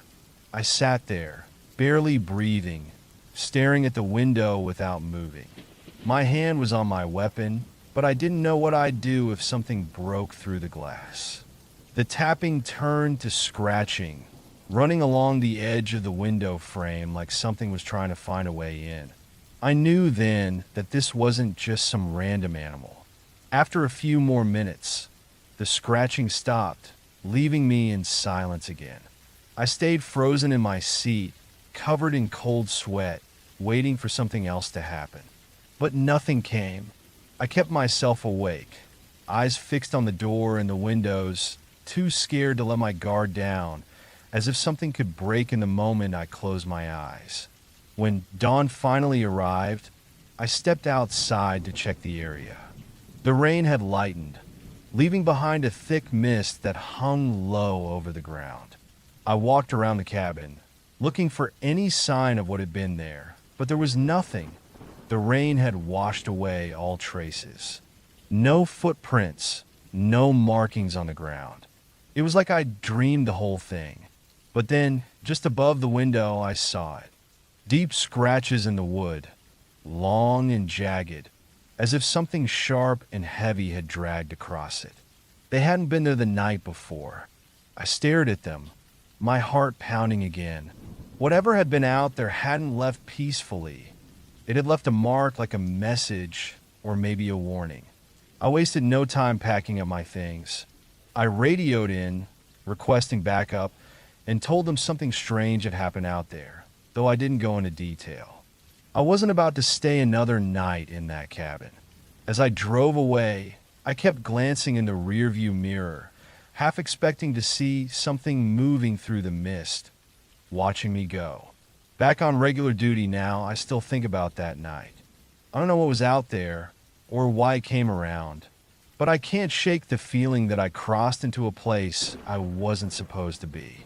And sometimes I have this strange, nagging feeling that if I ever go back to that cabin, it'll be waiting for me. Not out of curiosity, not out of anger, just waiting out there in the shadows like it is all the time in the world.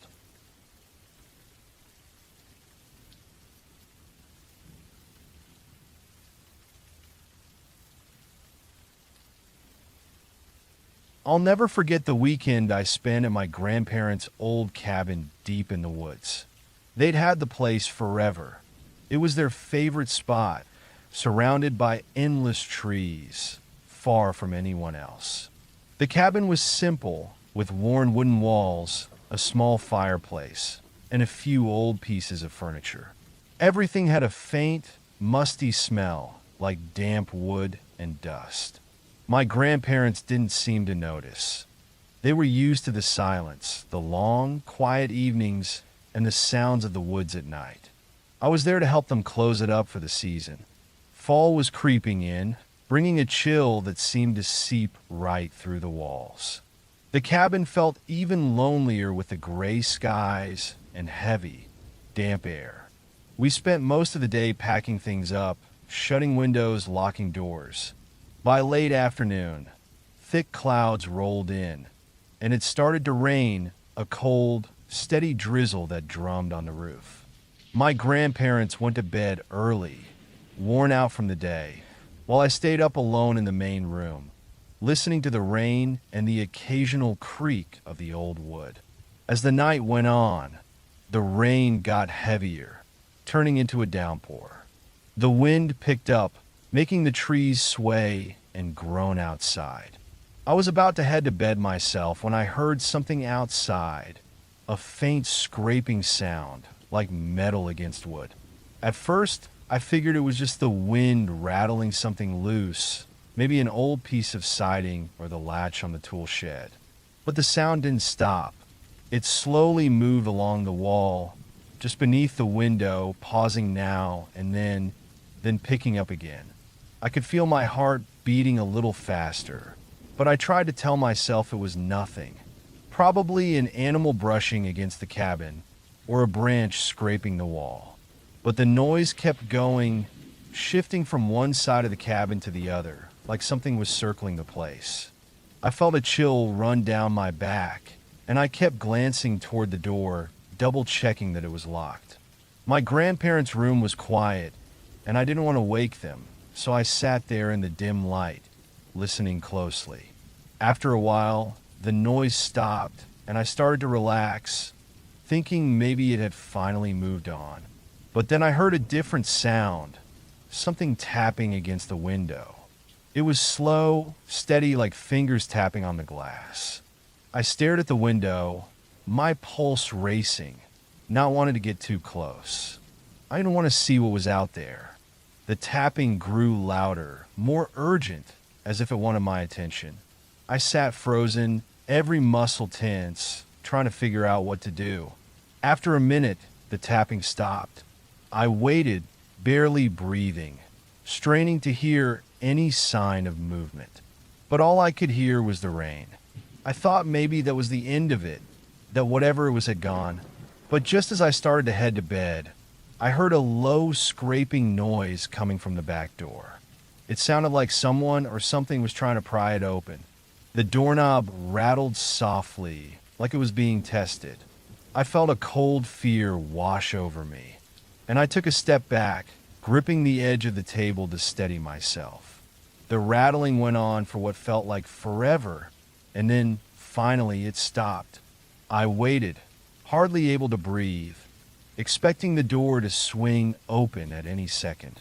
But nothing happened. The only sound was the rain, which had started to lighten.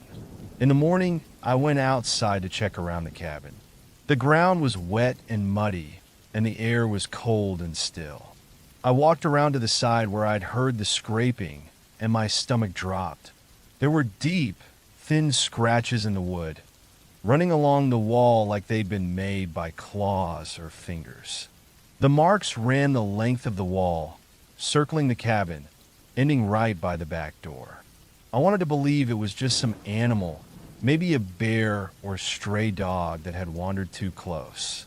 But as I looked closer, I saw something else. Small bits of wood around the door, splintered like someone had tried to force it open. I didn't tell my grandparents about it. We packed up that morning, locked the cabin, and headed back to town. But the whole drive home, I couldn't shake the feeling that whatever had been outside that night hadn't just been passing through. It had been watching, testing, maybe waiting for us to leave. Now every time I think about that cabin, I feel a chill. I realized how alone we really were out there, and how something could be lurking just beyond the trees, hidden in the dark, waiting for the right moment to come closer. And if I ever go back, I can't shake the feeling that whatever it was, it might still be waiting for me.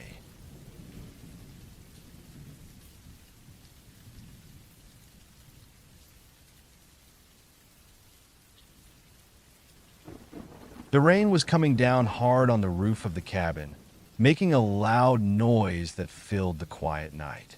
I had come here to get away from the busy city for a few days, bringing my dog, Max, along for some company. The cabin was small and simple, surrounded by thick trees that blocked out most of the light from the moon and stars. It felt remote, a bit too far from everything, but that was just how I wanted it. Inside, the cabin was warm and cozy, with a fire crackling in the fireplace, filling the air with heat. I rolled out my sleeping bag on the floor and settled in, with Max curling up beside me. His soft breathing was calming, and I felt safe despite the storm outside. As the night went on, the rain turned into a heavy downpour. The wind howled, causing the trees to sway and creak. I tried to read my book, but the sounds outside started to pull at my attention. The cabin creaked with every gust of wind, and soon I couldn't shake the feeling that something was out there just outside my sight. I looked down at Max, who had lifted his head, ears perked, staring at the door. He let out a low growl I had never heard from him before. My heart began to race as I sat up straighter, listening closely. There was definitely something out there just beyond the door. Then I heard it, a slow scratching noise like claws scraping against wood. My heart quickened as I glanced at the door, wondering what might be trying to get in. I grabbed a flashlight and stood up, trying to be quiet so I wouldn't frighten Max. I aimed the light at the door, but the rain made it hard to see anything. The scratching grew louder, almost like something was moving around the cabin. I felt both scared and curious. I needed to find out what it was. Max stood up, his growl getting deeper, and I could see the tension in his body. I stepped closer to the door, gripping the flashlight tightly. As I moved, the scratching stopped, and the cabin fell silent. I hesitated, my mind racing with thoughts. What if it was a bear? Or something worse? Finally, I took a deep breath and cracked the door open. The cold air rushed in, carrying the smell of wet earth. I shone the flashlight outside, lighting up the yard, but all I saw was rain pouring down and the dark shapes of trees. Just as I was about to step outside, I heard a loud crash behind me. I whipped around, my heart racing, and saw the fire had sparked, sending embers flying. In a panic, I rushed to put it out, grabbing a blanket to smother the flames. When I turned back to the door, I noticed Max was standing tense, staring hard at something just outside. My heart sank as I saw a dark figure just beyond the light. It was big and hunched, blending into the shadows. I froze, unsure of what to do. Suddenly, the figure darted away into the trees, disappearing in an instant. I could hardly breathe, trying to understand what I had just seen. Was it a wild animal? The scratching had stopped, and I felt a mix of relief and fear. I quickly closed and locked the door, my mind racing with thoughts of what could have happened if I hadn't put out the fire in time. Max stayed close, pressed against me as we listened to the rain outside. The wind howled again, but the feeling of being watched still lingered. In the morning, the storm had passed, leaving a thick fog hanging in the air. I stepped outside with Max, the ground muddy beneath my feet. I looked around, hoping to find some sign of what had happened during the night. As I walked around the cabin, I noticed deep scratches in the wooden door frame, like something had tried to pry it open. A wave of fear washed over me. Whatever had been out there was not just curious. It had been testing us, seeing how vulnerable we were. I quickly packed up my things, my heart racing, and decided to leave early. As I drove away, I couldn't shake the feeling that I was still being watched, that whatever it was might still be hiding in the woods, waiting for the right moment to come back. Even now, every time it rains, I feel that same unease. I can't help but remember the cabin, a place that once felt safe. Now, it felt like a trap, a reminder that some things out there are not just passing through. They're watching, waiting, and ready to strike when you least expect it. I know I'll never return to that cabin again, and the thought that something is still lurking out there, hidden in the shadows, gives me chills.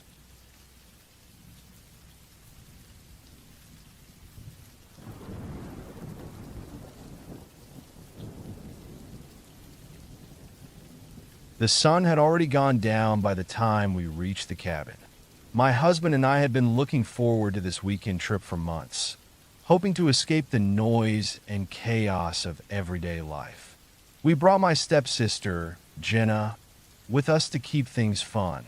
The cabin was deep in the woods, surrounded by tall trees that felt like they were closing in on us as we drove up the winding road. It felt remote and alone, just what we wanted. Inside, the cabin was simple but warm, with wooden walls and a small fireplace that promised comfort. After we unpacked, we lit a fire and settled in for the evening. The crackling sound of the fire filled the room, but outside, the wind started to pick up, making the trees sway and creak. I could hear branches scratching against the windows, and a cold breeze seeped in through the cracks. As the night went on, the wind got stronger, and I began to feel uneasy. It was odd to feel so alone, even with Jenna and my husband there. We played some board games, but I kept getting distracted by the noises outside. The cabin creaked with every gust of wind, and now and then I thought I heard something moving out there. Jenna, who had been quiet most of the evening, suddenly looked up, staring at the window with wide eyes. I glanced at her, then back outside. My heart raced as I noticed the darkness closing in. I could barely see the trees swaying, but nothing seemed out of place. I told myself it was just the storm, that I was being silly. After a while, Jenna suggested we step outside for some fresh air. I hesitated, but my husband agreed, and the three of us stepped onto the porch. The cold air hit us like a wave. We stood there for a moment, listening to the wind howl and the trees rustle. I shivered, and as I turned to head back inside, I spotted something strange in the trees just outside the light. A dark shape stood still, too big to be just a branch moving in the wind. A chill ran down my spine. My husband and Jenna were still chatting, but I couldn't shake the feeling that something was watching us. I stepped closer to the edge of the porch, trying to get a better look, but the shape vanished behind the trees. I turned back to my husband, trying to shake off my anxiety. We went back inside, closing the door tightly against the cold. As the fire crackled, I felt a bit better, but my mind was still racing. I suggested we watch a movie to distract ourselves. We settled into the living room, but my eyes kept wandering to the window where the darkness loomed outside. As the hours passed, the storm continued, but I was too tense to enjoy the movie. The wind howled louder, and then I heard the unmistakable sound of something scraping against the cabin, slow and deliberate. I froze, my heart racing. It sounded like it was coming from the side, just out of sight. My husband looked at me, confused. He glanced toward the noise, but it stopped as suddenly as it had started.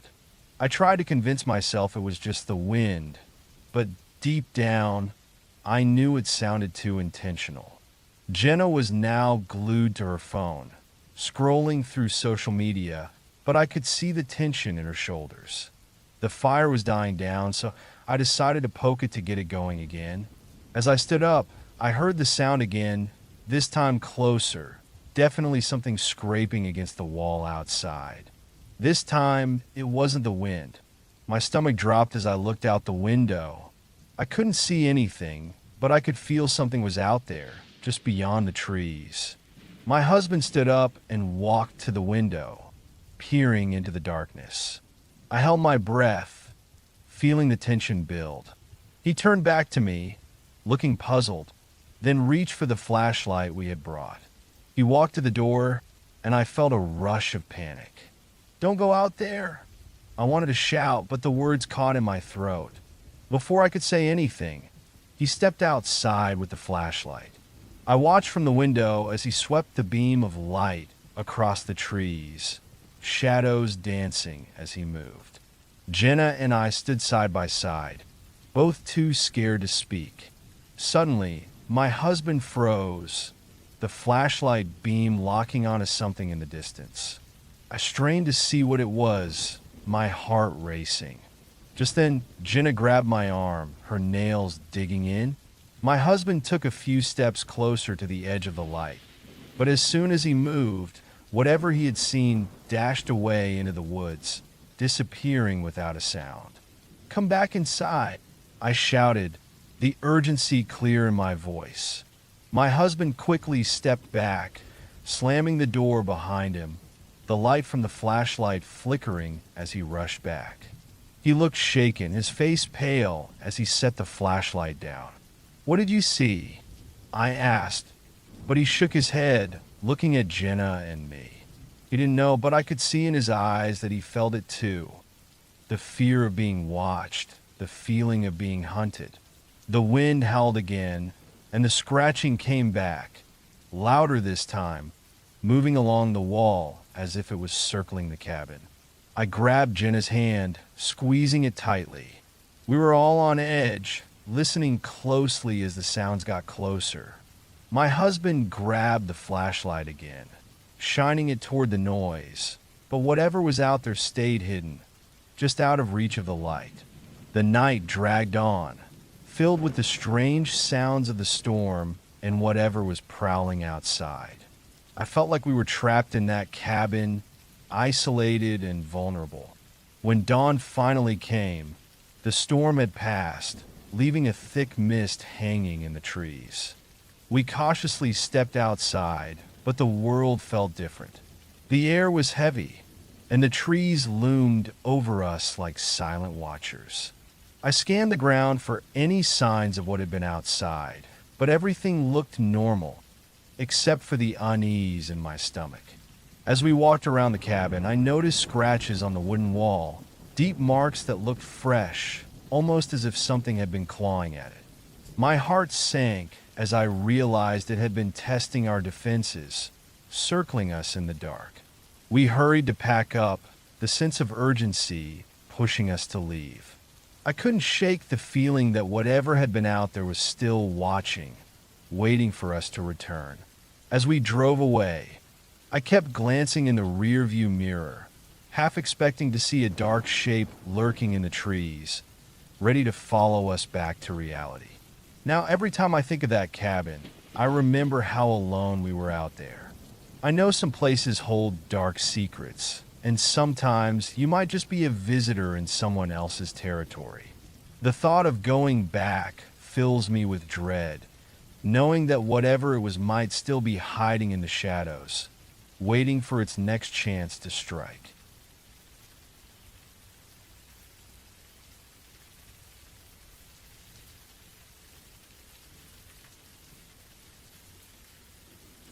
The sun was going down when my gym partner and I arrived at the cabin in the North American woods.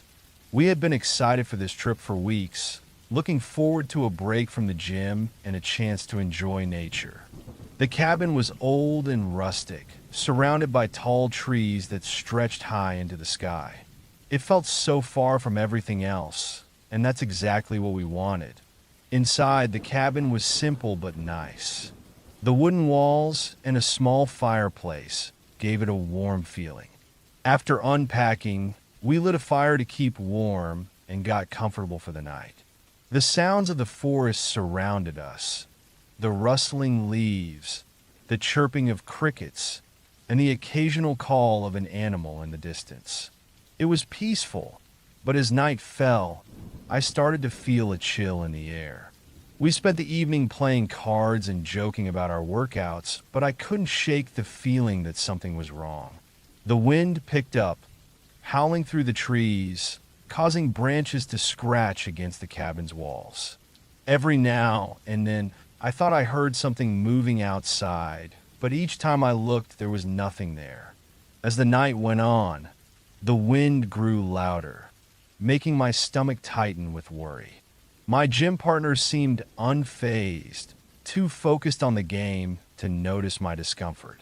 I glanced out the window, but all I could see was darkness, making it hard to see anything beyond the flickering firelight. After a while, I suggested we take a quick walk around the cabin. I thought some fresh air might clear my head and help me shake off the unease. We stepped outside, and the cold air hit us like a wave. The forest was alive with sounds, the rustling of leaves and the distant hooting of an owl. It felt both thrilling and frightening. We walked a little way down the path, our flashlights cutting through the darkness. The trees towered over us, and the shadows moved strangely. Suddenly I stopped. In the distance, I saw a pair of eyes reflecting our flashlight. They were too high off the ground to belong to a deer, and my heart started to race. My gym partner saw me freeze and pointed his light in the same direction, but the eyes disappeared into the dark. I felt a wave of unease wash over me, and we quickly turned back to the cabin. The walk had helped, but now the feeling of being watched was stronger than ever. Once inside, we locked the door and stoked the fire, trying to ignore the dread that settled in my stomach.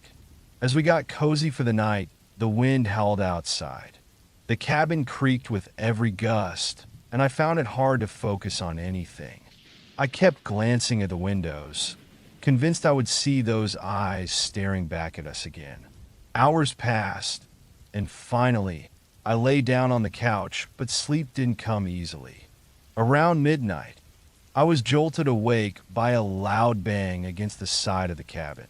My heart raced as I shot up, adrenaline rushing through me. I looked over at my gym partner, who was still asleep. I stood up carefully and went to the window, peering out into the dark. My flashlight flickered on, but there was nothing out there, just the trees swaying gently in the wind. But the bang came again, louder this time, making me jump. Panic rose in my chest. It sounded like something was pushing against the cabin, testing our defenses.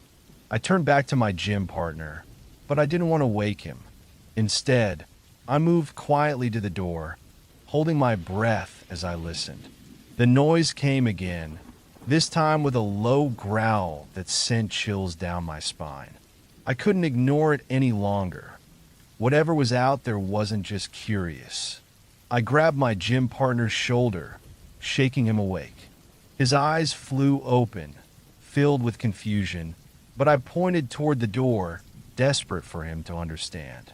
We moved to the window together, our breaths quickening. A mix of fear and excitement swirled in my stomach. This was supposed to be a weekend of adventure, but now it felt like we were being hunted.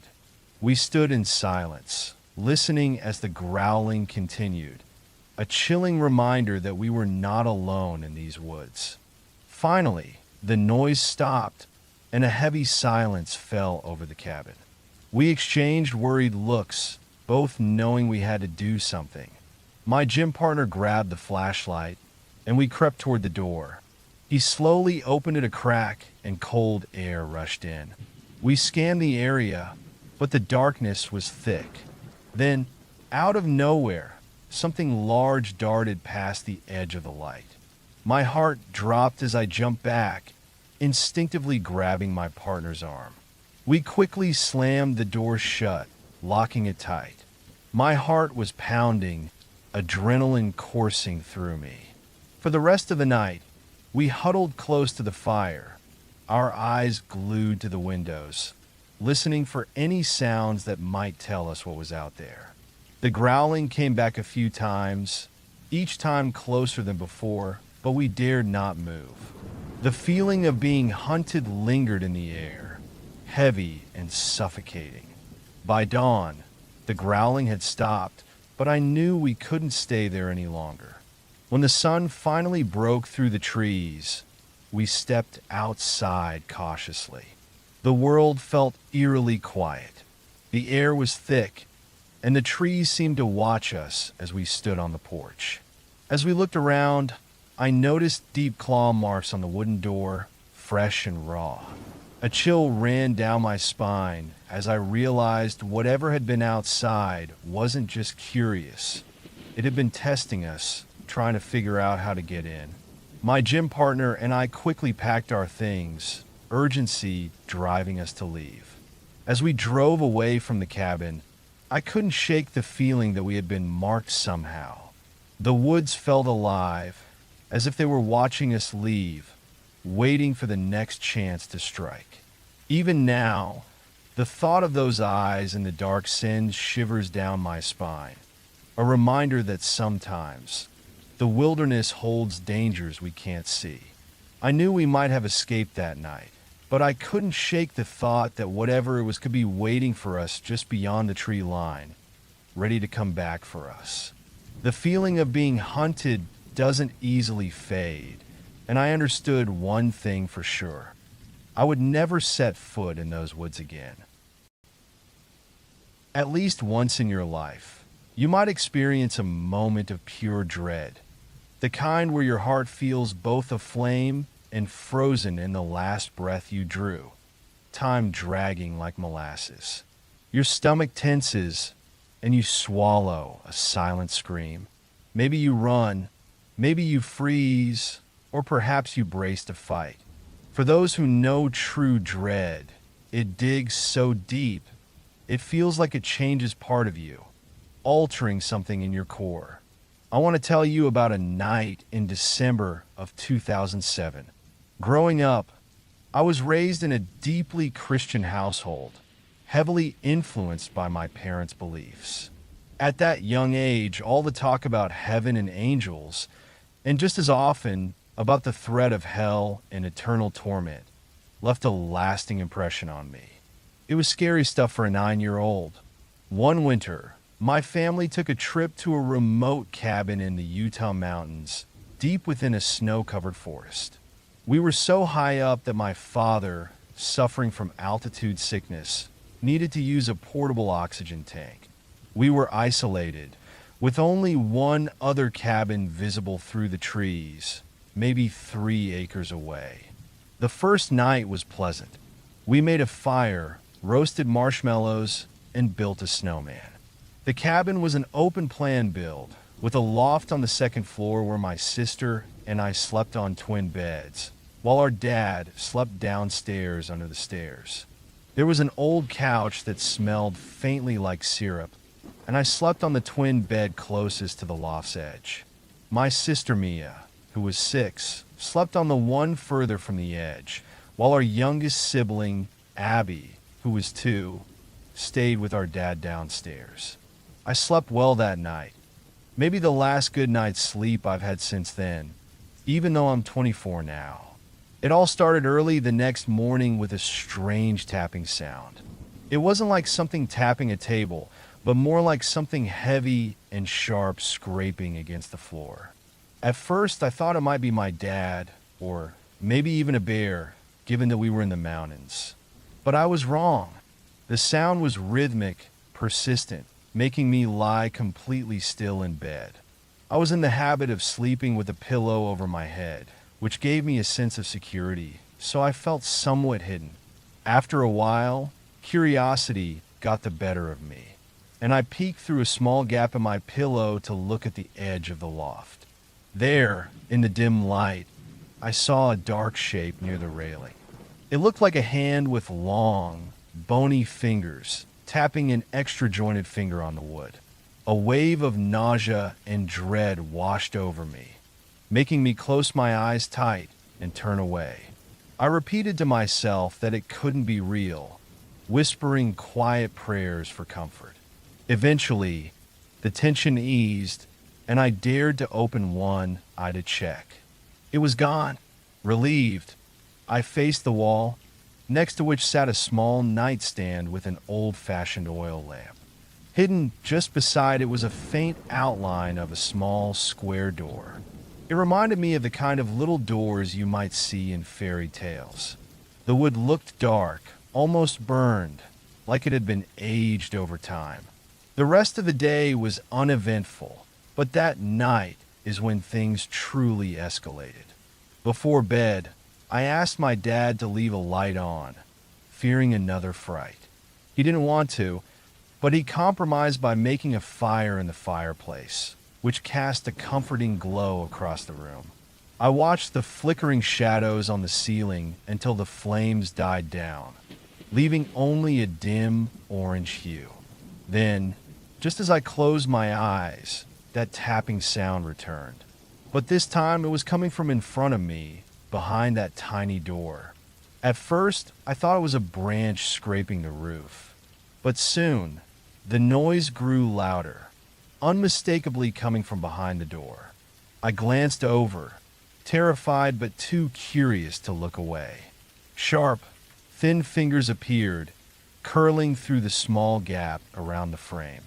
The door began to shake, a loud scratching sound echoing from within. My sister stirred in her bed, perhaps hearing the noise too, while I prayed silently. Then the fire went out. The cabin was plunged into darkness, and I lay frozen, convinced my sister was awake too, hoping she'd call for our dad.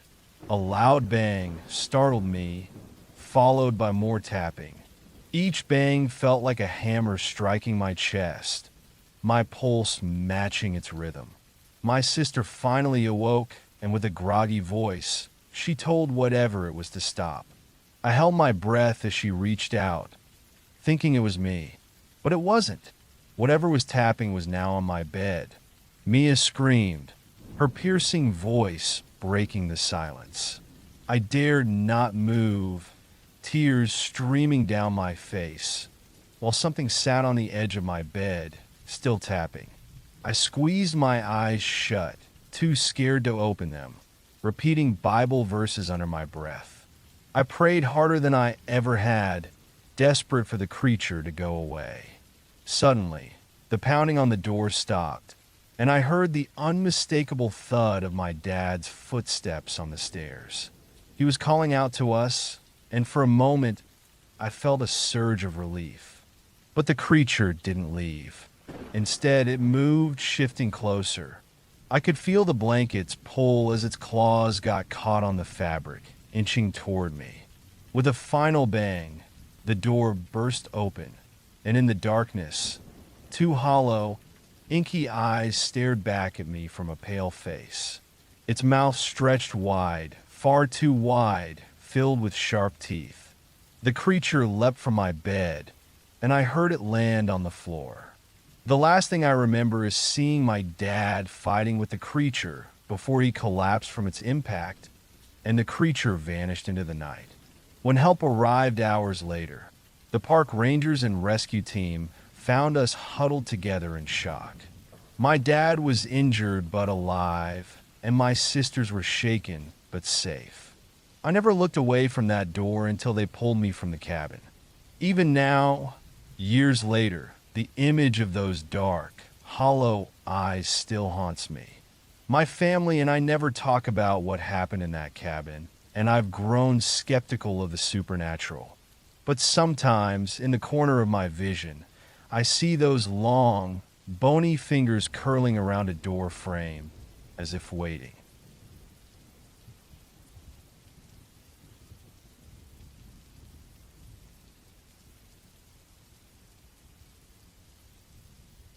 One chilly autumn night, my friend and I found ourselves venturing deep into the woods, far from any neighbors, at their family's isolated cabin.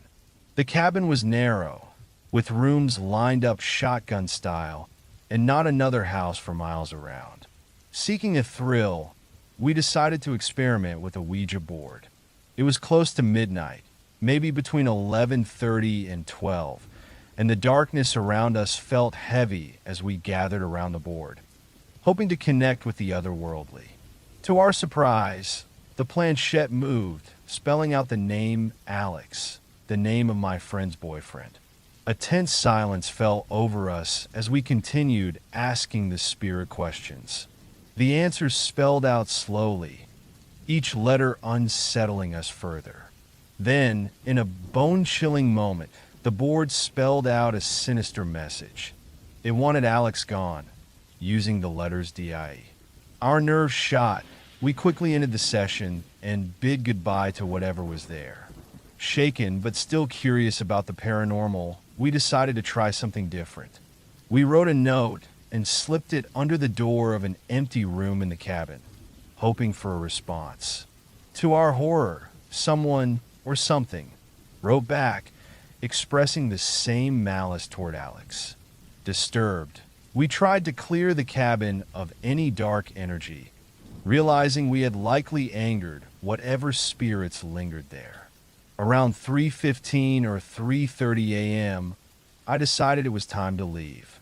My friend walked me out to my car, which was only about 30 feet from the cabin's porch.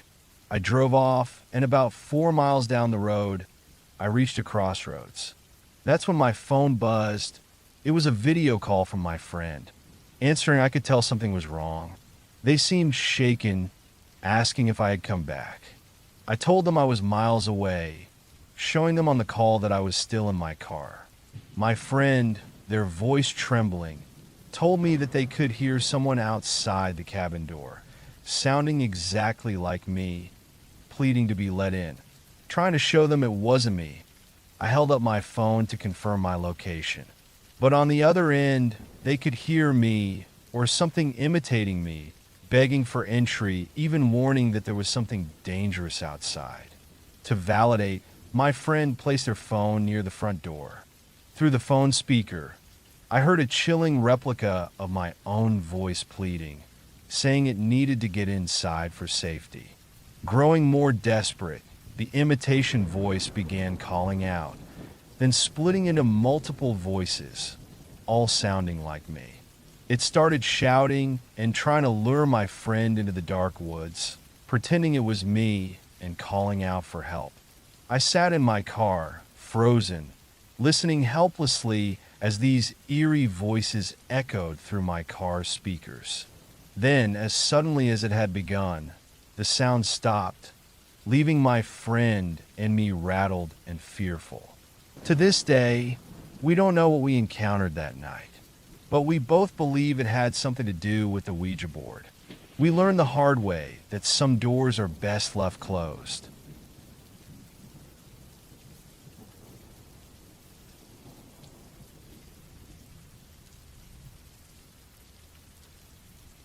Coleman was one of my favorite places to visit.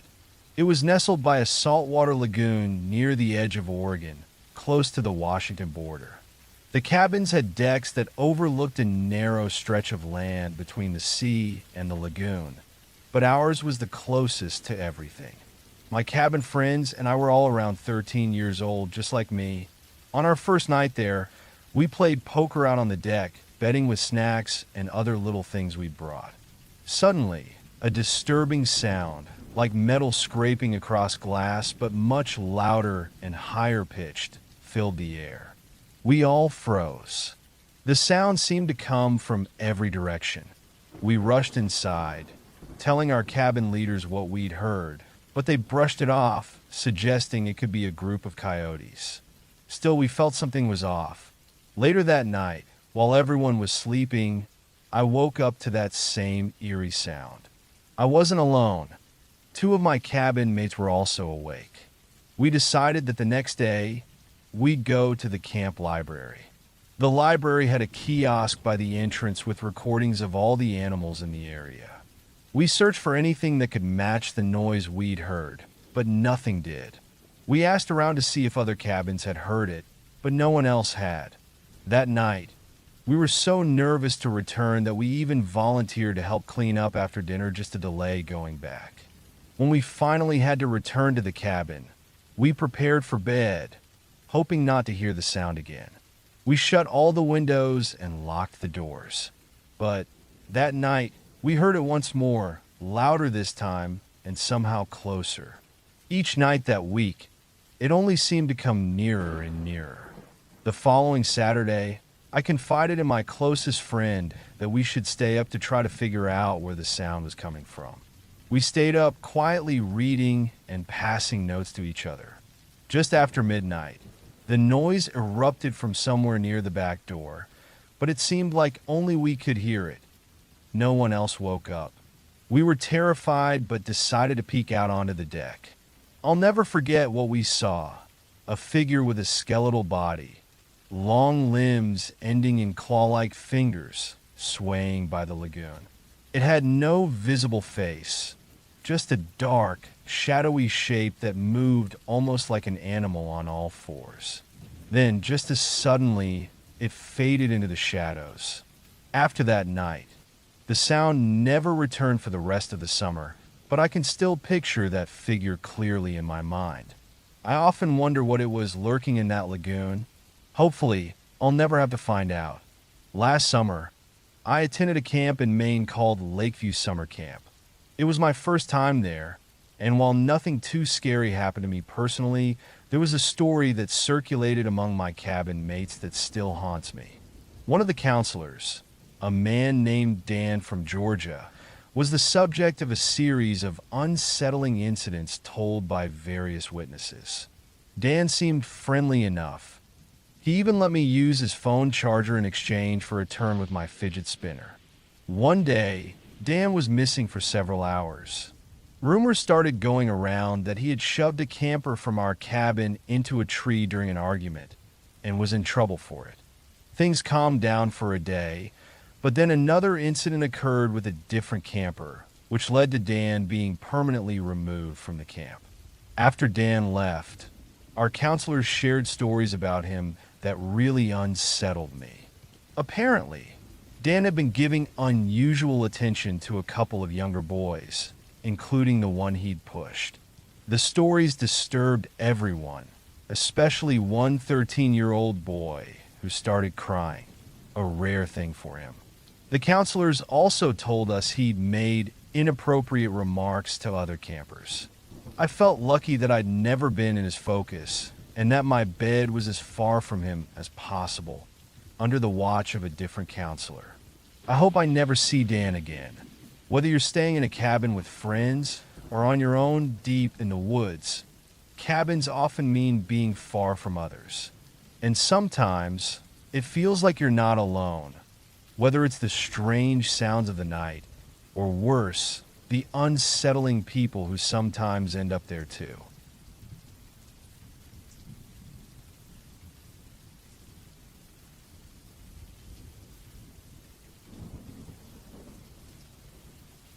I live in Burlington, Ontario, a nice lakeside town not too far from Toronto. This story happened to me during a school trip back in 8th grade at my Catholic elementary school. All the 8th graders got to go on 2 trips as a final year tradition. One was in the fall, usually a religious camping trip about 40 minutes outside the city, with activities focused on team building and Christian values. Honestly, this trip felt like a 3-day religion class. The second trip, usually in the spring, was a weekend visit to Ottawa where we'd explore the city and visit museums. But for some reason, my year was sent on another camping trip instead, this time about 4 hours away at Algonquin Provincial Park. The camp was by one of the lakes in the park, laid out like a typical summer camp. Cabins were scattered near the lake and partially in the woods, with separate buildings for bathrooms and the dining hall. Boys and girls stayed in separate cabins. The girls' cabins were on stilts near the lake, while ours were lower, practically in the woods along a gravel path. I shared a bigger cabin with 4 other guys, but it was the most run down. Our cabin only had bug screens for windows and a flimsy door that didn't fully close, while the other cabins had solid windows and doors that locked. This was actually my first real camping experience, as my family had never been fans of it, so it wasn't the best start. The creepy part started on the first evening. After dinner, we all gathered outside the mess hall for a night activity.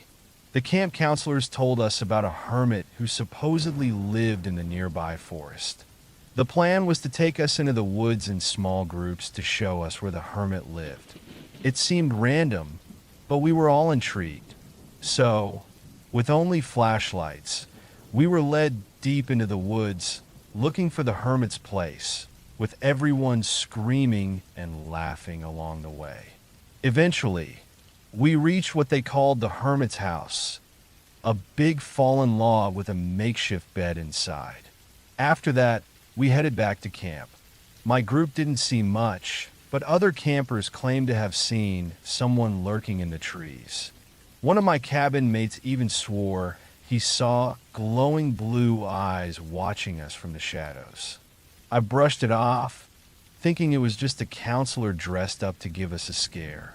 In the middle of the night, I was startled awake by the sound of someone running down the gravel path by our cabin. At first, I felt a bit scared, but I thought it might just be an animal. But then I heard quiet footsteps crunching on the gravel outside our cabin. It was subtle, but it sounded like a person. I suddenly felt terrified. My bed was right next to the door that wouldn't lock. If it were an animal, it could have easily pushed the door open.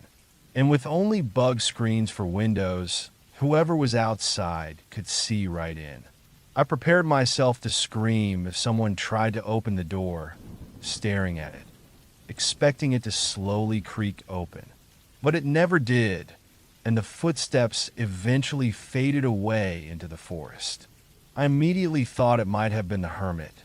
I doubted it was a counselor or teacher, as it was around 3 a.m., not a typical time to check on us. Strangely, I managed to fall asleep again. That was the only unusual part of the trip. The rest of the time, it rained constantly, and some classmates caught the flu from another school sharing the camp with us. The bus ride home even had a quarantine section for those who felt sick. Over time, I mostly forgot about the creepy encounter, convincing myself it was just a counselor keeping an eye on us. The story didn't end there, though. The following year, my younger sister went on the same 8th grade trip. Just like my group, she went on the hermit hunt during the first night. She thought it was just a camp story, but during one of the days, she and a few friends went exploring in the woods along the lake. She told me they saw a small, hermit-like figure sitting on a log in the distance. I know this isn't the scariest camping story out there, but it gives me chills to think that the hermit might have been real and that the camp found it amusing to lead kids to a stranger's makeshift home in the woods. It's also unnerving to think that the hermit was bold enough to wander around the cabins at night. It's been almost a decade since this happened, and I haven't gone camping since. Another strange event happened to me and some friends back in 2017. I was 16, and a few of us went on a camping trip with our Boy Scout troop. The first night was just the usual setup and unpacking, and we picked a spot near an outlet that I shared with a friend. The next morning was relaxed. We hung out, played card games, and one of us even brought a GameCube to pass the time. We also had a small projector to play movies on. By lunchtime, we were out of water, so a few of us were sent on a short hike, maybe a mile or so, to refill the water jugs. I ended up carrying them since I was the tallest, but they were too heavy to carry back on foot. Luckily, we found an old cart nearby with large wheels and a wooden platform. We loaded the water jugs on it, filled them up, and managed to wheel them back. By nightfall, though, we needed water again, and instead of waiting until morning, my friend and I were sent out with flashlights to refill them right away. The moment I stepped outside, I felt an uneasy feeling like something was watching us. I tried to shake it off, but I kept hearing faint sounds and seeing shadows in my peripheral vision. When we reached a fenced-off area with canoes, the feeling intensified, and I froze. I told my friend, but he brushed it off. I finally said, "I can't do this. Let's wait until morning." He didn't like it, but agreed to head back. Once inside, I told the troop leader, but he thought it was probably just wildlife. We'd seen coyotes the night before, so that seemed possible. But then my friend taunted me, saying he'd find some real men to go back with him. I couldn't let him get the last word, so we grabbed 2 more friends and an extra flashlight, and we all went back.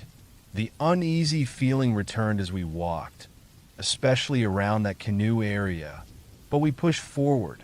When we reached the water pump, there was an eerie quiet, broken only by frogs by the lake. Shadows stretched out everywhere, and even the flashlight couldn't ease the tension. Heading back, we started to notice strange footprints in the dirt. Then, as we passed the canoes, my friend whispered, "Do you see that?" and took off running. I didn't look back, just ran, even though I was hauling the water jugs.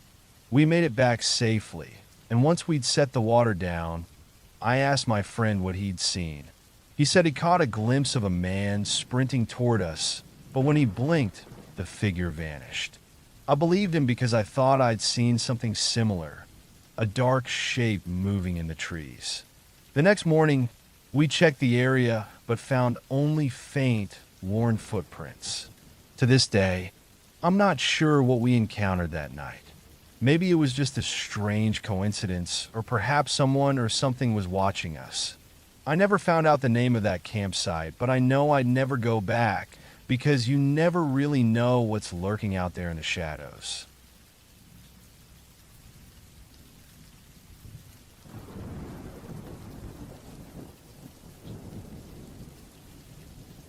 About a year ago, my neighbor and good friend, Emma, and I went to a summer camp where we volunteered as counselors for younger kids.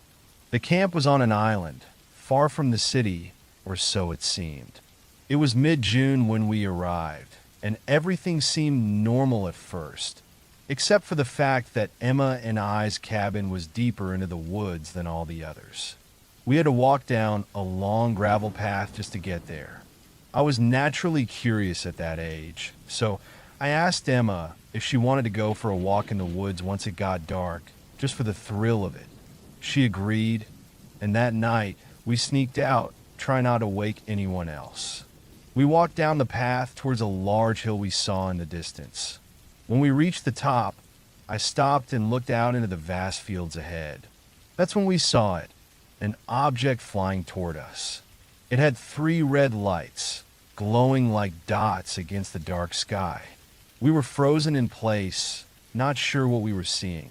After a few moments, we snapped out of it and bolted back to the cabin, hiding in a corner for the rest of the night. Eventually, we both fell asleep. The next morning, we confirmed to each other that what we saw was real, but we kept it to ourselves and didn't tell the other counselors. Later that evening, We decided to return to the same spot, this time later than before. When we got there, we saw the same object with the 3 red lights, but it was even closer than the first time. As soon as we noticed it, we screamed. The object vanished, and we rushed back to the cabin, locking the door behind us. We regretted going back that second time, and we spent the rest of the night wide awake, too scared to sleep.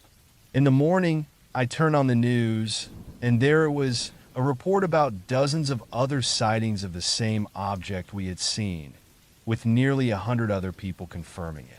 It was an actual UFO. Emma's face went pale, and I felt numb. We went to the head counselor to tell them about what happened, but they didn't believe us. All I know for sure is that I will never go back to that camp again.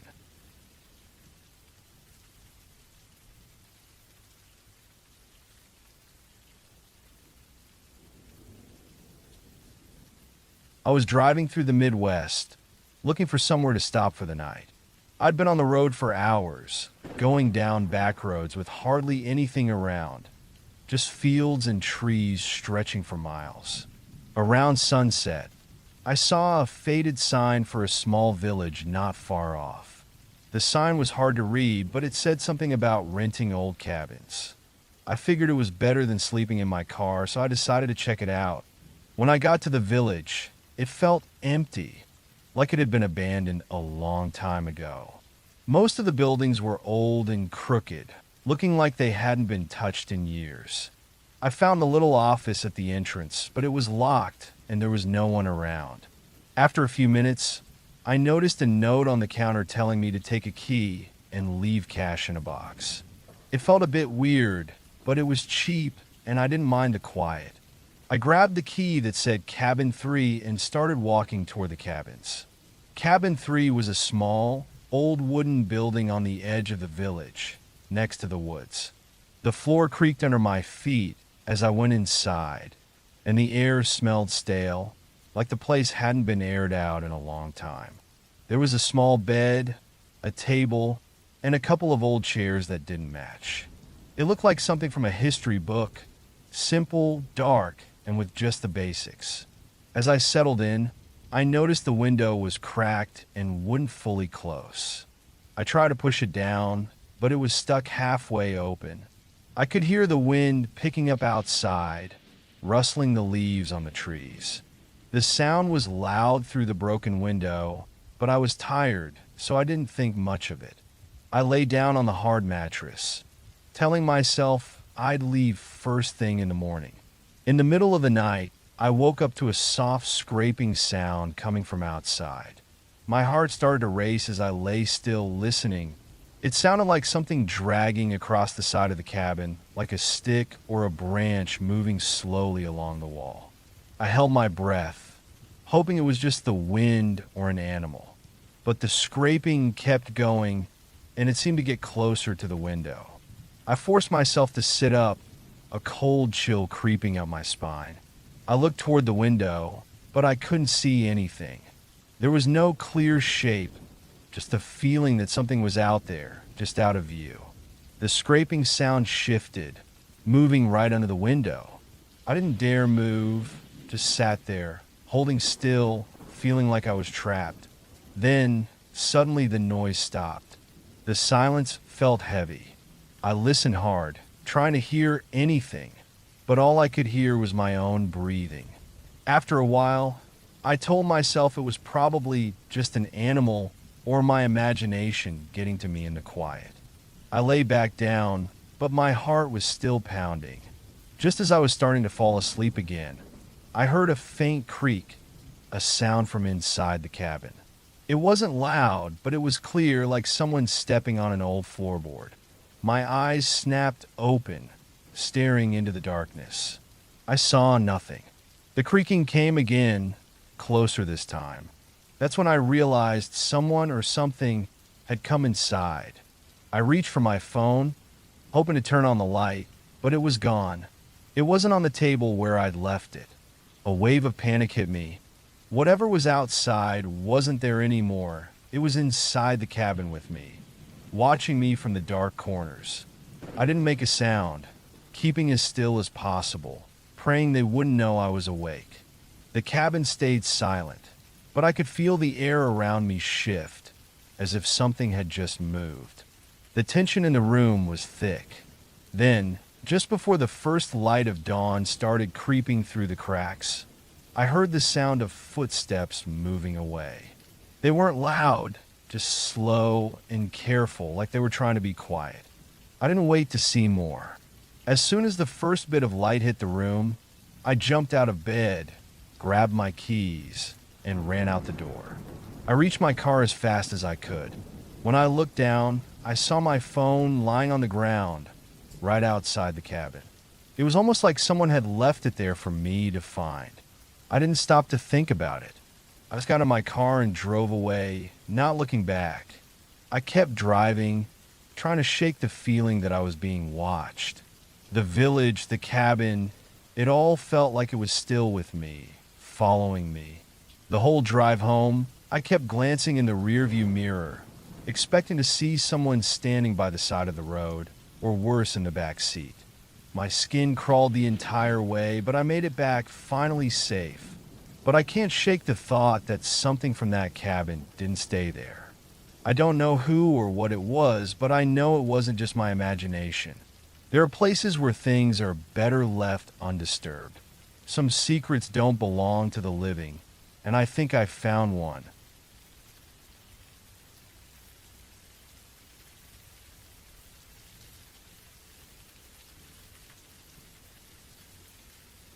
I remember when my boss, his wife, and his mom invited me to their cabin for the weekend.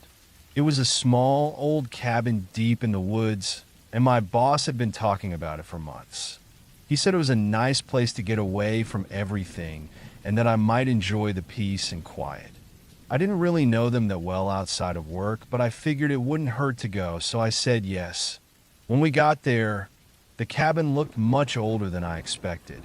The wood was dark and worn, and the windows were covered in a layer of dust. There was a strange smell in the air, like the place hadn't been opened in years. My boss said it was a family cabin and that he hadn't brought anyone there except for close family. It felt odd, but I didn't think much of it. I just figured he was trying to make it sound more special than it was. Inside, the cabin was simple and old-fashioned. The rooms were small and had old furniture, and the walls were covered with pictures of people I didn't recognize. It was dim, even though it was still daylight. The wooden floors creaked loudly, and the whole place felt heavy, like it was holding something inside. I didn't know why, but the atmosphere made me uneasy. His mom was especially quiet. She just sat in the corner, staring at me without saying much, which made me feel even more uncomfortable. The first night was really strange. We had dinner together, but it was quiet.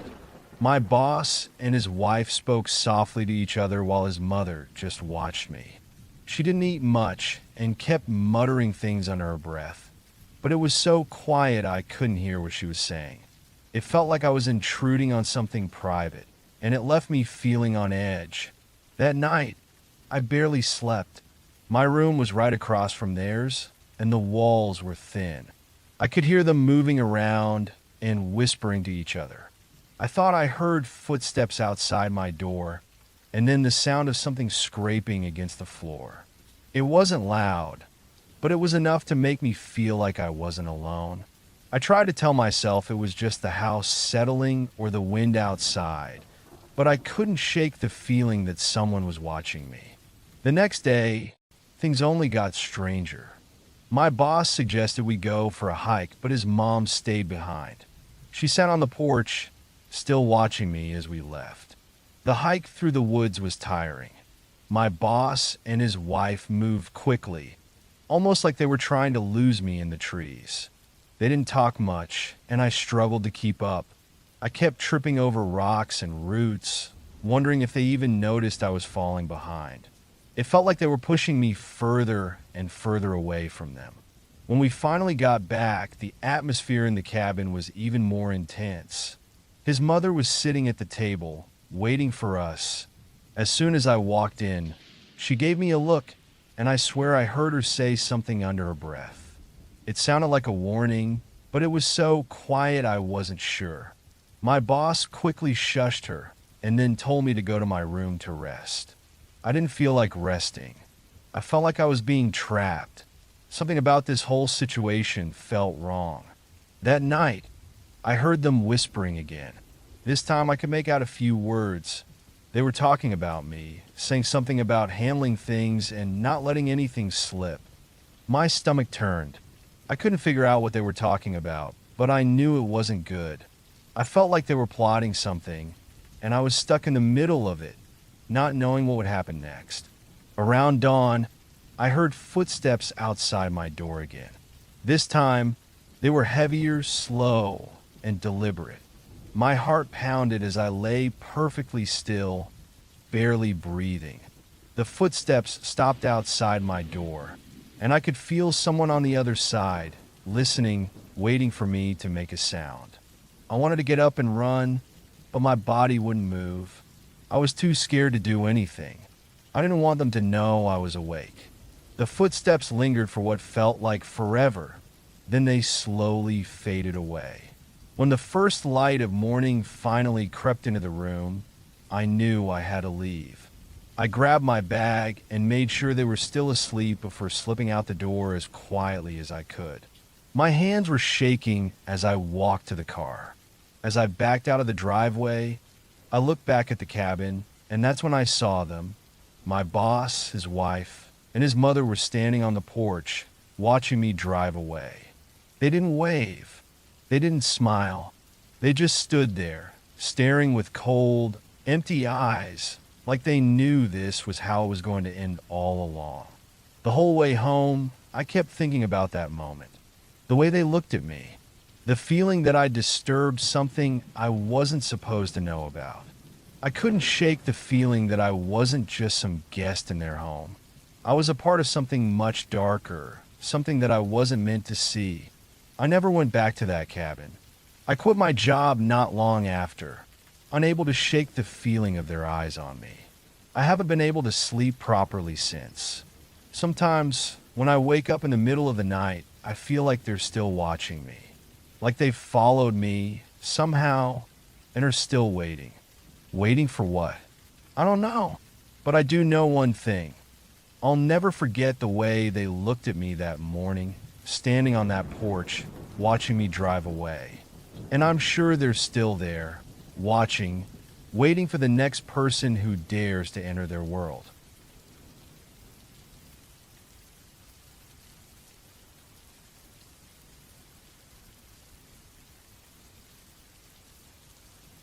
A few months ago, I decided I needed a break from everything, so I rented a small cabin deep in the Amazon rainforest. It wasn't your typical vacation spot, but I've always liked getting away from people, and this place seemed perfect. I brought my dog, Buddy, along for company. The cabin was far from the nearest town, hidden deep in the jungle.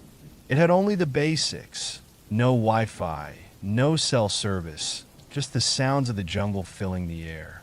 When we arrived, the cabin was a bit older and more run down than I expected. The wood was weathered, and the windows were covered in dust, like the place hadn't been touched in a long time. There was an odd smell, too, like something had been left closed up for too long. I try not to think about it. Buddy seemed on edge, though. Normally, he's curious about new places, but here, he kept close to me, constantly looking around the trees like he was sensing something I couldn't. The first couple of days were quiet. We stuck close to the cabin, mostly walking around the area, not wanting to stray too far. The jungle here felt different, more alive, but in a way that made my skin crawl. There were constant noises, monkeys, birds, insects, but something about it felt off. Every so often, I'd hear a branch crack or rustling in the trees nearby. But when I looked around, there was nothing. It was like the jungle itself was alive, watching us. On the third night, I woke up to Buddy growling low in his throat.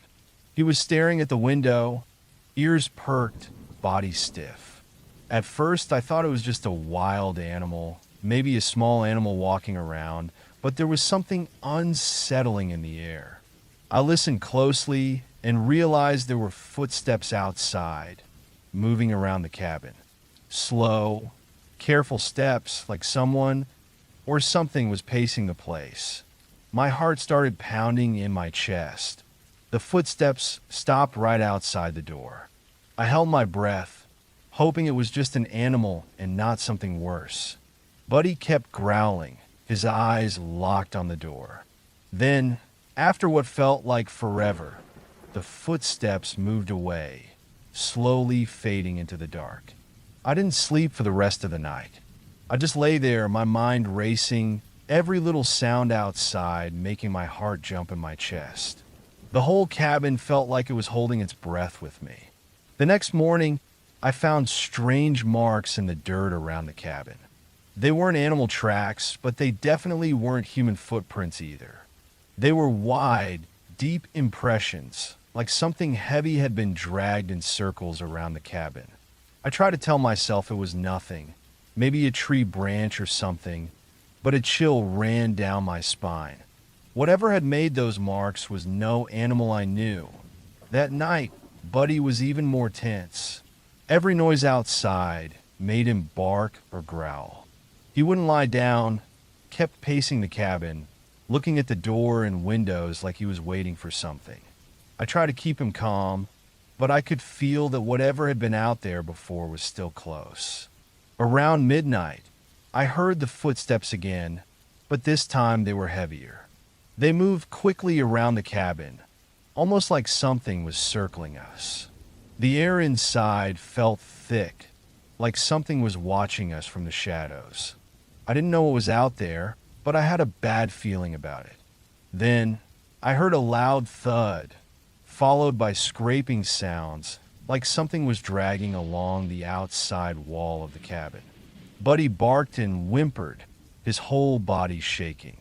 I froze, not daring to move or look outside. The scratching sounds got louder, closer to the window. I thought about grabbing my flashlight, maybe stepping outside to see what it was, but something stopped me. A feeling deep inside told me that whatever was out there, I didn't want to see it. I stayed as still as possible, hoping it would leave. The noises stopped after what felt like hours, leaving the cabin in a silence, so heavy it almost felt suffocating. I didn't move. I didn't sleep. I just waited for daylight. As soon as the first light of morning came, I grabbed our things without bothering to clean up. I needed to get Buddy and myself out of there, as fast as I could. When I stepped outside, I saw more of those strange marks in the dirt leading right up to the cabin. This time, they were deeper, and I could see the trail leading back into the jungle. It looked like something had been dragging itself away from the cabin, and I realized it wasn't just one thing, it was something big. Buddy whined, and I felt my heart race again. I threw our stuff into the car and drove off, not stopping until I was miles away from that cabin. I still don't know what was out there, circling the cabin, watching us. All I know is that it wasn't anything natural, and it didn't want us there. And as I drove away, I swear I saw something, just for a second, in the rearview mirror. A shadow, moving between the trees, like it had been following us the whole time. Sometimes, when I'm alone in the dark, I can hear those footsteps again. Slow, deliberate, like they're still out there, watching and waiting. I don't know if it's just my mind playing tricks, but I'll never forget the way those marks looked in the dirt, the way the air felt thick with something I couldn't name. Whatever was out there isn't gone. It's still waiting, and maybe it's still watching me, just outside the line of sight where I can't see it.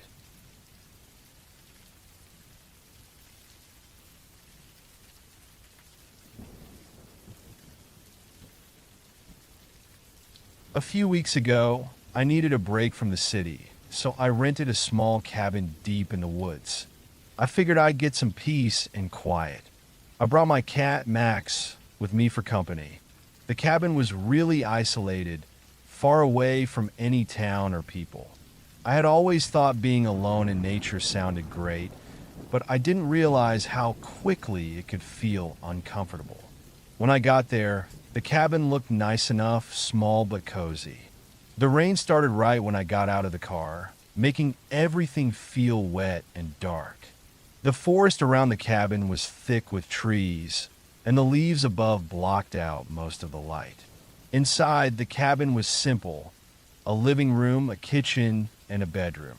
There was no phone signal, no Wi-Fi, just the sounds of rain and the occasional bird. It was peaceful at first. Max seemed fine, sniffing around and exploring the cabin like usual. But as the night started to fall, he started acting strange. He seemed really jumpy, pacing around and meowing quietly like he was hearing or sensing something I couldn't. His fur would stand up in spots, and he'd stop and stare at the dark corners of the room, his eyes wide and focused, like he was watching something. The rain was coming down hard now, making a loud sound on the roof. I thought maybe the storm had just spooked Max, so I tried to settle in for the night. But Max wasn't calming down. He kept pawing at me, meowing and running around like he was looking for something or someone. I tried to comfort him, but it felt like he was more nervous with every minute. Around midnight, I heard something weird, a soft tapping sound like fingernails tapping on the window. I thought it might be the rain or maybe a branch hitting the glass, but when I looked outside, there was nothing. The rain was too heavy for anyone to be out there. Still, I couldn't shake the feeling that something was off. Max was completely on edge now. He was crouched low to the floor, staring at the door, his tail twitching. I didn't know if it was just the storm messing with my head or if there was really something outside. But the air in the cabin felt thick, like something was out there, and it wasn't good. Every few minutes, I'd hear that tapping again, sometimes on the window, sometimes on the walls. It didn't sound like wind or rain. It sounded like someone was knocking on purpose, like they were trying to get in. I told myself it was just the storm playing tricks on my mind, but the tapping kept going. It was getting louder, closer. I could almost feel the walls shaking from it. Max was now huddled next to me, his fur standing up, eyes locked on the door like he was expecting something to come through it. I was too scared to move.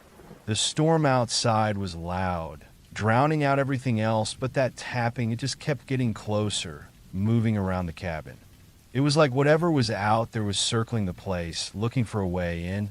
My heart was pounding in my chest, and I kept glancing at the door, half expecting it to fly open at any second. Then, suddenly the tapping stopped. For a moment, there was complete silence, just the sound of rain hitting the roof.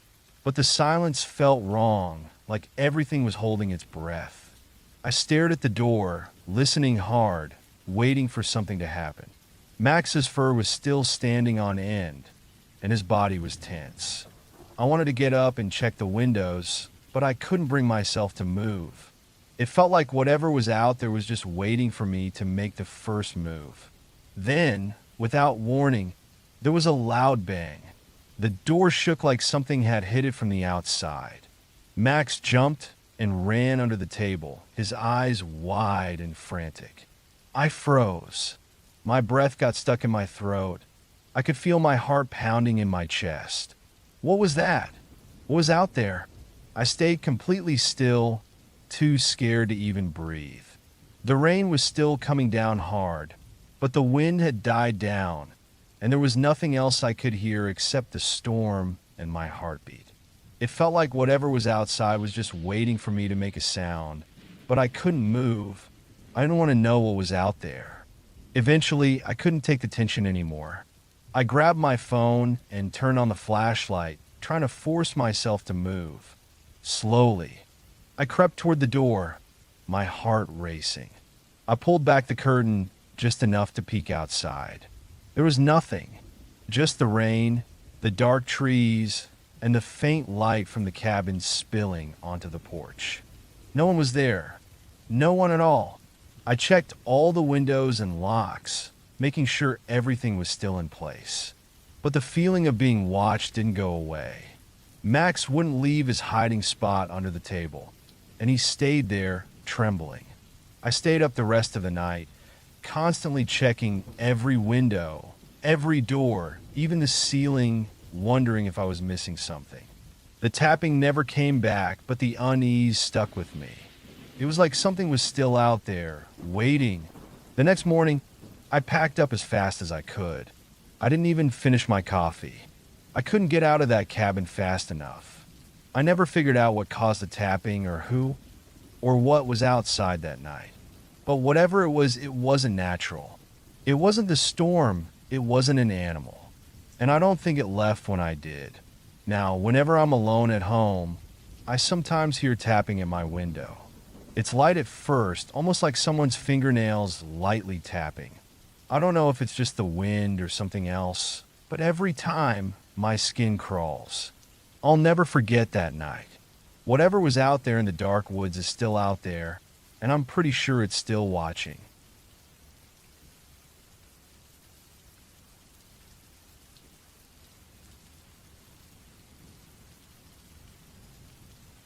A few weeks ago, I took a job looking after a cabin in the woods. It was in the middle of nowhere. No neighbors, no cell service, just miles and miles of trees. The cabin was part of a small, private place meant to keep people away from the busy world, and the owner just needed someone to keep an eye on it during the off-season. I thought it would be a nice break and a chance to make some extra cash. It didn't seem like it'd be a big deal. Just a cabin in the woods. The place itself wasn't anything fancy. The cabin was old, made of dark wood, with a few rooms and a big stone fireplace. It looked a little run down, but it had a certain charm. The trees around it were massive, tall, and thick, blocking out most of the sun, making the forest feel even more isolated. There were no other houses for miles, and it was the perfect place if you wanted to get away from everything. But I had done this kind of work before, and I wasn't worried about being alone. I figured it'd be a quiet few weeks. The first few days were calm. I spent my time doing simple stuff, cleaning, fixing broken things around the cabin. The only sounds were the wind through the trees and the occasional bird call. There was a peace to it, like the world outside didn't exist. But by the fourth night, things started feeling off. I was in the kitchen cooking dinner when I first heard something outside. It was a faint sound, almost like someone walking on dry leaves. At first, I thought it was just an animal, maybe a deer, but then the sound came closer. It wasn't the random, unpredictable shuffle of an animal, but something more deliberate. I froze. It stopped for a moment, then started again, closer this time. My heart beat faster. It sounded like someone was walking around the cabin, pacing slowly. I grabbed the flashlight from the counter and stood still by the window, trying to see something through the darkness. But all I could see were the black shadows of trees and the falling rain. The wind was strong, making everything feel heavier. I told myself it was probably nothing, maybe a lost hiker or some animal. But I couldn't ignore the feeling that something wasn't right.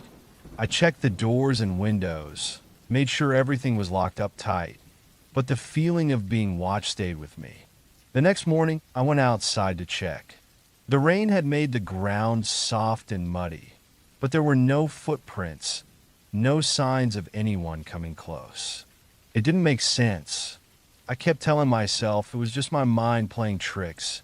Maybe it had been the wind or some animal, but I couldn't shake the unease. That night, the footsteps came back, but this time, they were louder, closer. Whoever, or whatever, was out there was walking around the cabin again. I stayed still, my heart pounding. I wanted to look outside, but something told me not to. The footsteps circled the cabin, slow and steady. They stopped at the door. I waited for a knock, but nothing came. Just silence. The quiet after that felt like it was crushing me. I couldn't sleep. Every sound, even the smallest creak of the floor, made my heart race. I kept hearing noises like something was moving around just outside the cabin. But whenever I checked, there was nothing. Still, I couldn't shake the feeling that someone was out there, watching. The next day, I called the owner, but I didn't tell him everything. I just mentioned that I'd heard some strange noises. He brushed it off, said it was probably just animals. But it didn't feel like animals. I knew what animals sounded like. This was different. That night, I decided to stay in the living room with all the lights on. The wind was howling outside, and the trees were swaying. I sat there, clutching a knife in my hand, trying to stay calm. But then I heard it again, the same soft sound like someone walking in the mud. I could hear the steps, slow and heavy, getting closer to the cabin. I was frozen, not sure if I should hide or check again. The steps stopped, right outside the window this time. I didn't dare look outside. It felt like whatever it was knew I was in there, knew I was watching. I was trapped. Then it changed. The sound wasn't footsteps anymore. It was a tapping, soft, slow tapping, like someone was gently knocking on the side of the cabin. It made my stomach drop. I couldn't stay in there any longer. I had to leave. I grabbed my stuff quickly, went to the door, and opened it, but then I froze. Right outside the door were muddy footprints, huge, deep ones. They weren't there before. They led straight to the door, but no one had knocked. No one had come up to the cabin. I hadn't heard a single sound as those footprints appeared. I slammed the door shut, locked it, and ran around to check all the windows. I bolted them shut, and I sat in the dark, listening. The tapping stopped, but the footsteps kept going. I could hear them moving around the cabin like someone was trying to get in. Every few minutes, I would hear someone walking, slow, purposeful, testing the windows, waiting. I stayed up the whole night, heart racing, not knowing what to do. The sun didn't feel like a relief the next morning. I packed my things as fast as I could and left. I drove down the road, feeling a little safer the further I got from that cabin. But then, as I was driving away, I glanced in the rearview mirror. I swear, I saw something moving in the trees. A figure. It was hard to tell, but it was there. It was watching me, even from a distance. I don't know what it was, but I can't stop thinking about it. Maybe it was a hunter, maybe it was someone else lost in the woods, but I know I'll never go back there. And I don't think I'll ever feel safe again. The thing is, even now, I still get the feeling I'm being watched. Every time I go outside, or when it's too quiet, I can almost hear those footsteps again. Slow, deliberate, always waiting.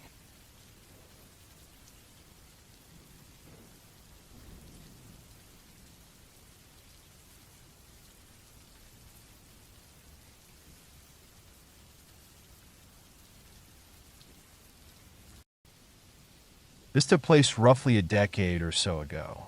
I worked at a popular retail chain in the US, where the slogan was all about saving money and enjoying life.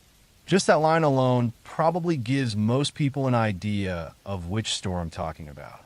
The store had just gone through a remodel, and there was an odd vibe in the place afterward. It was built around 2007, but the land it was on carried a long, strange history. Once a Dutch settlement, then English, then it served as a pirate hideout, followed by a conservation project. However, one part of its history stands out above all. The area, New Jersey's Meadowlands, was frequently used as a dumping site since well before World War II. It was a place for all kinds of waste, from rubble cleared from bombed-out buildings in London during World War II to medical waste, mercury, PCBs in the 1960s, and yes, even bodies. In 2002, while adding an extra exit to the New Jersey Turnpike for a train depot, more than 4,000 unmarked graves were uncovered. These graves were mostly from a burial ground made for the destitute and inmates of mental institutions back in the 1800s. And those were only the ones found. Who knows how many remain hidden? waiting to be unearthed. Throughout my time at this store, strange and unexplainable events were common. A co-worker who handled maintenance once told me he saw a shadow figure in the tire center. Merchandise would sometimes fling itself off shelves without anyone nearby, and rolling doors would open by themselves. I'd even hear someone sneeze in the walk-in coolers when I was alone in them. These occurrences happened often enough that we started brushing them off as possible flukes. Maybe the items were already teetering, or maybe the shadow was just a trick of the light. But the rolling doors were harder to explain. They only operate with a button on either side and will reopen if something blocks the auto-close sensor. But once the door is shut, there's no reason for it to reopen. Yet, more than once, I'd watch it roll back up on its own. The first time, I remember going to investigate after hearing a sneeze, but found no one there. For the longest time, I tried to make sense of it all, chalking it up to odd coincidences. That is, until one incident changed my outlook entirely. I was stocking shelves late one night, getting things set for the next day. After I finished putting up the last of the delivery, I went looking for two co-workers, C and L, to help me with the TVs in the back. As I turned to leave the electronics section, I spotted C a couple of aisles away, just staring at me. I thought it was a lucky break, so I called out to him, but he didn't reply. Instead, he turned and started walking toward the stockroom.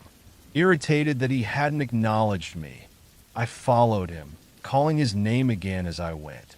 He wasn't more than about 20 feet ahead, and he was in my sight the whole way.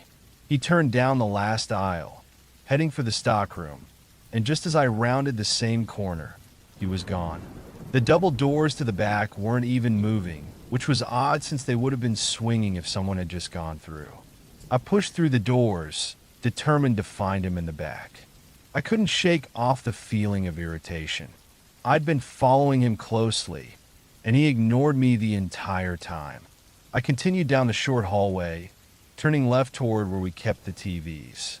If he wasn't there, I plan on just getting the TVs myself, so I wouldn't have to bother with moving elsewhere.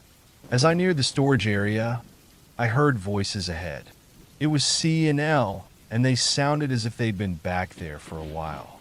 I was beyond confused as I walked in and saw them in the middle of rearranging TVs. C was perched high up on the steel rack, handing down boxes to L below. "When did you get back here?"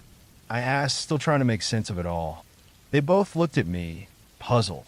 "They've been back there for almost half an hour," they said, moving TVs together. I couldn't wrap my head around it. I knew C had been in the electronics section just moments ago. I'd seen him with my own eyes. I'd even spoken to him. "Are you sure you saw me?"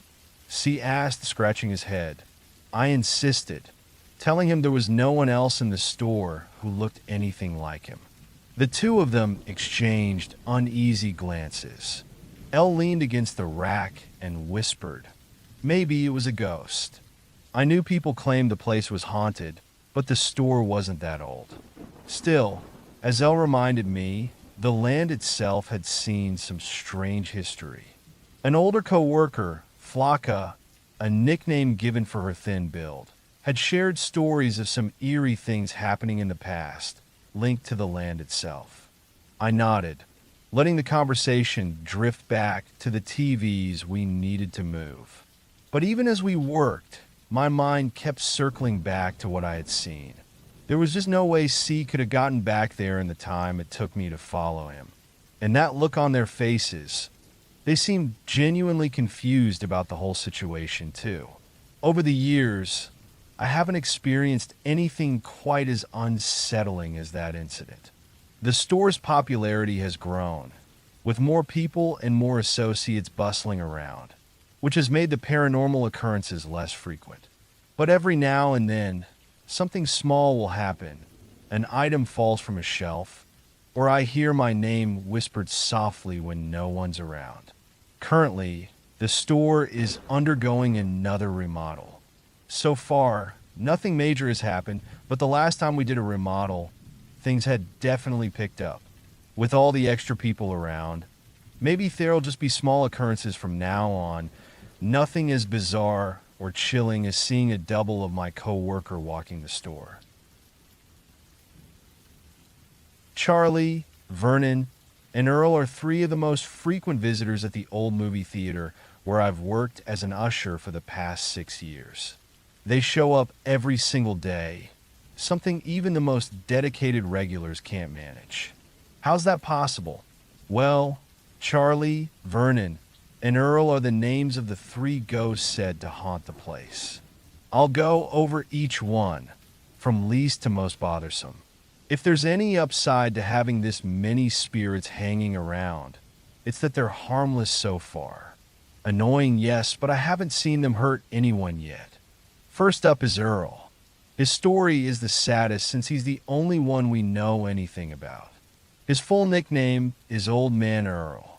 Rumor has it that back in the early 2000s, an elderly man came in for a thriller and passed away during the show, only to be discovered by the cleaning crew afterward.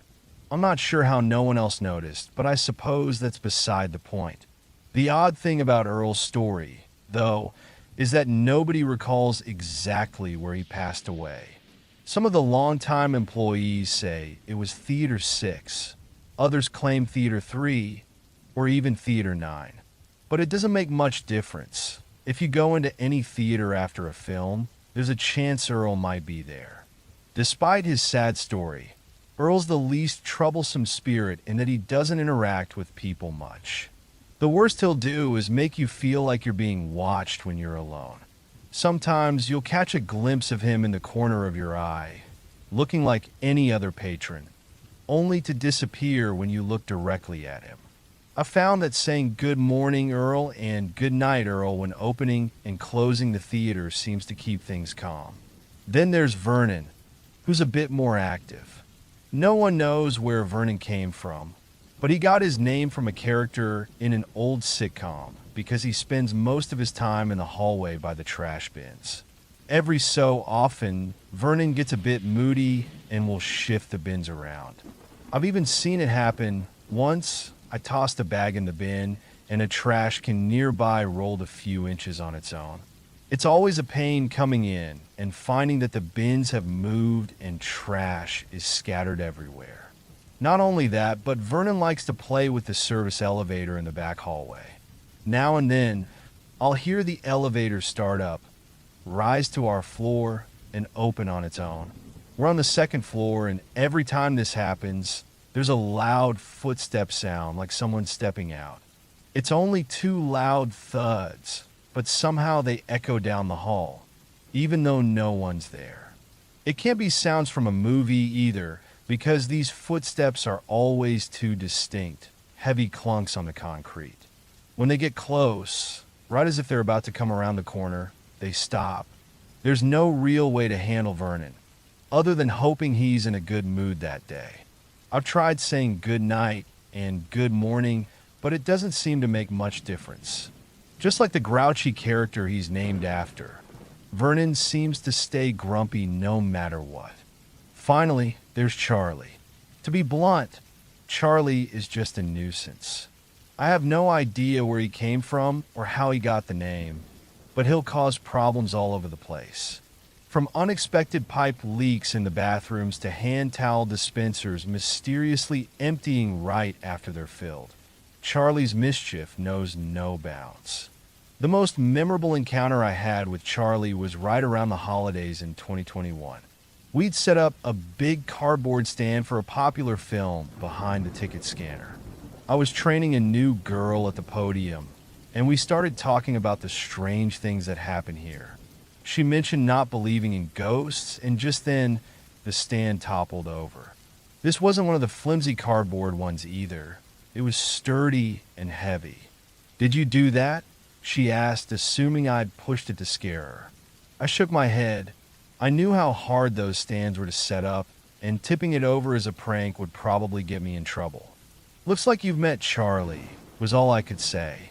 There was no one else around, and the AC vent wasn't powerful enough to knock over something that solid. That girl didn't stick around long after that. She missed a shift, but I've always wondered if Charlie played a role in her leaving. A few others have quit shortly after encountering something strange too, and folks around here like to say Charlie might have had something to do with it. I'm still working at the theater, and I'm pretty sure that as long as I'm here, Charlie, Vernon, and Earl will be here too. Maybe if Charlie causes the bathrooms to flood again, or if Vernon cuts the elevator lights, I'll have more to write about. I've been traveling for years, seeing all kinds of places around the world. Cabins in the woods usually give me a quiet break from all the noise, so I booked a small, secluded cabin deep in the forest, far from any nearby town. When I got there, I realized just how alone I was. No phone signal, no internet, just trees everywhere and the sound of birds echoing through the still air. I unpacked quickly, set my stuff down, and planned to spend the next few days hiking nearby trails. That afternoon, I wandered into the forest, following a winding path, amazed at how untouched everything looked. It was like I was miles away from anyone or anything familiar. Hours passed as I explored, and when I made my way back, I couldn't shake the sight of that cabin, the only thing standing in that thick, endless stretch of trees. On the second night, I heard something odd. At first, I thought it was just the usual sounds of the woods, branches snapping, small animals moving, maybe the wind blowing through the trees. But then the same sounds came again, louder this time, and my gut told me something wasn't right. I could have sworn I heard faint footsteps outside, heavy and steady, moving slowly around the cabin. They'd stop every so often, almost like someone was listening, just standing there. I lay in bed, tense, hoping the sounds would go away, but they didn't. Every step felt slow and careful, circling the cabin again and again. But it stayed outside. By morning, I convinced myself it was just my imagination. I spent the day hiking again, but there was this feeling I couldn't shake, like someone was watching me. Every time I heard the rustle of leaves or a branch snap, a chill ran down my spine. I kept looking over my shoulder, but no one was ever there. That night, I lay awake again, listening, waiting. The footsteps returned, only this time they stopped right outside my door. The silence that followed was so deep I could hear my own heartbeat. Minutes passed. Then a single knock echoed through the cabin. Just one. No other sounds followed. I lay frozen in bed, waiting, expecting it to come again, but it didn't. When morning came, I'd had enough. I packed up and left, walking the long path back through the forest, feeling like something was behind me, watching me leave. When I reached town, I asked a local about the area, hoping they'd tell me it was just known for noisy animals. Instead, they looked at me, their face blank, and said, "No one stays in that cabin for long." Back at home, I tried to put it all behind me, to tell myself it was just the woods getting to me. But sometimes, late at night, I hear those same slow, heavy footsteps outside my window, pacing back and forth. They never come in.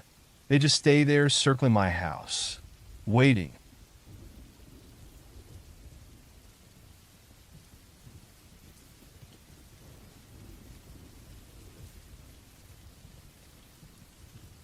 My gym partner thought it'd be a good idea to head out to the woods for a weekend workout, away from everything that distracted us in the city.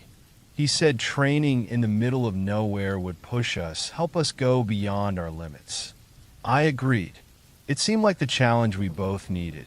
We found an old, small cabin tucked deep in the forest and rented it. The place was simple and rough with no modern comforts. It felt perfect for what we had in mind, or at least that's what I thought. The first day went by just as planned. We set up a workout area outside the cabin, using big rocks as weights and tree trunks for body exercises. We pushed ourselves hard, sweating in the cool mountain air. By nightfall, we were exhausted. Every muscle ached. We barely had the strength to make it to bed. The quiet around us was deep and calm, lulling us to sleep as soon as we lay down. The next day, something didn't feel right. As we warmed up that morning, I had the strange feeling that we were being watched. I kept glancing over my shoulder, but there was nobody there, just trees and more trees. My gym partner brushed it off, but I couldn't shake it. I thought maybe the isolation was playing tricks on me. I forced myself to focus on the exercises, ignoring the uneasiness that kept crawling up my spine. Later that day, I noticed something strange carved into one of the trees near where we were working out. It wasn't like initials or random marks. They were weird symbols carved in neat lines. They looked new, like someone had done it recently. I showed my gym partner, and he just laughed, saying it was probably old markings left by hikers. But I couldn't let it go. The markings felt wrong, like they weren't just random scratches. As the day went on, I felt the forest getting heavier around us. The shadows seemed longer, darker. Every sound felt sharper, and the silence between each noise grew, pressing in on us. I kept feeling like something was out there, watching us from the shadows. But every time I turned around, I saw nothing, just trees stretching endlessly, silent. That night, sleep didn't come easy. Every little sound outside felt close, like something was creeping around just beyond the walls. I could hear small shuffling noises, almost too soft to notice. And at one point, I swear I heard footsteps moving slowly around the cabin like someone was circling it. The crunch of leaves under each step made my chest tighten. I lay there barely breathing, listening to every sound. At some point, I must have drifted off, but I was jolted awake just before sunrise. When I opened my eyes, my gym partner was gone. His sleeping bag lay empty beside me. At first, I thought maybe he'd gone for an early run, but his shoes were still there. That didn't make sense. I stepped outside to look around. The morning mist hung thick, wrapping everything in a damp, heavy silence. I called his name, but the forest swallowed my voice. No answer, no sign of him. Panic started settling in my stomach as I searched. I found his water bottle near the tree with the strange carvings, but that was it. No tracks, no other belongings. It was like he'd just vanished. Hours passed as I searched, shouting his name until my voice was hoarse. I was exhausted, terrified. Eventually, I gave up and went back to the cabin, wondering if I should wait or try to find help in the nearest town. When I walked into the cabin, I froze. Right there on the floor, someone had drawn fresh symbols, exactly like the ones on the tree. They were made from what looked like ash or dirt, carefully traced in a perfect circle. My blood went cold. Someone or something had been inside while I was out searching. It wasn't just some random markings. It felt like a warning, like a message I didn't understand but knew I should. I didn't even grab my things. My heart was pounding as I bolted out of the cabin and ran down the trail as fast as I could. I didn't look back, not even once. When I finally reached the main road, I turned around to see the cabin hidden back in the trees, completely still and silent. My gym partner was never found. I gave up searching after a week. But even now, I can't shake the feeling that he didn't just disappear. Those symbols and the deep silence in that place, they haunt me. It feels like the forest swallowed him up as some kind of warning, something to keep outsiders away. And every now and then, I'll be lying in bed, and I hear that same slow crunch of footsteps circling, moving around me. And I wonder if it's him trying to find his way back, or something else making sure I remember not to come back.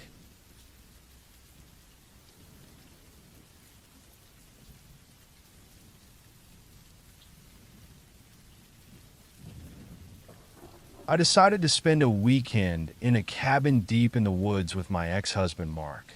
Mark was 45, a former sergeant, and he still carried that same serious look he had in the military.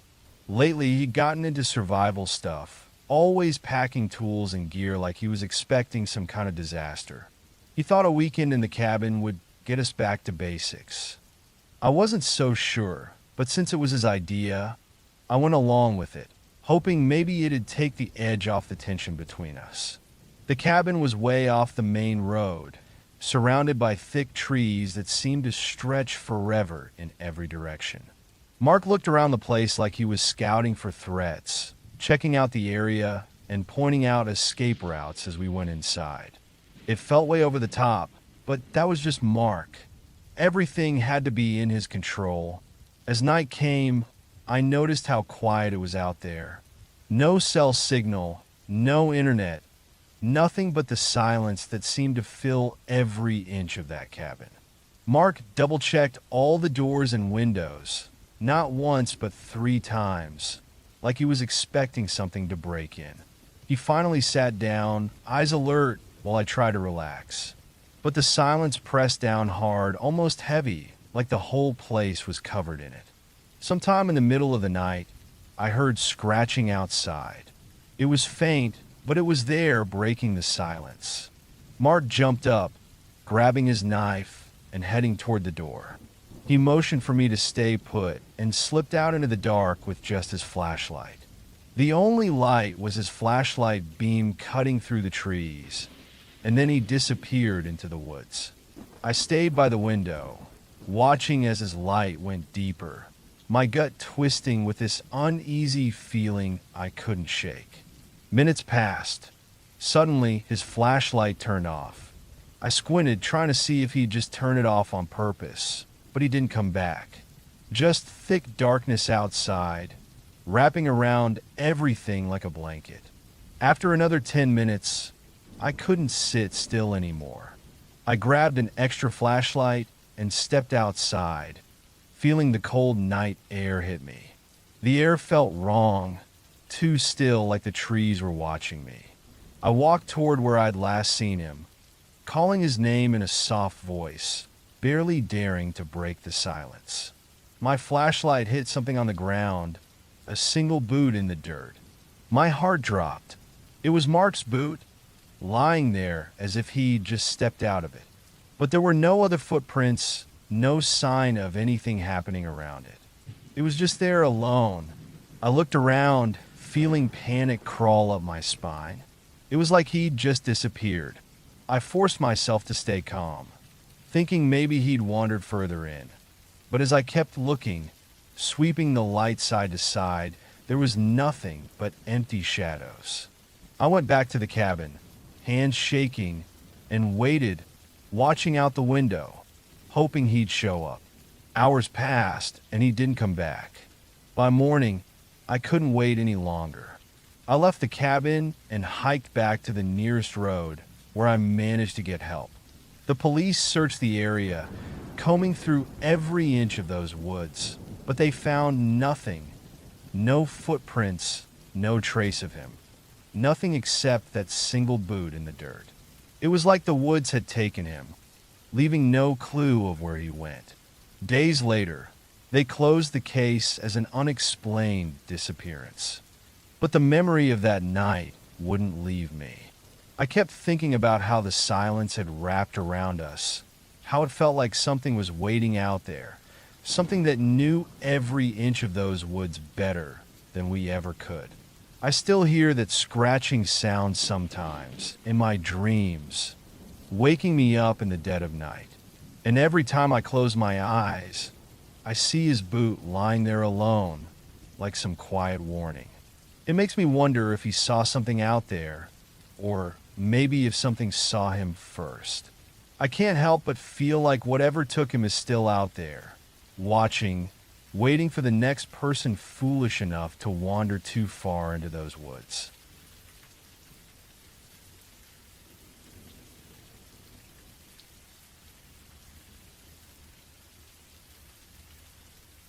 The rain started off light, just a soft tapping on the roof. But by the time I got comfortable, it had turned into a steady, heavy downpour. My dog, Max, was curled up on the floor beside my chair, his head resting on his paws as he kept a watch on the door. Outside, the trees whipped around in the wind, their branches scratching against the cabin walls, and every few minutes, thunder would rumble across the sky. I tried to focus on my book, but my eyes kept drifting to the window. It was pitch black out there, except for the occasional flash of lightning lighting up the soaked forest. I'd rented this cabin to get away from the city for a while, hoping for some quiet. It was simple and far out, with nothing but thick woods all around. At first, being disconnected from everything felt good, but now, as the storm grew worse, that quiet felt more like a trap than freedom. The only sounds were the rain pounding on the roof and Max's slow, steady breathing, but something didn't feel right. My skin started to tingle with an odd sense of unease. Out of nowhere, Max's ears shot up, his body stiffening. He lifted his head, staring at the door. My heart started pounding as I tried to listen through the rain, but I couldn't make out anything strange. I reached down and rubbed his head, trying to calm both of us, but he stayed tense, his eyes fixed on the door like he could see something I couldn't. A few minutes later, he let out a low growl that sent a chill up my spine. I got up slowly and looked through the small window by the door, but all I could see was darkness. The storm had knocked the power out, so there were no outside lights to help me see. But then I noticed something. Faint footprints in the muddy ground just outside, barely visible during flashes of lightning. They looked fresh, clear, leading from the edge of the woods right up to the cabin. I quickly locked the door and pulled Max back, my heart racing faster. Who would be out here in this storm? No one knew I was here except for a couple of close friends, and I hadn't seen a soul on my way here.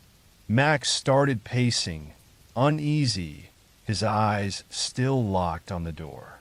I looked around the cabin for anything I could use to defend myself if it came to that. I grabbed a heavy flashlight, one solid enough to be a weapon if I had to use it, and stood there, waiting. The rain kept hammering against the windows, and the wind screamed through the trees. Then I heard it, faint but clear, footsteps on the wet porch. My breath caught, and I gripped the flashlight tighter. Max let out another growl, the hair on his back standing up, and then he went quiet, waiting with me. But the footsteps didn't stop. They shuffled around the cabin, moving from one side to the other, like someone was circling us, listening, watching. I stayed still, barely breathing. After a while, the footsteps stopped just outside the door, and the handle rattled like someone was trying to open it. My chest tightened as I braced myself, waiting for the door to burst open. But then, after a long, tense moment, the rattling stopped, and I heard the footsteps moving away, fading as they left the porch and headed back toward the woods. I stayed frozen, listening to the storm, until eventually I heard only the rain again. When I finally felt brave enough, I opened the door just a crack and peeked outside. The footprints led away from the cabin, disappearing into the darkness, back into the trees. Whoever it was, they were gone, but they'd been right here in the middle of the storm trying to get inside. I locked the door, knowing I wouldn't be sleeping that night. As I sat back down beside Max, listening to the rain, a sickening thought hit me. I was totally alone out here. Whoever had been out there knew exactly where I was, but I had no idea who they were or why they'd come. And even though I'd locked the door, there was no one to help if they decided to come back. All I could do was sit there in the dark, holding my flashlight, wondering how long it would be before that doorknob started rattling again. Because I knew, deep down, that someone or something out there had found me. And if they wanted to come back, nothing would stop them.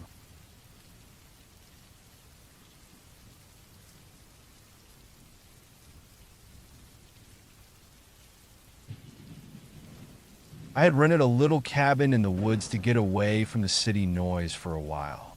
It wasn't anything fancy, just a one-room cabin with a bed, a small kitchen, and an old wood stove to keep warm.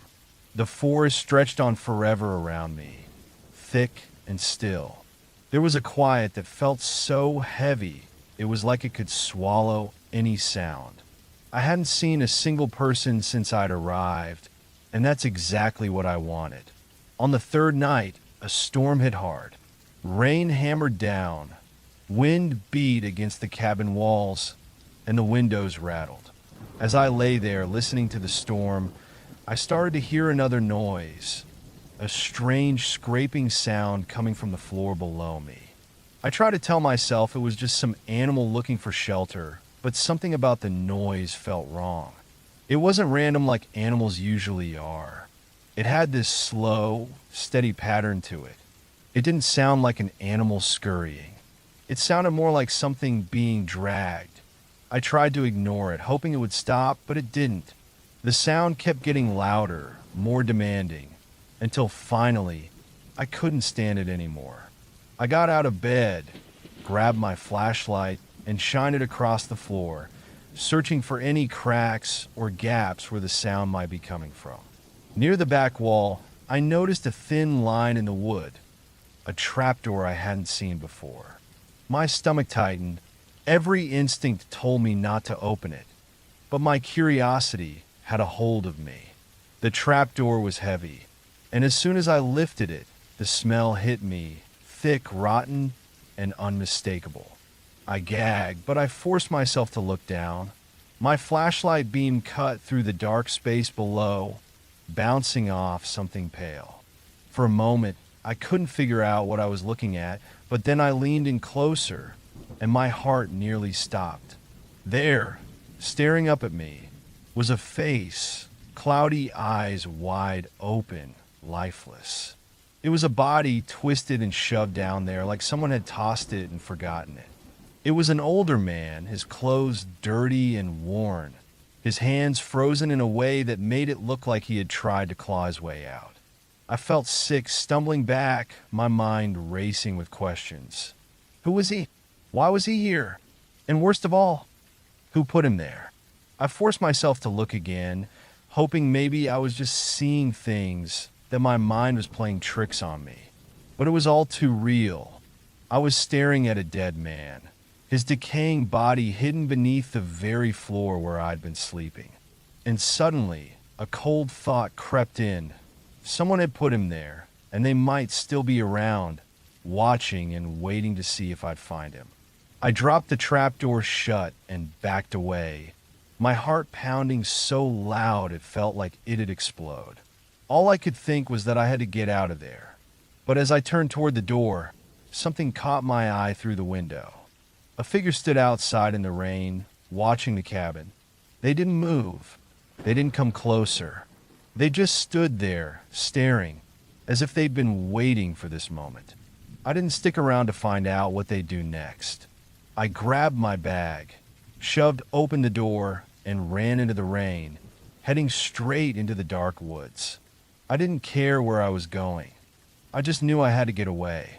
I didn't look back, too scared of what I might see. But as I ran, one thought kept gnawing at me. Someone had been waiting for me to find that trapdoor, waiting for me to discover the horror hidden under the floor. I don't know if they're still out there, if they followed me into those woods, or if they're just waiting for the next person to step inside that cabin and sleep above that trapdoor, never knowing what's lying just a few feet below them, watching and waiting.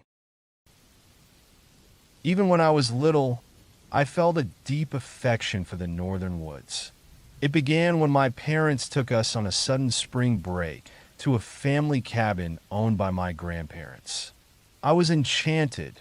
The secluded cabin, the vast fields I could run through all day. It was magical.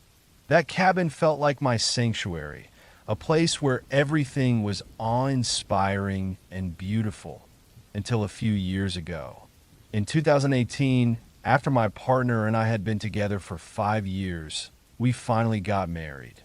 That's when my parents gave us some surprising news. They would be selling us the cabin. Just days after deciding to spend our honeymoon there, we were already boarding a flight to our new home in northern woods. The familiar crunch of gravel under our rental car's tires woke me from a nap, and my husband, Mike, gave a low whistle, amazed by the surrounding land. "Wow, you weren't exaggerating. This place is amazing," he said, grinning. I laughed and replied, "When will you learn I'm always right?" He parked, and as soon as the car doors unlocked, I was out, breathing in the fresh air. We grabbed our bags, and I dashed up the stairs, suitcase thumping behind me. "Hurry up, Slowpoke. Our honeymoon awaits," I teased. Mike just chuckled, shaking his head. "Lena, I love you, but we both know you couldn't care less about the honeymoon right now. You just want to get inside and soak in those childhood memories." I rolled my eyes, taking the keys from his hand. "Are you calling me old?" I joked, unlocking the door. Inside, the cabin was dusty, with furniture covered in cloths. No one had been here since my grandparents passed years ago. But despite the dust, it was just as beautiful as I remembered, feeling like home. "It needs a bit of cleaning, but it's perfect," I smiled at Mike as I hugged him. The month we spent there was mostly peaceful and filled with some light cleaning and relaxation. About halfway through, we learned we were expecting a baby. A surprise, but a joyous one. That was one reason Mike left the night of my first encounter with something strange.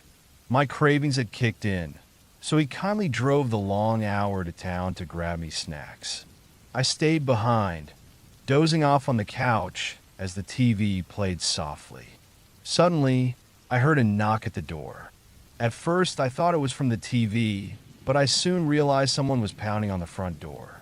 I've always had a fear of being alone at night, though I've never been able to explain why. My heart pounded, and my mind raced for explanations. Maybe a neighbor? But we were the only ones for miles. Maybe Mike had forgotten his keys.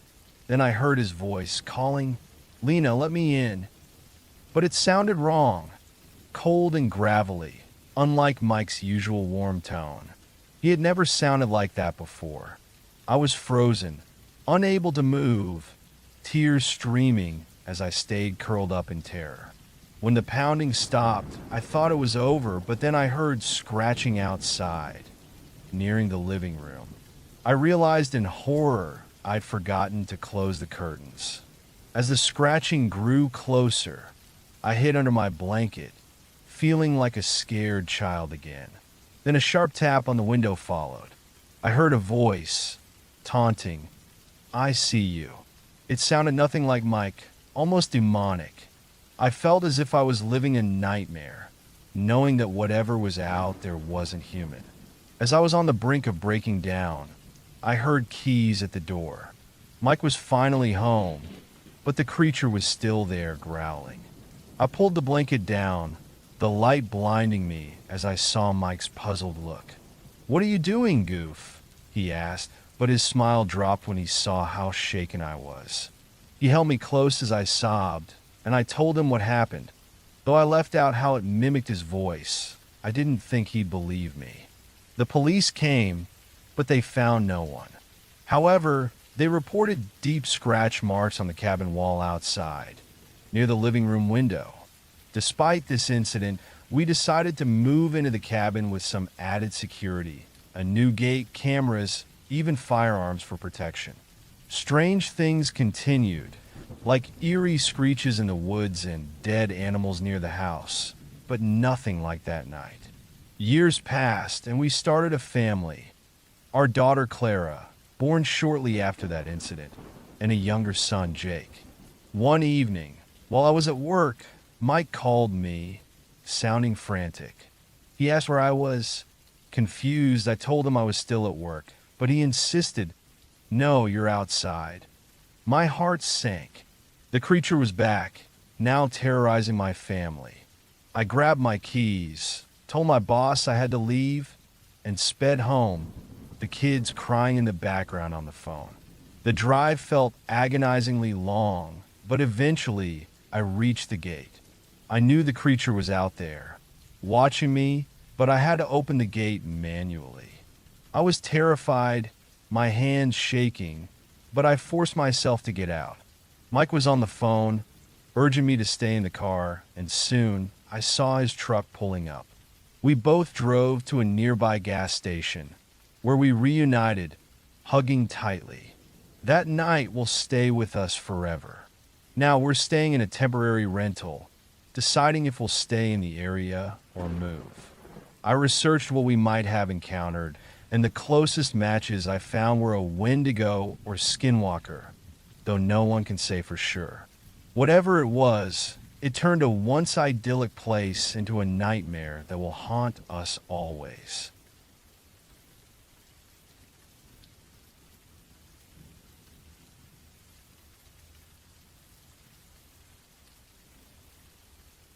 This story is set in rural Washington, a place where fires have swept through the landscape over the past few years.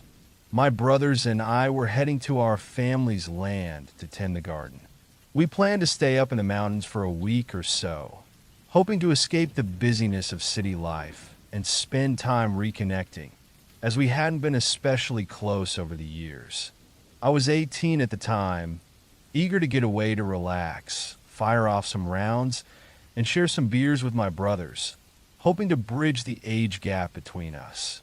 It was a Thursday when we packed up my brother's lifted Ford F-150 with guns, food, fishing gear, and a stash of whiskey and beer.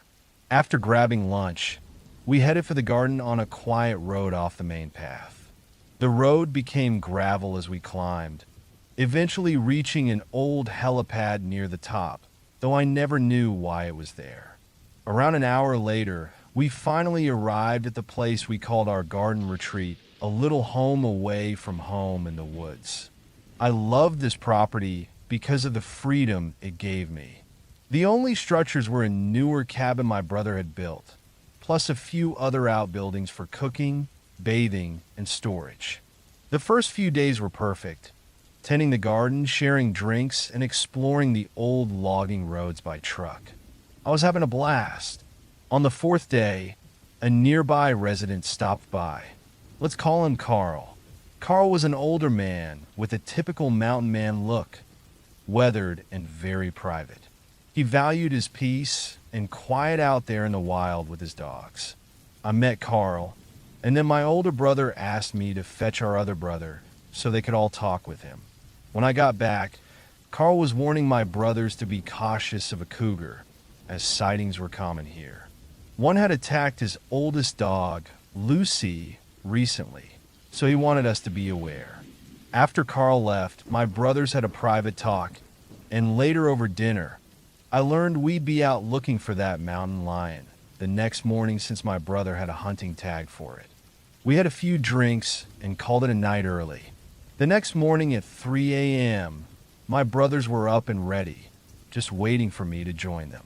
I showered, sprayed my clothes with scent blocker, grabbed my hunting rifle, had a quick coffee and cigarette, and we set off. My brothers knew the land well, having been up there for years, so I followed along, picking up tracking tips from them. After about an hour of hiking, we arrived at a spring-fed pool, which my brother said served as a watering spot for wildlife in the dry summer months.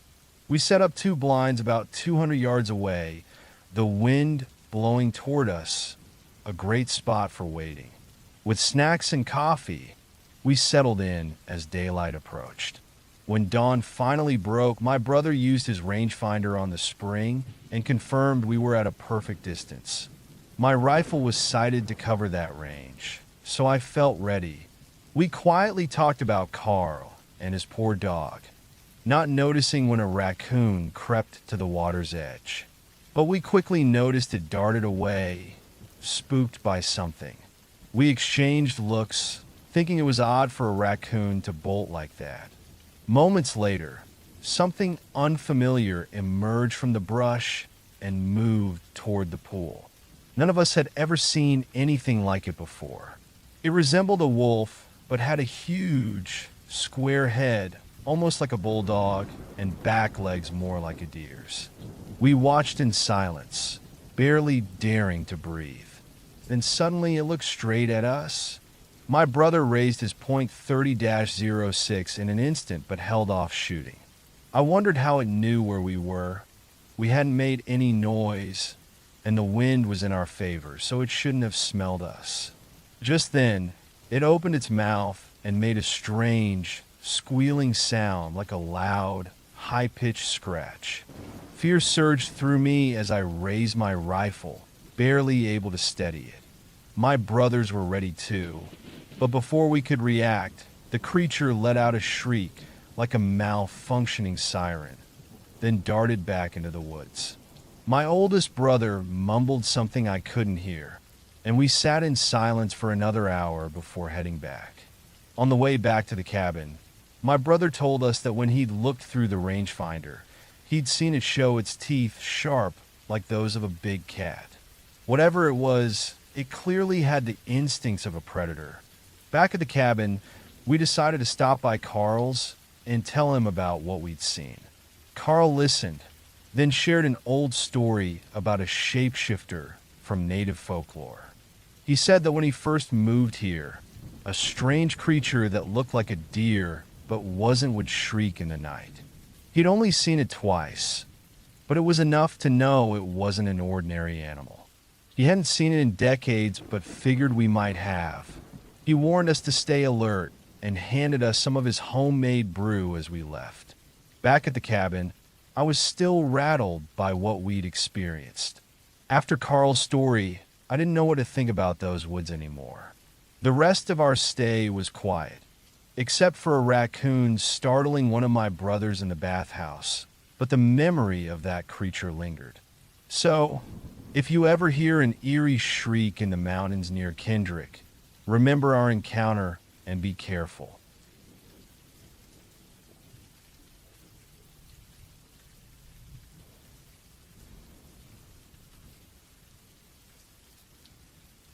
Every year, my close friend Drew and I go down to visit his grandparents at their cabin in a quiet, small town in the North Carolina mountains.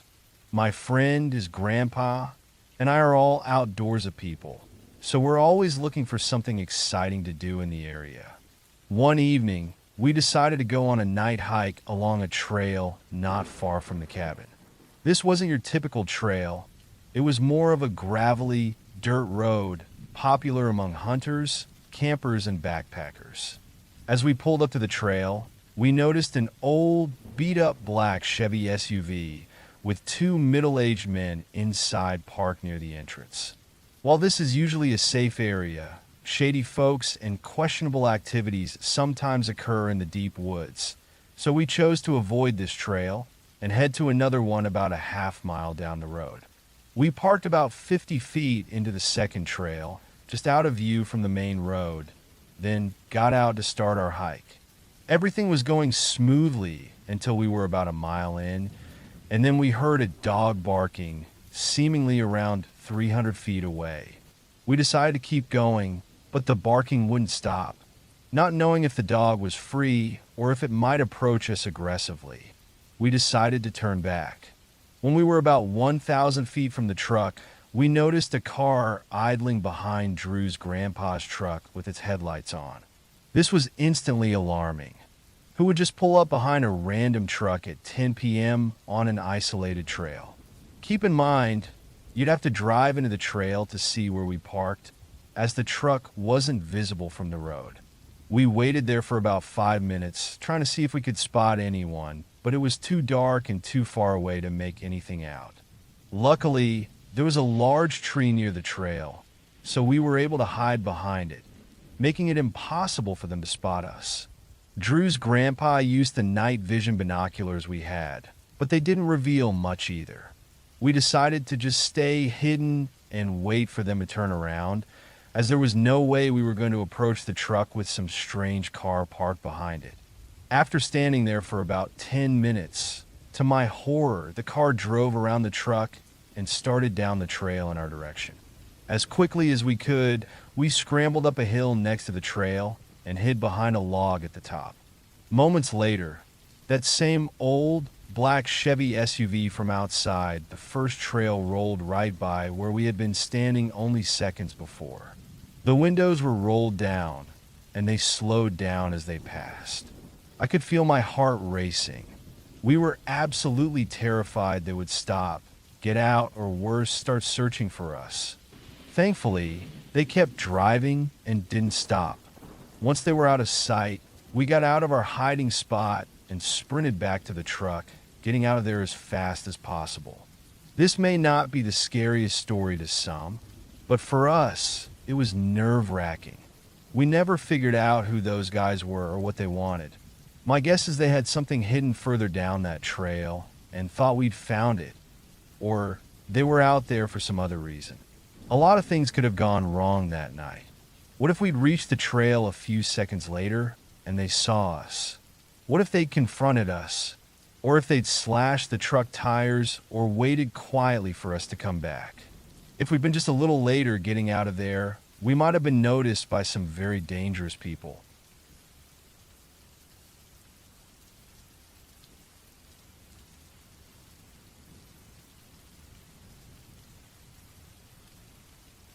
It was the beginning of autumn, and I had rented a small, quiet cabin deep in the forests of Japan's hidden mountains. The rain had been pouring down non-stop for hours, hammering the roof and drowning out any other sounds.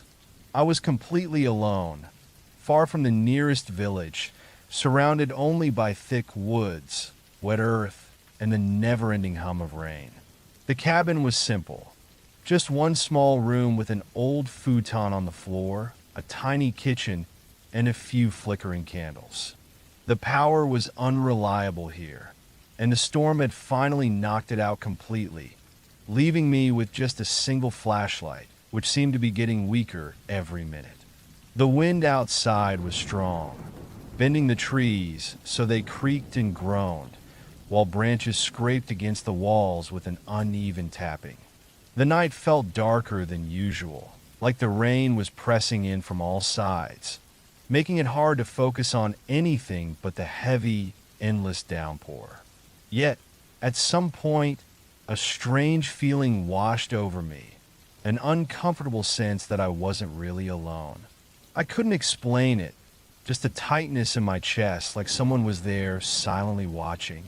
I tried to brush it off, telling myself I was just nervous from being out here by myself in the middle of a raging storm. Still, I found myself glancing toward the windows, squinting into the shadows, but all I could see was my faint reflection against the dark glass. Each time I looked back at the flashlight or the flickering candles, I'd feel an odd pull to glance over my shoulder, as though something might be lurking just out of sight. After a while, I realized the rain wasn't pounding as hard, though the storm still rumbled on. I felt a little relieved, but at the same time, a new uneasiness crept in, like I'd been holding my breath without realizing it. And then, just as the rain eased a bit, I heard something that made my stomach drop. A crunching sound, soft but unmistakable, just outside the cabin. It sounded like gravel under a boot. I strained to listen, heart pounding, but the noise was gone, lost in the wind and the occasional splash of rain. I told myself it might have been a falling branch or some animal passing by, but something about it didn't sit right. I kept still, barely breathing, listening for any other sounds, but all I heard was the rustling trees and the steady drip of rain sliding off the roof. Then I heard it again, footsteps slow and careful, this time coming closer to the cabin door. However, it seemed to be moving with purpose, as though they didn't want to be heard. My heartbeat felt like it was echoing off the walls, but I forced myself to stay still, waiting every part of me on high alert. The steps stopped right outside the door. I sat in the darkness, every instinct telling me not to move a muscle. I waited, but there was no knock, no voice, no movement. Just silence. Minutes passed, though they felt like hours, and then, slowly, I heard the footsteps start to back away. I didn't move until the sound had faded completely, swallowed once again by the storm. I waited even longer, gripping my flashlight tightly, until I felt certain I was alone again, though sleep was out of the question. I sat in silence, heart racing, until I finally saw the faint light of dawn through the window. As the first light crept through, I cautiously opened the door and stepped outside. The ground was covered in wet leaves, and the air was cold and damp. But as I turned toward the narrow path that led back to the village, my stomach turned cold. There, clearly visible in the mud, was a single line of deep footprints leading straight up to my door.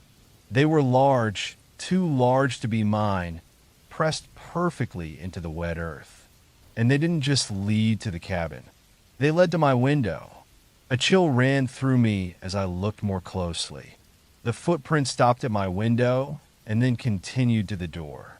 Someone, or something, had been right there, looking in at me while I sat in the darkness. They had been close enough to watch, close enough to listen. I stood there, heart pounding, staring at the footprints in the mud. As I looked back at the empty, silent woods, it was as if the trees were holding a secret, something they wouldn't tell. Whoever it was had walked away into the forest, leaving no sign of where they'd gone, as if they'd just melted back into the shadows. As I packed my things, I kept glancing over my shoulder, every creak and rustle putting me on edge. I knew I wouldn't be returning to that cabin. Whoever had come that night hadn't knocked, hadn't tried to come inside. They had simply stood there, watching from the dark, waiting.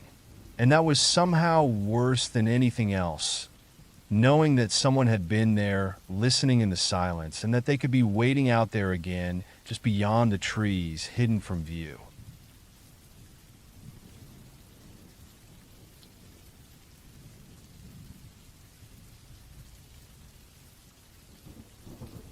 The cabin sat deep in the mountains, far from any town, and served as a lonely outpost on the border. It was a small, simple space, just one room with a rough bed, a little wood stove, a small table, and a radio that worked only when it felt like it. I've been assigned to stay there for a few weeks, keeping watch for anything suspicious crossing the border. The place was cold, quiet, and surrounded by thick trees, making me feel like I was hidden away from the world. The cabin was old and creaked a lot, with cold air slipping through the gaps in the walls. At night, the temperature dropped fast, and the only sound for miles around was the wind tearing through the trees. I kept the radio on most of the time, hoping for any voice or noise to break the silence that hung over me like a heavy blanket. Most nights, though, it was nothing but static.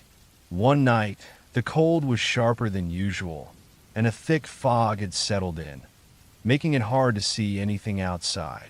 The air felt heavy, pressing against the cabin, and I found myself getting up over and over to look out the windows, squinting into the darkness and the mist. The trees were dark, shifting shapes that looked closer than they should. I couldn't shake the feeling that something was out there, just beyond the fog, watching me. Around midnight, I heard it, a faint crunch like something stepping on frozen leaves. Footsteps. They were slow and heavy, moving around somewhere outside the cabin. At first, I thought it might be an animal, but the steps had a steady rhythm, too careful to be a wandering deer or bear. I moved closer to the window, trying to see past the fog and shadows, but there was nothing there, only darkness. The footsteps kept getting closer, pausing and then starting again, as if whoever was out there was trying to stay hidden. I thought about grabbing the rifle, but I wasn't even sure what I was dealing with. My heart was racing, and I felt a tightness in my chest, like my body knew something was wrong before I did. I stayed by the window, hoping the sounds would just fade away. But the footsteps kept circling the cabin, like someone was examining every side of it. The thought of that made my skin crawl. Then, as suddenly as they'd started, the footsteps stopped. The silence returned, thick and suffocating. I waited, listening to my own heart pounding in my ears, trying to convince myself it was just my nerves playing tricks. But the quiet didn't last. A few moments later, I heard a soft scratching sound from the back of the cabin, just below the window near my bed. At first, it was faint, almost like an animal digging around, but soon it grew louder, more deliberate, as if something was trying to break in. I didn't move, barely even breathe, as the scratching went on, scraping against the wood. I felt rooted to the spot, afraid to even turn on the light, worried that it would let whoever was outside know exactly where I was. After what felt like hours, the scratching finally stopped, replaced by more footsteps, this time at the front of the cabin. Whoever it was seemed to be pacing, as though they were waiting for something, testing my nerves, seeing how long I could stay calm. I didn't sleep at all that night, standing by the window with my hand gripping the rifle, eyes fixed on the darkness, half expecting a face to appear against the glass at any moment. But no one showed. I didn't move, didn't even blink, just listened as the footsteps finally faded away and the night dragged on. When dawn finally came, and the first light started breaking through the fog, I stepped outside, every nerve still tense. The ground was covered in frost, leaves crackling under my boots. And then I saw them, deep footprints in the frozen mud, circling the cabin, clear as day. The tracks led away from the cabin, heading back toward the dense trees. They were too large to be mine, too precise to be random. I followed them just to the edge of the woods, where the trees closed in and the shadows stretched longer, even in the daylight. It was then I noticed a piece of torn cloth caught on a low branch, dirty and stained with something dark. I wasn't sure if it was mud or something else.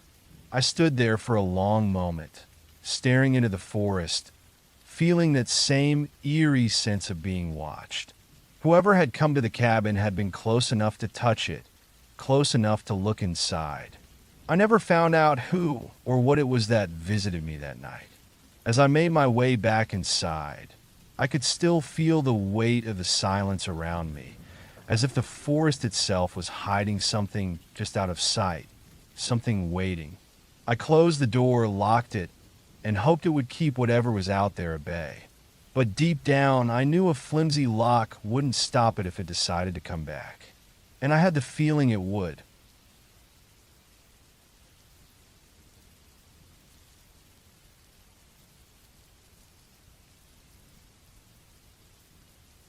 I'd rented a small, old cabin for a few nights, hoping to get some peace and quiet.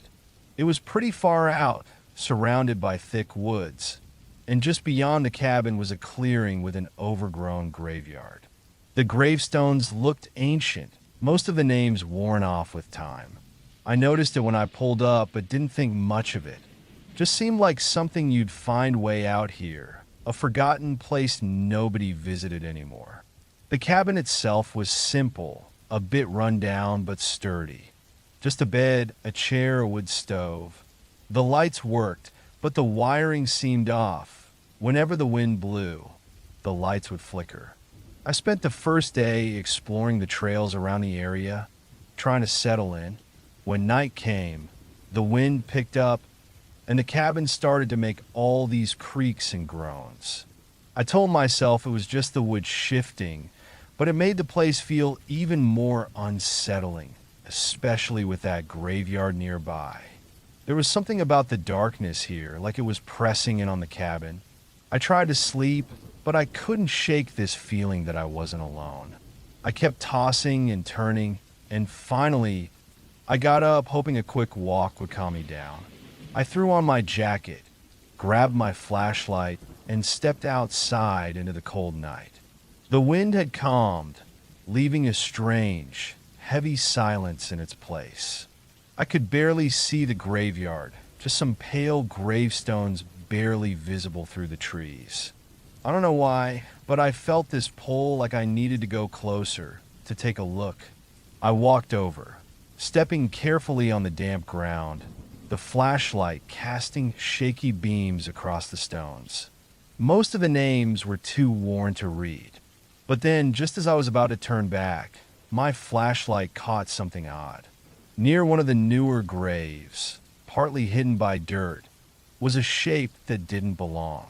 I moved closer, my heart pounding, and realized it was a body. A man's body, slumped over and half buried. He was lying face down, his clothes dirty and worn. He'd been there a while, but he hadn't been buried in the grave. He was just left there, right next to it, like someone had dragged him out and left him beside the grave. I took a step back, my whole body tense. My mind raced with questions. Who was he? How did he end up here, in this lonely graveyard? I glanced back at the cabin, and suddenly it looked so far away, just a tiny light in the middle of all this darkness. Then I noticed something else. There were drag marks in the dirt, leading from the edge of the clearing to where he lay. Fresh drag marks. Whoever had left him here had done it recently. And that's when it hit me. Whoever had done this might still be nearby. I was standing out there, totally exposed, and I had no idea if I was alone. My flashlight was shaking in my hand as I turned and headed back to the cabin.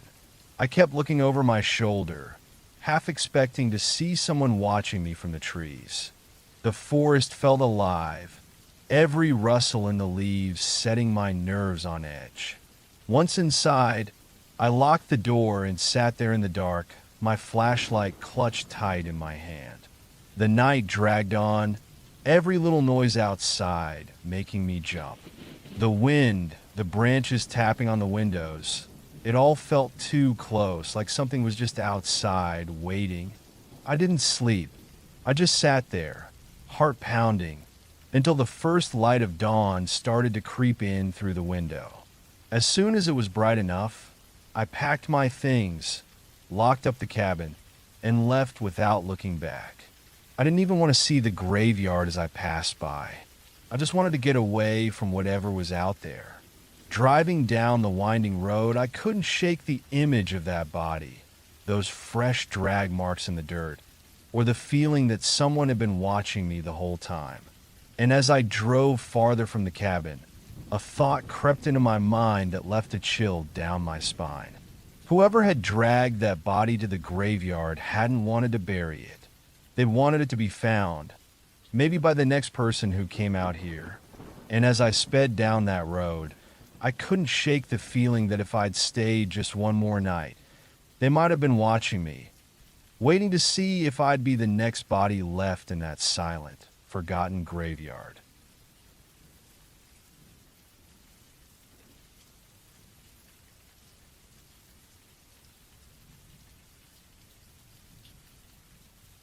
My friend's grandmother had a small cabin way out in the woods, far from any road, miles from the nearest town. It was her getaway spot, a place to relax and escape from everything. My friend, who had just started working as a police officer, invited me to stay there for a weekend to clear my mind.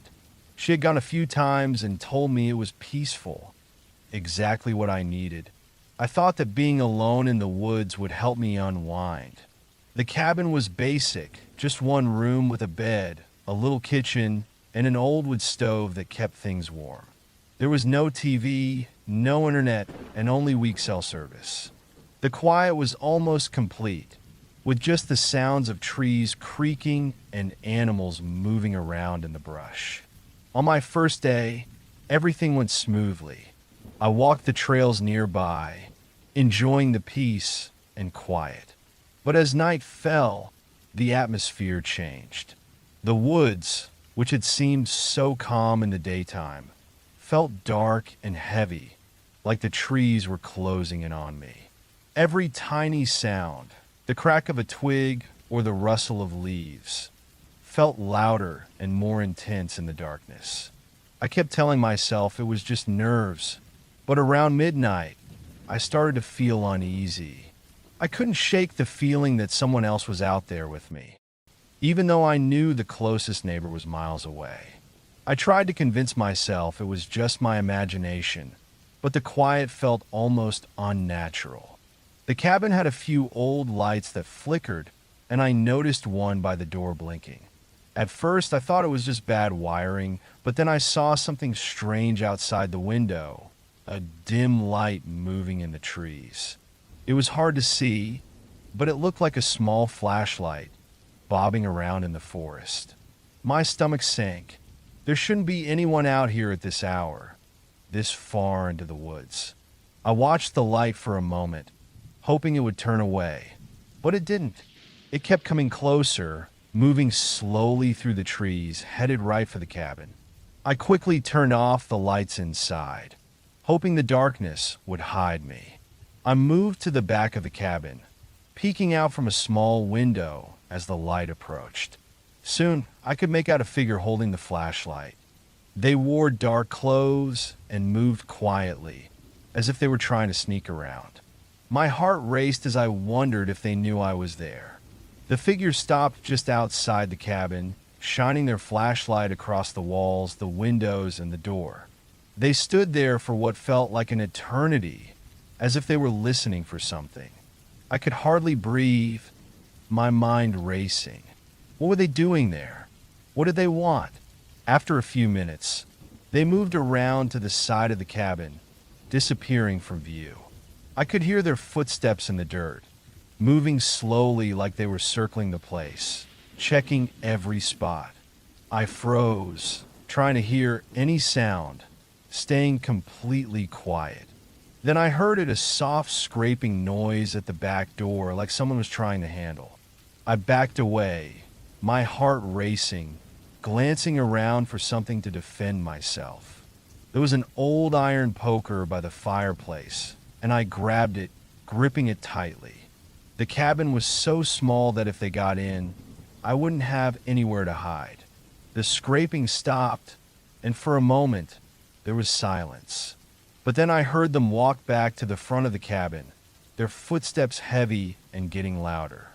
I held my breath, feeling trapped in the small room. I kept thinking about my friend and how she joked that her grandmother had never had a problem out here. The footsteps finally faded, moving back into the trees. I stayed tense, barely breathing, for what felt like an hour, listening for any sign that they were still around. All I could hear was an occasional snap of a twig and the distant rustle of leaves. Eventually, the woods went quiet again, and I dared to hope they were gone. When dawn finally came, I hurried to pack my things. I stepped outside, looking around the trees, half expecting to see that figure watching me from the shadows. But there was no one there, just a heavy stillness hanging in the morning air. As I reached my car, I noticed something on the ground just outside the cabin door, a cigarette, but fresh and slightly crushed, left right by the entrance. I didn't smoke, and neither did my friend's grandmother. Whoever had been out there had left it behind, maybe as a warning. Driving back down the winding road, I couldn't shake the thought of that light moving through the trees, of someone creeping around the cabin in the dead of night, checking every window and every door. My gut told me that if I had stayed even one more night, that cigarette wouldn't have been the only thing left behind. And as I drove away, I felt a chill run down my spine, realizing that whoever had been out there was still watching. They had probably been waiting for someone to come along, just like I had. I could still feel their eyes on me, lurking just out of sight, and I knew that my peaceful escape had turned into something far more dangerous.